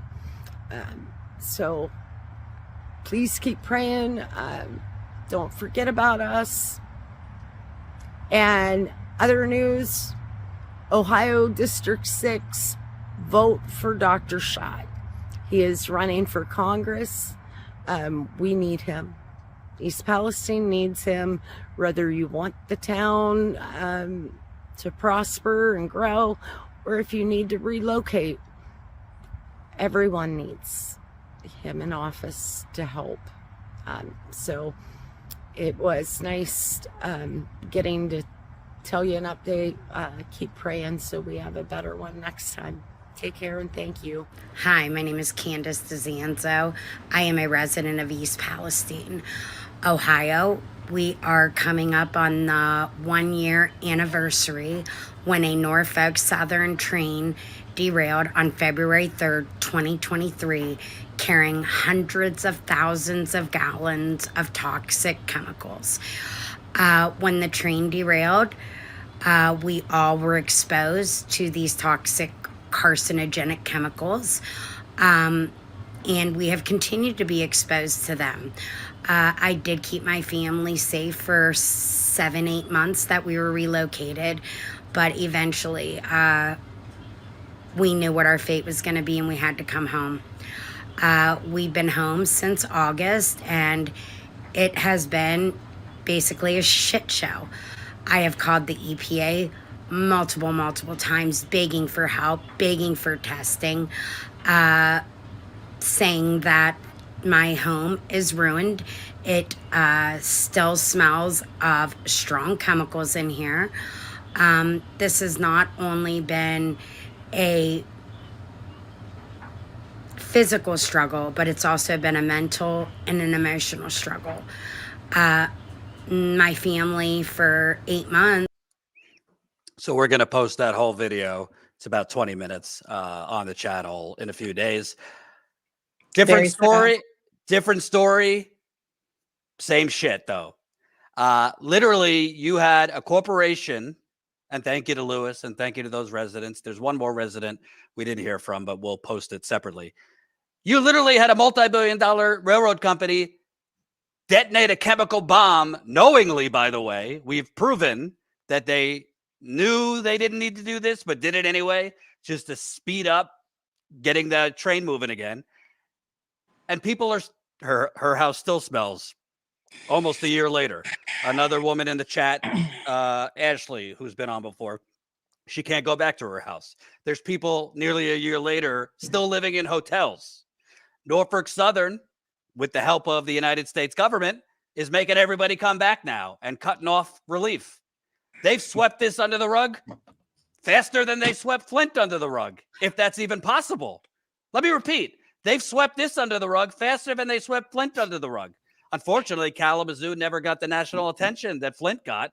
But, I mean, it's unbelievable that in this democracy, this so-called shining city on a hill, a company nuked, I'm not being dramatic, nuked a small town, and nothing is being done. They're just leaving them to slowly die.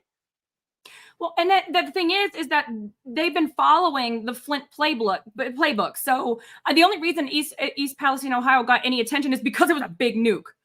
The fact that, we had brown and orange water in Flint, that's what got attention, even though that's iron corrosion, not even the deadliest or the worst, right? The clear stuff never would have gotten attention. You can see discolored air, but if you had a nuke in Kalamazoo, you would have gotten like 2 minutes of attention and then it would have been dismissed.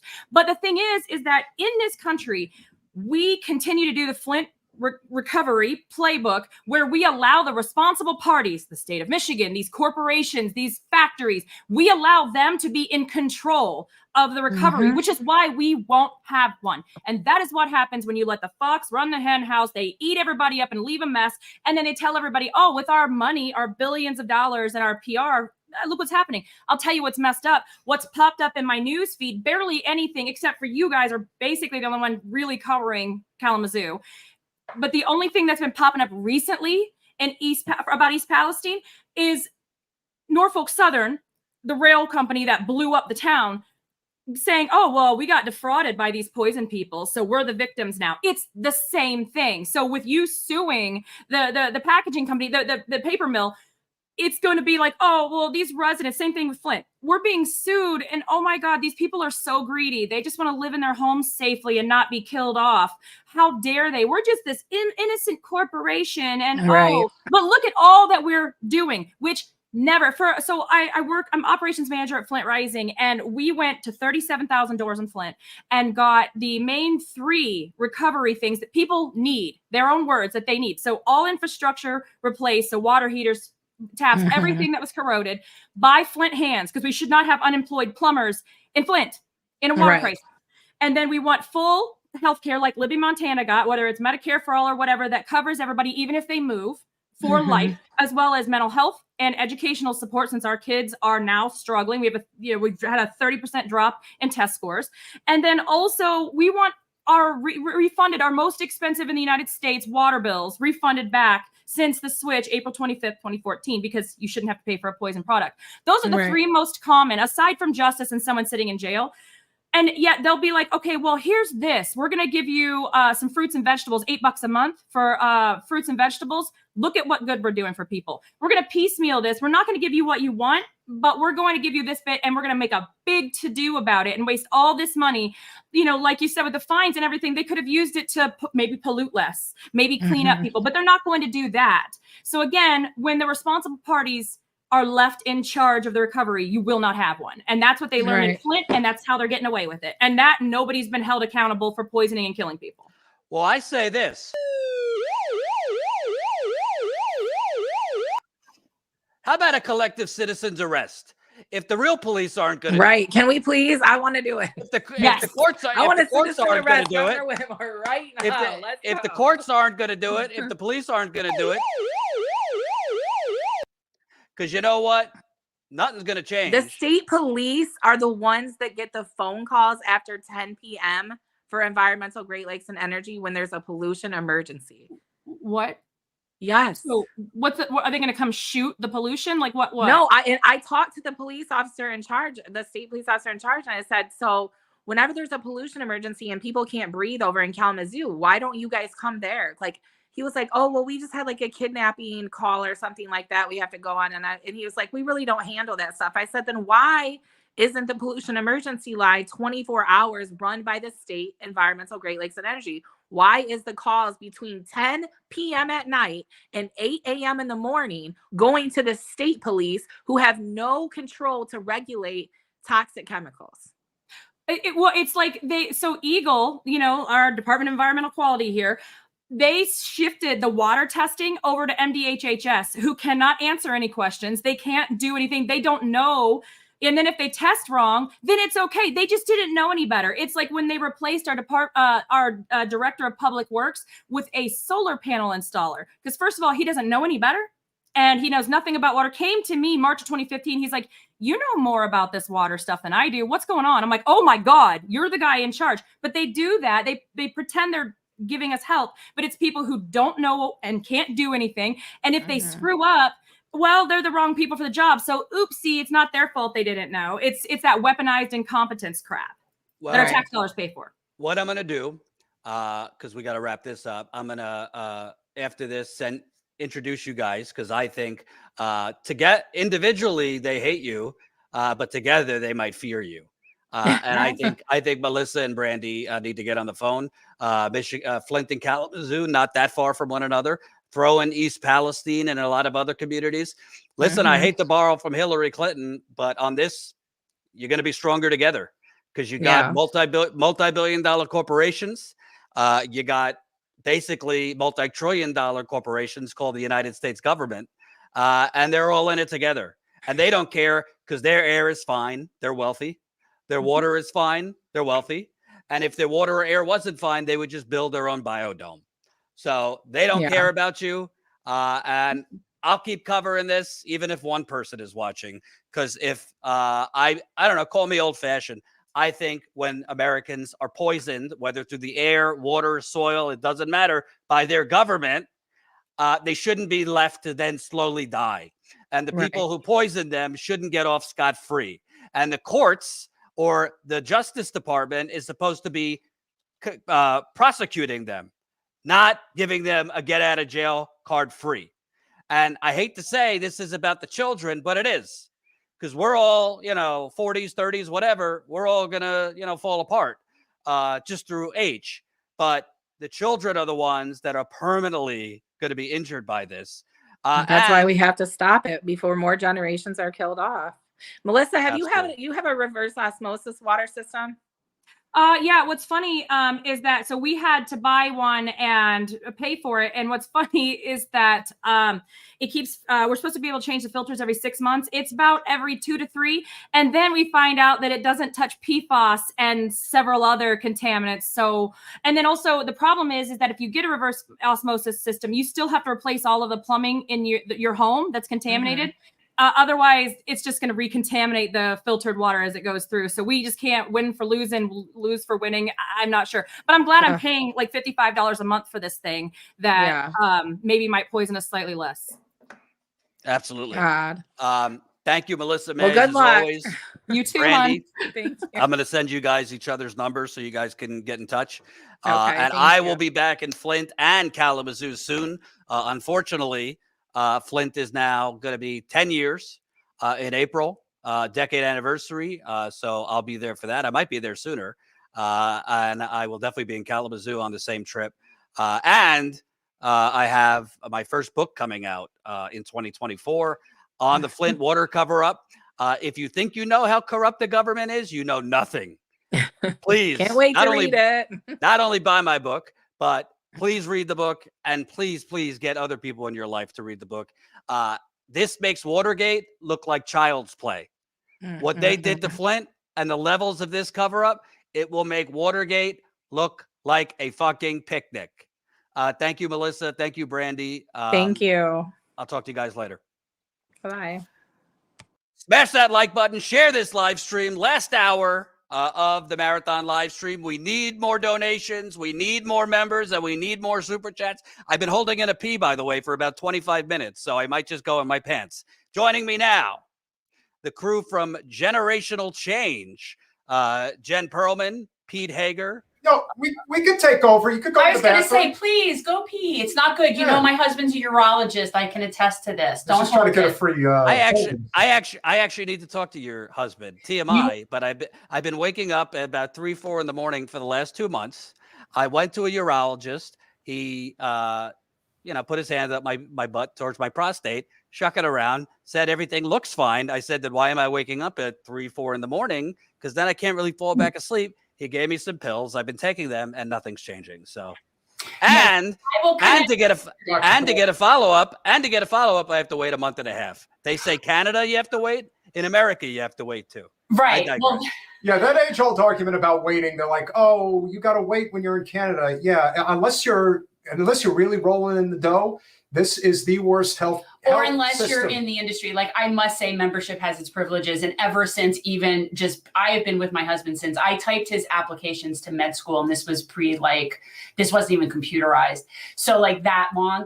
And so when you're in it this long, like, I have to admit, I don't wait to get things. I don't wait for a point. But it's just the way it is when you're That's a medical. privilege. It is.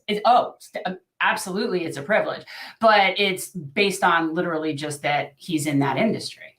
But yes, I can connect you with your friendly neighborhood, consulting urologist. Wonderful. Now, obviously that was pretty heavy.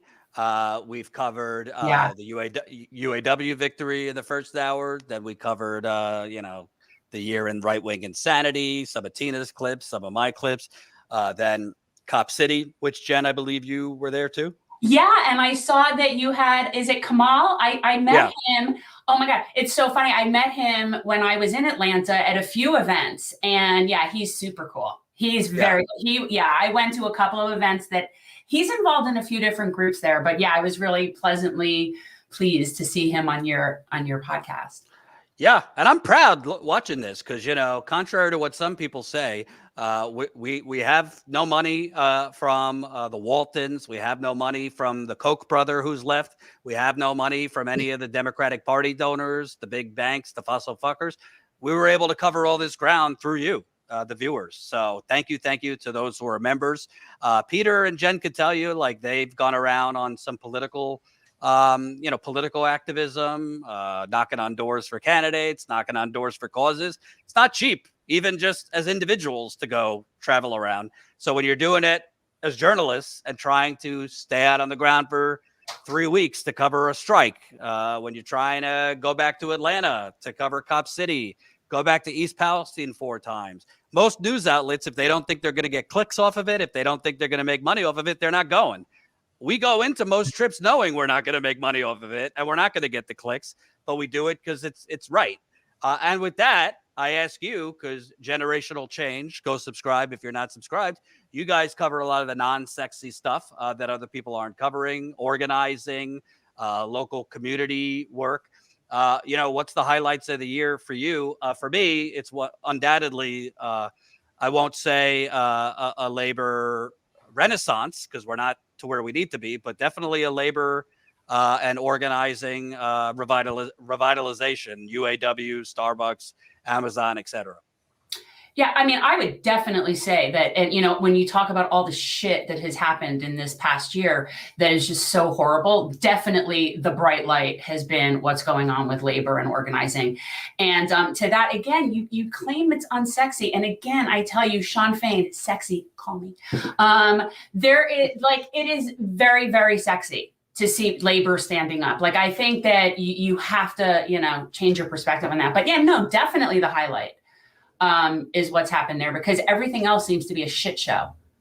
I think a lot of people are waking up to the realities of what's going on, and that is probably the best silver lining out of anything that's happening right now. And I would simply say that what's happening in Gaza was the tipping point, but a lot of people were waking up to, the fact that our dollar doesn't go far anymore, the fact that the constant lying about how good the economy really is when people do not have a living wage or health care, just basic necessities that most of the rest of the world takes for granted in some instances. But I do think that we are going to reach a breaking point in the not too distant future where people are just looking at this as, we're being scammed, we're being taken advantage of, and we will, without question, be standing up to that reality. And so while it does take time, I am confident going into 24 that it's going to get even better, even if the mitigating circumstances of what we're living through are getting worse and worse. Absolutely. Are we getting to talk to Gabriel? I haven't talked to him in a long time. Oh, cool. Yeah. Excellent. He'll be on shortly. It was tough because he's in Australia. So I know we're out of time. I got to ask you, because to me, I don't know if you had a political party that cared about people, if you had a political party that could read the tea leaves, maybe look where the wind is going, maybe they would latch on to this labor surge. Maybe the incumbent president would be proposing, hey, if you reelect me, I'm going to do A, B, and C. Whether we believe him or not is another story, but he could say, put me in there, put the, give the Democrats the Senate and Congress back. We're going to pass the PRO Act in the first 100 days. We're going to do X. We're going to do Z. But nothing. They're not promising anything, Biden or the Democrats. All you're getting, they're just taking the fundraising emails from 2016 and 2020 out of the saved folder, sprinkling in a few different words and images and refiring them off. Trump, fascism, this and that. But the problem is, I actually think Trump is a real threat, but people took your word for it in 2020. Vote for me. Trump is a threat, and we'll actually do things for you. We'll build back better. And then you did nothing other than Band-Aids and things that expire after a year. So I really think the young people are fleeing. Black voters are fleeing from Biden. Hispanic voters are fleeing. I think people, yes, they don't want Trump, but they've already seen Biden for 3.5 years. And their wallets, other than the UAW workers, are not better. Their student loans are back. They see what's going on in Gaza. I think unless something significantly surprising happens, I think we are headed for a very, very, very, very dangerous situation in America next year. Yeah, I would actually say that in some ways I almost respect the Democrats for not offering something that they're not going to give us anyway. It's almost like, the veil is removed. We know they're not going to do anything. They're not even bothering to pretend they're going to do anything. Because even if they were out making a whole bunch of promises, I mean, does anybody believe them anymore? It's really silly. And by the way, regardless of how scary Trump is, one thing I can say about him for a fact is he is not currently contributing to a genocide.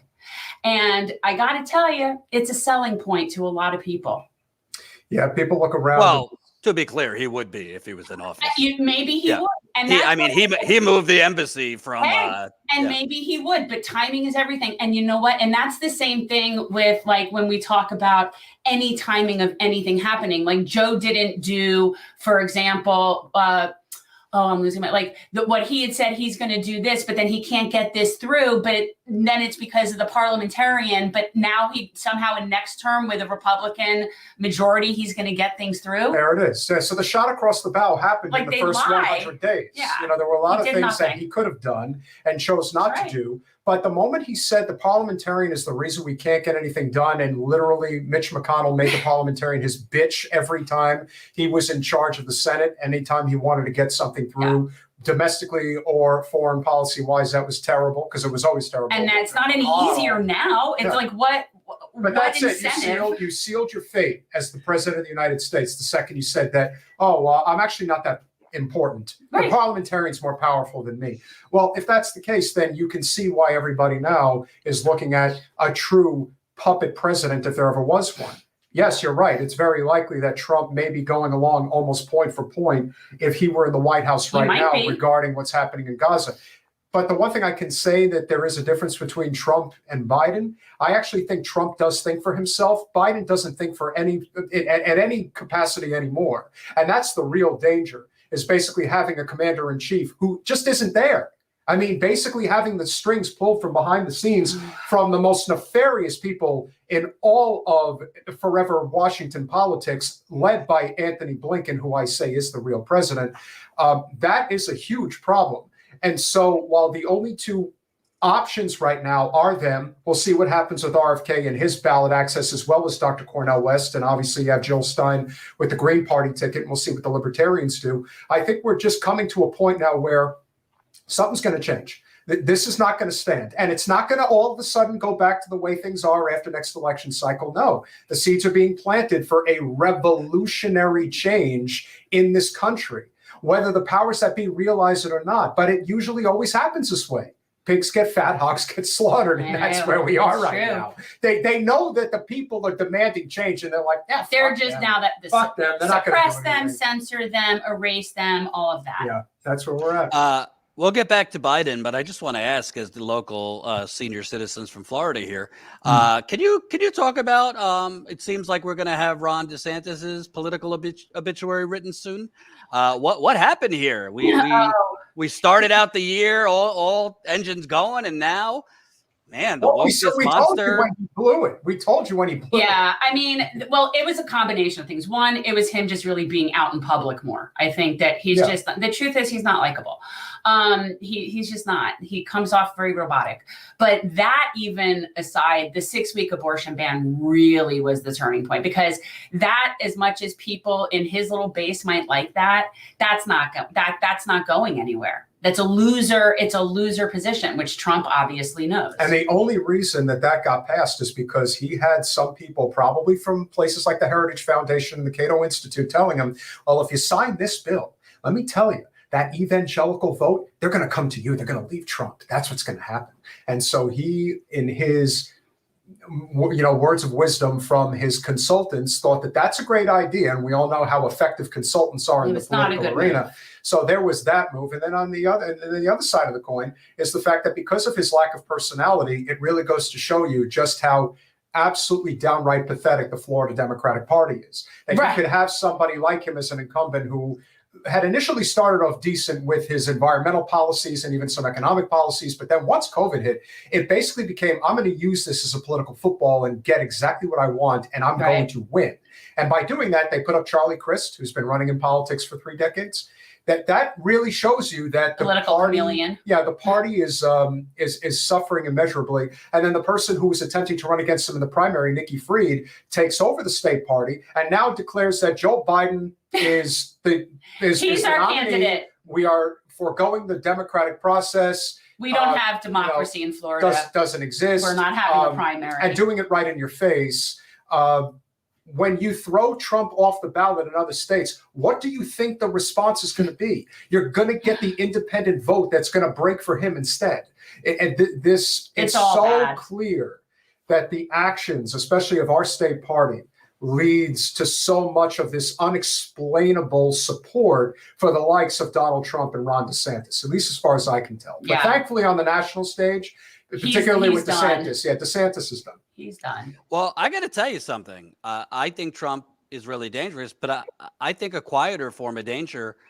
If something happens, and I've said this for a while, I don't think it's out of the question that Trump drops out, particularly if one of these trials, not the porn star one, but real criminal ones, starts before the election. I grew up in New York. Peter, you grew up nearby. If anyone knows the history of Donald Trump, I think he would sooner take himself than go to prison. He's a germaphobe. He does not like shaking people's hands. He has people carrying around hand sanitizer. He's got an aide just to carry around hand sanitizer. I think he would sooner make a deal and just call it the deep state took down our movement if he actually believed he was going to be convicted. I don't think the classified documents case is going to start before the election. Possibly the January 6th one will start. I don't know if he'd be convicted, but I think there's a chance he would. Let's say, for argument's sakes, he's out. I think Nikki Haley is George W. Bush with different parts. I really do. If you hear some of the shit she says, she just said the other day about Palestinians, well, why do you think Egypt won't take them? You can't tell which one's innocent and which one's a terrorist. She was a UN ambassador. She seems to like every war that Bush and Cheney liked.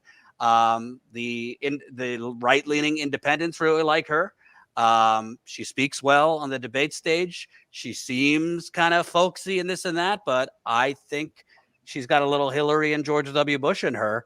What do you make of her? As of now, I don't think she has a chance to win the nomination. But again, I think she has a chance to be Trump's vice president. He did choose Mike Pence to get some of those moderates and evangelicals. Why wouldn't he do the same thing with Nikki Haley? Yeah. Oh, I said a long time ago that that's who he would pick. Like, if he was smart, that's who he'd pick for his running mate. Like, she would definitely be really good addition to his ticket. I don't know that he'd be willing. I don't know that he's willing to share the spotlight with someone like her, but she'd be definitely an asset. She's horrifying to me. She's a warmonger to the nth degree and completely placating to like some of the most like racist components of our society, and we talked about the question that she was asked the other day. And yeah, it might have been a Democratic plant asking her what was the cause of the Civil War, just knowing that she was going to skirt the issue. And it isn't that she did it, it's why she did it.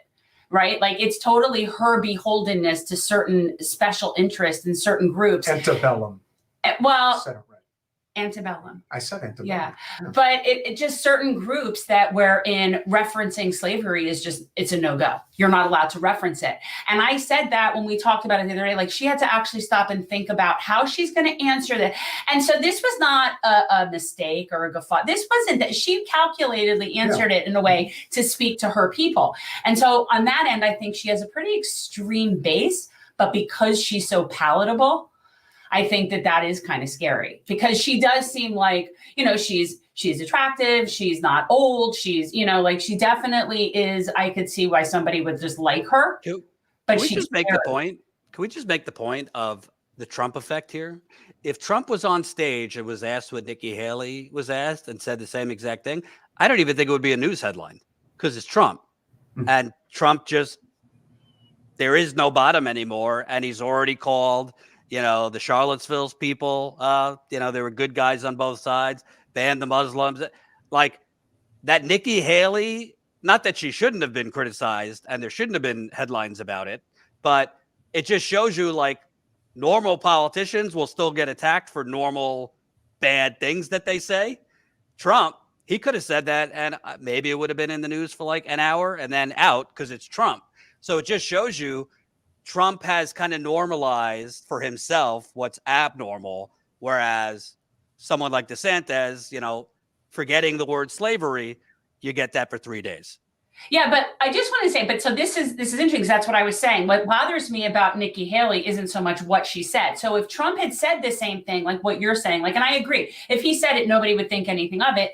And I would even think less of it because of this, exactly what I'm saying. He would just say, because it didn't come to mind, because he doesn't he just doesn't think before he opens his mouth, and he's a buffoon. She, on the other hand, is extremely calculating, conniving, really thought it through, thought about, the reason nobody takes him seriously is because they know that he just spews out of his mouth. She's not like that. That's, to me, even I find that more threatening. I know we've talked about this before, but the real power of Trump and the reason why he's lasting and the reason why his base is so strong is because there really is a very strong anti-war component on the political right. And the neocon part of the Republican Party has been taking its lumps for quite some time. They desperately want to get back into the levers of power. The Karl Roves of the world, the Mike Pompeos, the Bill Kristols, the John Boltons, they want those levers of power again. They desperately want them, and they know somebody like Nikki can be sold to the wine moms in the suburbs because she's slightly moderate on abortion. And she doesn't put out mean tweets. Yeah, and so that palatability for vapid voters, which unfortunately makes up a significant portion of the upper middle class voting demographic, they will pull the lever for her, especially against somebody like Joe Biden, who they will then see as basically completely over the hill. Whereas with somebody like Donald Trump, they may still revert back to him, depending on where the vote splits are coming from, where they just don't want to have somebody like him in power. Them together would be formidable. They would, but Haley would be that would be. I don't think Trump's base wants any part of the neocon side of the Republican Party, which is why you could potentially see somebody like a Kristi Noem, who is what she is. She's a country bumpkin senator or governor, from South Dakota, or you could have Joni Ernst, a country bumpkin senator from Iowa. That type of person is more likely to be palatable to the Trump base because they won't upstage him and because they're not neoconish in their political acumen. Whereas Nikki Haley, I mean, she's Boeing's little darling. And she has been for a very long time. Yeah. So for her to get the opportunity, the fact that she's close, the fact that DeSantis is completely fading out of the picture, the fact that she just needs a decent second place showing. She's the non-Trumpy Republican choice. The whole point of this whole run. They've picked her. On the Democratic side, we all know what it is. Get to the convention and let Newsom take over if Joe can't go, which of course is what most people think will happen. And then on the GOP side, it's very simple. Nikki Haley's going to get the second most amount of delegates after Trump. And then if they can figure out a way to get Trump out in July as well, then Nikki Haley becomes the de facto nominee. How the two parties get split over the course of that process, that's where it really comes down to. So you just basically projected a Newsom-Haley showdown. Well, Nikki Haley is beating Joe Biden head-to-head by over 10 points. Absolutely. Absolutely. As well she should. As well, Peter, can I ask you, is President Clinton available? Uh-oh. You want the old man. I always feel like I need a shower after Bill's been here. Because I have a couple questions.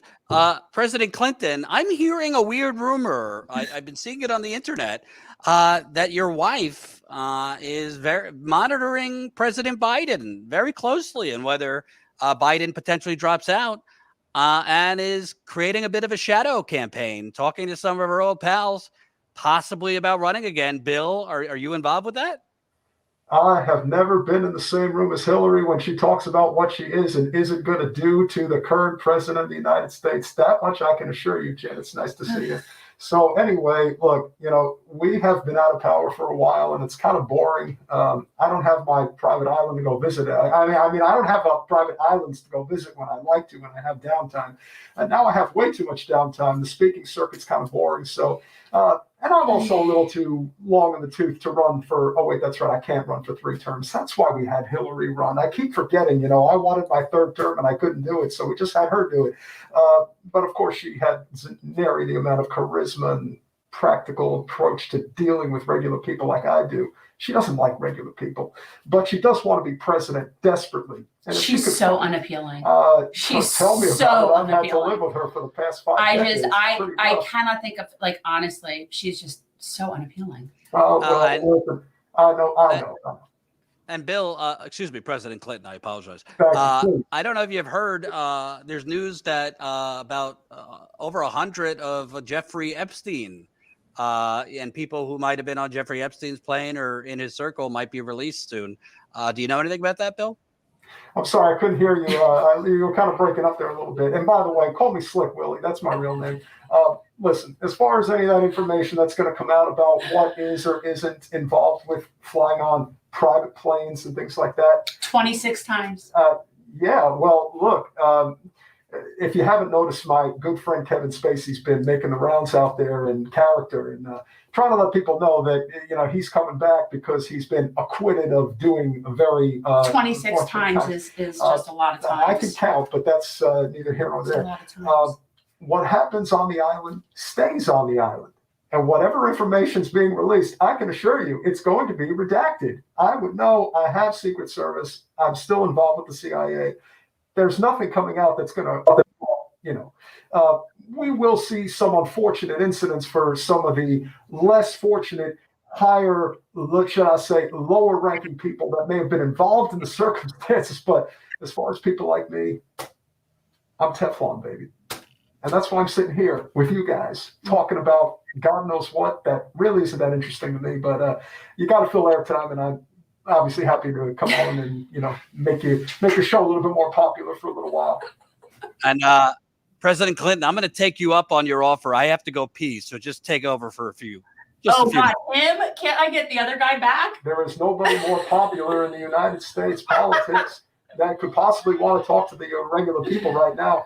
I'm here to let you know that if you have any thoughts that this country is going to move in the right direction, I can assure you that's not happening. Nah. Am I right, Jen? No, it's not going anywhere. Yeah, it's not going that way. No. Now, as far as Hillary is concerned, and as far as what may or may not happen to Joe Biden if he ends up taking a nasty spill down the stairs, That honestly, coming out of your mouth normally to me that sounds like a threat, but when we're talking about him, it's just really a matter of fact. Isn't that the beautiful thing about it? Yes. Talk about plausible deniability. That's like I said. You cannot. A slip and fall is perfectly set up right now. I must say, slip and fall down the jetway or whatever Air Force One could do it. Hey, listen, I know a thing or two about meeting on the tarmac with people that I shouldn't have been meeting with and kind of messing things up. But let me assure you that a slip and fall from the current president is not out of the realm of possibility. No, it would seem totally real, and it would require minimal setup. Oh, it would require not only a minimal setup, but he could definitely take that spill, and you might not hear from him again. You might, and here's the thing: is nothing would fundamentally change. Nothing would fundamentally change. No, nothing would change. But like I said, Hillary definitely wants to get that brass ring. She'll be asking for it until the day she dies. But there is really no way that we can slip her into the presidency because, unfortunately, the people still have the right to vote. And until we can completely take that away, I mean, listen, we have completely taken away the ability to vote in the Democratic primary. We get to pick our candidate. And if you don't like it, you can kick rocks or leave the party. We don't care. At the general election, they're wanting you to cancel student loan debt because Biden is not pulling the strings. The only thing I'm canceling are the weak-minded people who weren't smart enough to get into schools like Georgetown like I did. I'm a Rhodes Scholar, mind you, and I earned those degrees. And I've used them very efficiently over the past several years. But just remember, as much as I would love to be back in the White House again, I really don't have much of a chance with Hillary thinking that she's going to slide in. I slide into DMs every once in a while.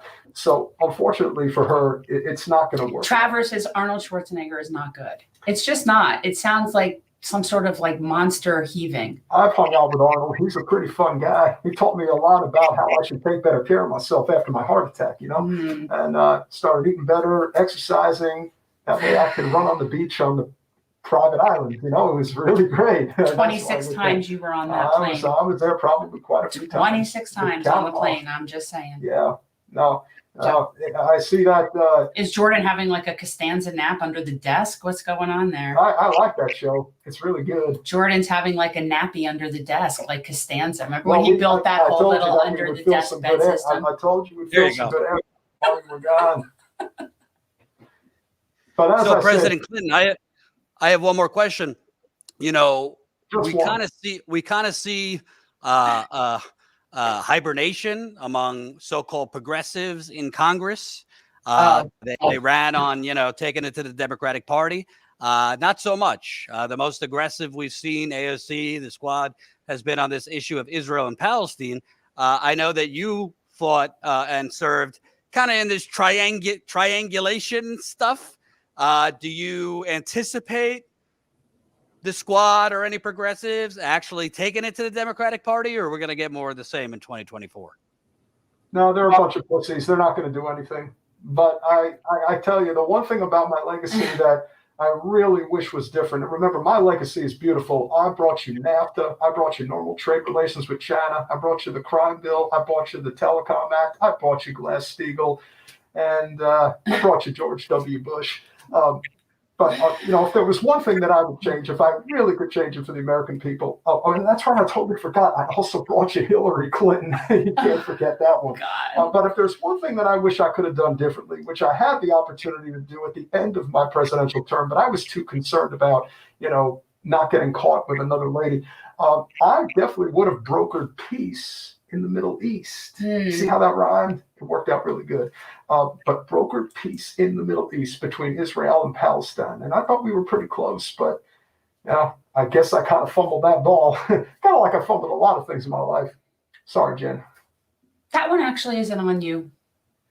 Well, thank you for giving me a little credit. I'm just saying, everything else, of course, was you, but that one's not really. But the last thing I'll say before I go is, remember, ladies and gentlemen, 24, it'll be just like before. You're not going to change much. And you'll get nothing. And you'll like it. Bye. Absolutely. Thank you, President Clinton. I actually think, honestly, in all seriousness, if it's Biden, if it's Trump, and it comes down to one or two states, I think Biden's reaction or lack of reaction to the slaughter and genocide in Gaza could cost them Michigan in particular. Look at Dearborn, the highest population of Arab Americans in the country. They are fleeing from Biden. If it comes down to 20, 30, 40, 50,000 votes, which it can, that can make the difference. There are young people who were fed up with Biden on other things, but this has put them over the edge. America basically paying for the genocide going on right now in Gaza. Yeah, it's actually bigger than that. I think it's actually bigger than when you say like the Arab community, because it really is the Muslim community. And that community is way more diverse than people realize. The community of people that have sympathy and tend to side in their minds with the plight of the Palestinians is a lot bigger than just Arabs, and the Muslim connection is definitely big. I don't think people realize that there's plenty of people that are in that community that are not Arabs. Yeah, that's a very big part of it. And I think if you're looking at the electoral map, there's no question that one of the major states is going to automatically swing back to the GOP, most likely Georgia. Arizona remains to be seen. But if Georgia and Michigan swing to the GOP, it's 32 electoral votes. That's the election. So something's going to give. And the blacks are transferring, the black men are transferring over in like droves, leaving from the party. Now, I don't think that, but that's the thing about the black vote that I think will be very significant in the election. I think the black vote really likes Trump. I don't think it's a question of them liking the GOP. And I think a lot of them are just fed up with the Democratic Party. Yeah. Trump is just a very unique political figure at a very unique inflection point in our history. And the fact that the way that it's being done, listen, the justice system is going to do what it's going to do. But the fact that the people who are the loudest in the room saying that Trump should get lost are the very people that are the reason why our country sucks. Why we have Trump in the Why first we place. have him in the first I actually think he's the best representative of what our country is. I can't think of a better representative for the United Corporations of America. We are the Biff Tannen Back to the Future 2. That is us. And we're at that point. That is who Biff Yeah, no, was based on. I know. That character was totally based on Trump. But that's where we are. I actually think he represents exactly where we are. And it's interesting when people find him so appalling, but yet they go day to day and not find our whole country appalling. I mean, how can it, to me, I think he's better representative of what we are. That's disgusting. I also think when you're going to do what you're going to do regarding the primary process, the Democratic Party has decided arbitrarily, as it has since 2016, that you do not have the right to elect your candidate for the nomination. Then how do you think the average voter who is at least somewhat aware of what's going to respond to something like that? They're not going to support you. And that's only scratching the surface. There's many other layers that go into it. You know, the idea that people perceive what's happening to Trump as something of a witch hunt, and maybe in some respects it is. I think it's a little of both things. I think there's definitely legitimate grievances. Sure. But when you tackle the reality that in their mind, in the corporate neoliberal establishment's mind, that if we just got rid of Trump, everything will be fine. That's not the way that this is going to go. And they're also still trying to sell that things right now are just fine. In fact, they're good. And we don't have to do anything. Well, unemployment is down. Yeah. Did you know that unemployment is down? Except they're not telling you why unemployment is down. They don't account for the fact that they don't count when people are holding 2 or even 3 jobs at once. They don't account for people who stop looking for work. How about the fact that they're just shit jobs? How about that? Come on, you don't want to work. And Jordan, thank you, Jen. This just came to my mind. What, that we have shit jobs? Have you guys been paying attention on whether it's our channel, Jordan's channel, or any other channel, these ads that Amazon has been putting out during the holidays? These little sympathy ads showing the Amazon workers' kids in advertisements talking about how great it is to work at Amazon and how great their parents are. Nice union busting. You sick bastards. Oh. But you know what? Nobody believes them. Nobody believes that. Well, we're beholden to them because we're beholden to them. But I don't think that many people are under a delusion that it's like that he's a good guy and it's a good company. I think people realize it is what it is. Desperate people. Quick detour, important detour. Joining us now is Gabriel Shipton, brother of Julian Assange. I definitely wanted to make sure as part of this broadcast, we had Gabriel on to remind people that Julian is still a political prisoner. There is news pertaining to continued efforts to extradite him to the United States, as well as other news. Definitely sending our good wishes to you and your family, Gabriel. Tell us the latest. We know that in February, I believe, is the final appeal for your brother. Is that correct? That's right. He'll have a hearing February 2021 in the UK courts, and that hearing will be to decide whether he is allowed to appeal. It's actually a in-person hearing of an appeal application, and so at that hearing, the judges will decide whether they'll give leave to appeal or not. And if they reject that appeal application, then Julian could be extradited very quickly, say within 24 hours. We already know the Home Office in the United Kingdom has already been making plans of how they can get him out of the UK as quickly as possible once those judges make that decision. So this appeal, as Julian's been waiting. I mean, Julian's had an application in since I think July last year is when they submitted this application. So he's still in prison. He's not convicted of any crime, and this endless court proceeding just rolls on and on. his 5th Christmas. He just spent his 5th Christmas in maximum security prison just outside of London called Belmarsh. It's a horrible place. It's I've been there many times, and it's so oppressive, and it's full of convicted murderers, terrorists, these sorts of people that Julian is in there with while he fights this extradition. And this year we saw more politicians in the U.S. sign on. I mean, the most they did was send letters to Biden or Merrick Garland. But we did see more politicians finally speak up. We've also seen more media outlets. The New York Times and 4 major European outlets did a kind of joint op-ed calling for an end to this prosecution. I know it's slow, but have you seen more momentum in terms of politicians, media in 2023, trying to pressure the Biden administration to stop this? Yeah, we have. I think there was 6. It's the letter you're talking about from the Congress people was a bipartisan letter. It even had a senator on it, Senator Rand Paul from Kentucky. And it was a bipartisan letter to President Biden calling on him to drop the charges. There's also now a resolution that is, I think, before we'll go to the Judiciary Committee. So that came about just at the end of this year, and we'll keep lobbying to get more and more co-sponsors onto that resolution. I think there's about 8 at the moment. So we're continuing to lobby all the time in Washington, and yeah, we are seeing the momentum in Congress build around this issue, around Julian's issue, which is really encouraging. There was a letter of 8 Congress people last year, and 16 or 15 this year, and now this resolution, which we hope we can keep building on that momentum.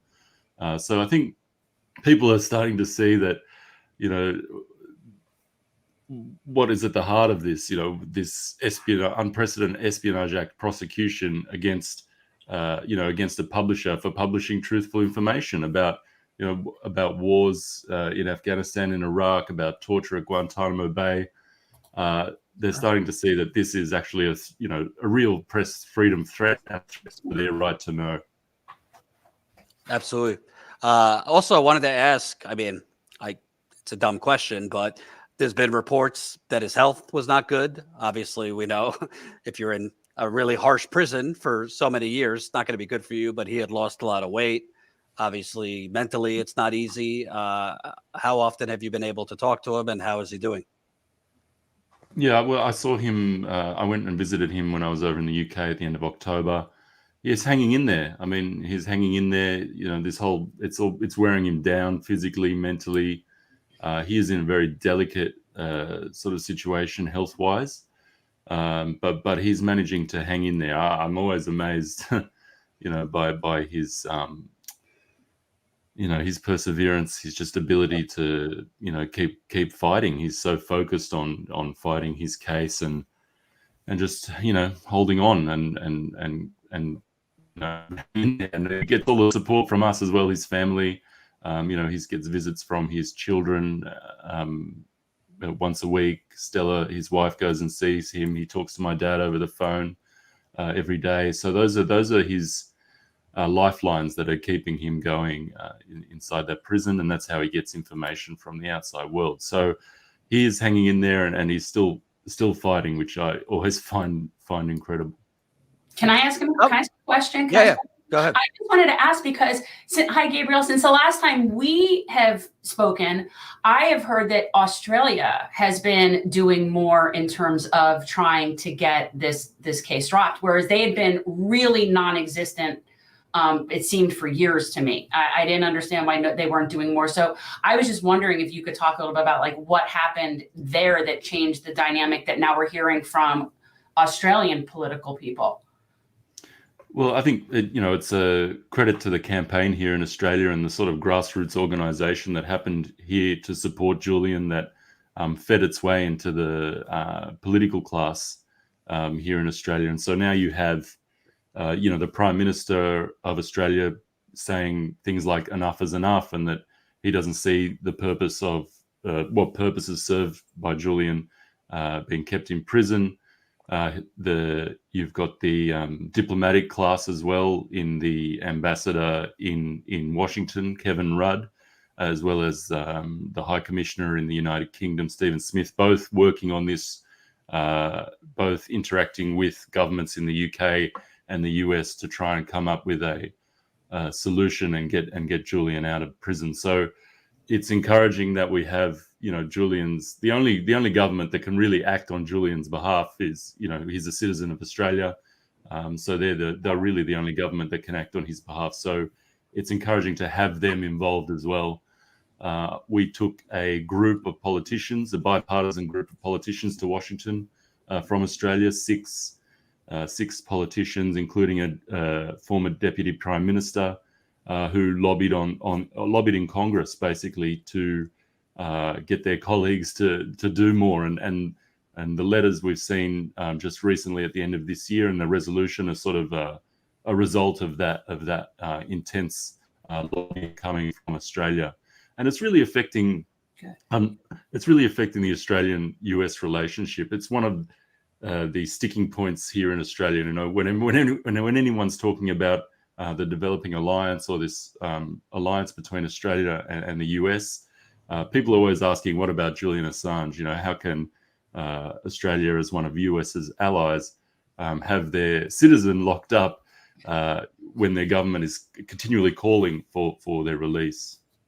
Exactly. And I'd be curious what you think. I think I know what Julian would think, but you get all this lip service in America about the free press. Biden's administration, had a press day at the White House. Meanwhile, I think over 100 journalists have been killed in Gaza. Palestinian journalists, American journalists, they're being killed in large part by bombs we're paying for. It seems that the freedom of the press and just protection of the press, life or death, is being whittled away, the more and more time that passes. Yeah, that's exactly right. I mean, I think I don't know how, I'm not sure what goes on in Secretary of State Blinken's mind when he does these tweets about press freedom.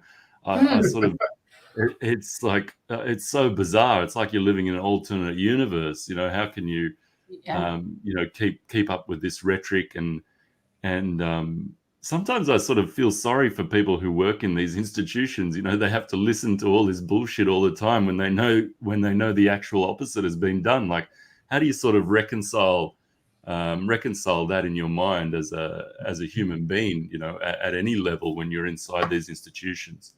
And I think, people seeing this sort of stuff and working inside these places, like, we know there's there's good-hearted people out there, and I think that's how we come across people like Chelsea Manning or Edward Snowden.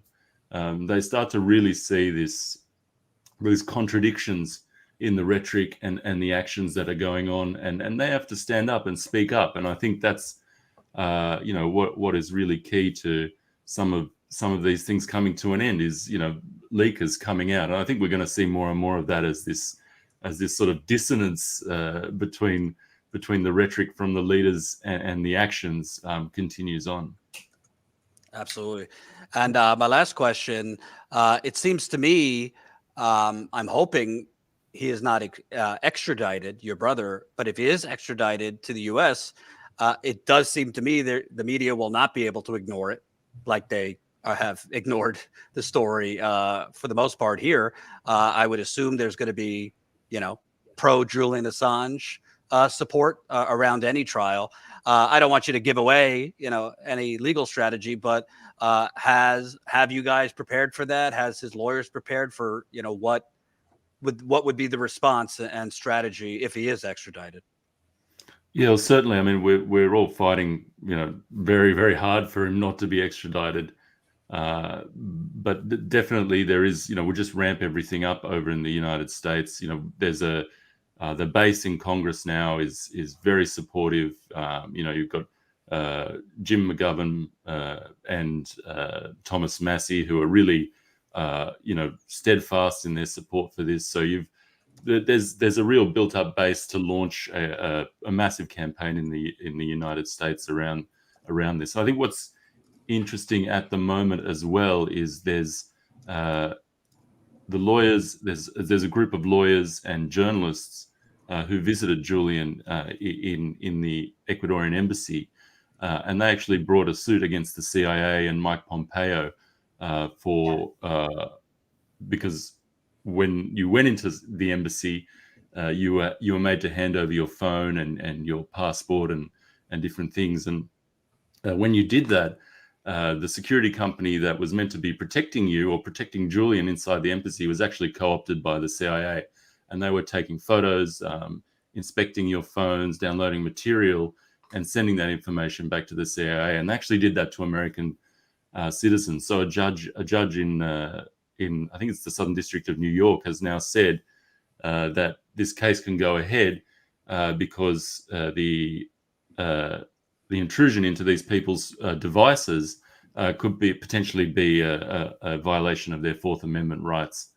So there's these sort of offensive legal proceedings that are going ahead, which will, I think, really sort of change the tone of the trial if Julian ever comes to the United States, because it's just full of all this malfeasance of, the CIA is behind on Julian's meetings with his lawyers, with his doctors inside the embassy. I mean, that should be enough just to have it thrown out of court. So we'll see if Julian's extradited. I think you see the temperature really rise around those points, particularly when, if you look back to the Pentagon Papers, that's how Daniel Ellsberg's case got thrown out. The plumbers were spying on his doctors, on his psychiatrists. So I think the sort of points around that will really, really come up and be reported on more properly if Julian is extradited. Not to mention, not that I have a lot of respect for the UK proceedings in your brother's case, but I think it should be kind of relevant that reports are the US CIA was planning to kidnap and assassinate your brother. I think that should kind of have a little bit to do with, is this a legitimate prosecution if the government that's prosecuting him got caught trying to do an extrajudicial kidnapping and assassination? Yeah, I mean, it's an absolute outrage. I mean, the CIA were basically running a black site in the middle of London, next door to Harrods, the famous shopping centre. It's the more you dig into this, dig into Julian's persecution, the more corruption, malfeasance, and abusive process. It's full of it. It's everywhere. And I think if the case comes to the United States, that will all be unearthed. And some people will be very, there might be even criminal proceedings against people. I mean, Tucker Carlson has been calling for a criminal proceeding against Mike Pompeo over his plan to kidnap and murder Julian from when he was in the CIA. Gabriel, it's great to see you again. The one thing that I will say is the fact that the lawsuit against the CIA is being allowed to proceed. And that in many ways could be through disclosure. A lot of things that will come out about the CIA that they're not going to like. That was a Trump-appointed judge, too, from my understanding. Yeah. And so there is a possibility of that sort of grand bargain where they're just going to say, all right, well, I guess we have to drop the charges now because we really don't want this information to come out. But who knows? You never know how this is going to unfold. But just know that there are millions upon millions of people in this country and around the world that support your brother and that believe in the freedom of the press. And that's never going to change. I think if Julian gets extradited here, I think that'll be like the convergence of so many things that will lead to ultimately like a complete revolution in this country. Because between that, Cop City, what's going on with Palestine, what's going on with labor in this country, I mean, that would be like the convergence almost of like the seventh circle of hell in terms of protesting. And I think it would just be off the charts. Well, we hope he's not. We're sorry for what you and Stella and the kids and everybody is going through, but glad we could have you on for a little bit. Is it New Year's yet in Australia? Yeah, it's New Year's Eve. Yeah, it's New Year's All Eve. right. So it's All almost right. 2024. So go have a little eggnog there or whatever. It's tomorrow. It's tomorrow, but it's tomorrow morning. You're in the morning time. Yeah, I'm in the future. That's right. So thank you for joining us from Australia, and we'll keep in touch. Okay, peace, guys. Thanks. Bye-bye. Thank you, Gabriel. And generational change. Do I have it right that you guys have a show coming up tonight? We are Right going to now. do it. We're going to go. We're taking full advantage of coming on your show and telling people now that you're ending to come on over to our party. Well, There you go. We're already dressed up, so we might as well have somewhere to go. So we might as well just do a stream. Let me read these super chats before I bid you adieu. Kevin, $10. Thank you, Kevin. Jordan, I'm very interested in initiating a draft Sean Fain for president of the United States. I sent you a contact for email. Can you opine on this, please? Hey, let's have him create a general strike first before you draft him for president. I can see him running with Cornel West. He could run for president with Cornel West and have a do a general strike as part of his campaign. Like that could be it. Email me. I'll pass it on to my UAW people. Jordan Chariton at StatusCoup.com. Jordan Chariton at StatusCoup.com. I'll send it over to them. Tony $1.99. What exactly happened to cause the poisoning? I think you're talking about Kalamazoo. I described that during the interview. Kevin, another $10. Jordan, you and Tina were discussing people who haven't recovered from the Great Recession. Have you seen the 5-part documentary series called The Con? The series is available online for free. I have not. I'll have to check that out. Very interested in that. I think there's a lot of bullshit that goes on in our media about economic recovery and the strongest recovery. Well, working people, maybe you're technically not on the streets, but a lot of people were forever damaged from the 2008-9 financial crash and never recovered, not to mention the economic harm from COVID. So it's a lot of nonsense that comes from corporate media. Emoji, $5. We need to find a way to funnel this great journalism into organized political pressure. Well, first, funnel your dollars into this great journalism so we can do more of it. Please, please. We're wrapping up soon. If you haven't donated yet, statuscoup.com/donate. Donate $5 or $500. Help us get stronger for 2024 and sign up as a Status Coup member. We've only gotten one new member since we've been live, so hopefully we could step that up as we go. Thank you to Kevin signed up while we were live. Let me go to Nadia, another $10. They send their kids to boarding schools in Europe. Fluency in languages by immersion at the right age is a motive, but the poisons are doubtless a big factor too. Second, houses where air are clean. Thank you very much. Moral compass, $5. Ignorance equals bliss. Ignorance equals corporation taking advantage of us. Yes. Indeed. I love the reference to the mushroom too, by the way. Awesome. Excellent. Nadia, another $10. Cop cities are going up fast in all blue cities because capitalists know which side they're going to screw in 2024. 40 million plus workers disabled by long COVID in the USA also help explain low unemployment. That's another great point because it's certainly not covered in the media, but we're going to have a real disability problem. Yeah. We're going to have a real disability problem in the next 5 years in this country. They're expecting riots. They're expecting a revolution. And that is exactly why cop cities are happening everywhere. They know that the revolution is coming. And I also want to point out, since this isn't always something that a lot of this channel particularly watches, even though they're definitely more on the libertarian side, Joe Rogan recently had on a gentleman named Brigham Butler, I think it's his last name. He used to work for Big Pharma. And he basically is just like telling you, oh, it's a scam and it's even worse than you think. And just listening to that interview, and I'm telling you, we're not that far off. I really believe that. I really Julian believe that Assange being extradited, I really think there is a sort of great awakening that's happening right now. And people are recognizing that the system is completely broken and that you cannot band-aid it into recovery. No. You have to break it apart and start again. That's what you're going to do. Absolutely. And we will do something, but as a reminder, we're coming up on a year anniversary, unfortunately, of the passing away of Paul, who was, I guess, our go-to guy in the Status Coup chat from the beginning. Paul, I wish I knew his actual last name. I don't. He just went by as Paul XBSOG, never missed a stream, always in the chat, fought in fierce defense of me and Status Coup whenever the trolls came in. Died too young. We'll definitely give him another shout out. Paul was a good guy. He was on our streams at times as well. He was a good guy. Yeah, absolutely.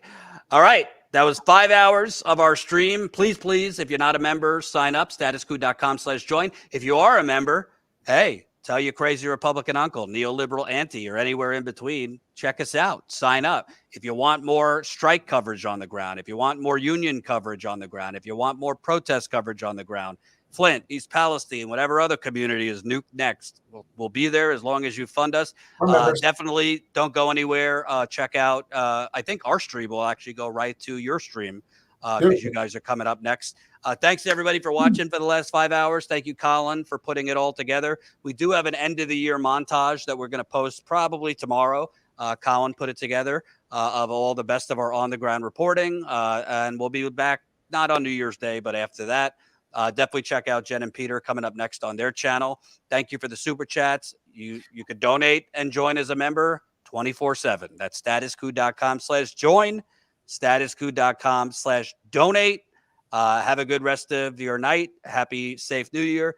And check out Jen and Peter coming up next on their channel.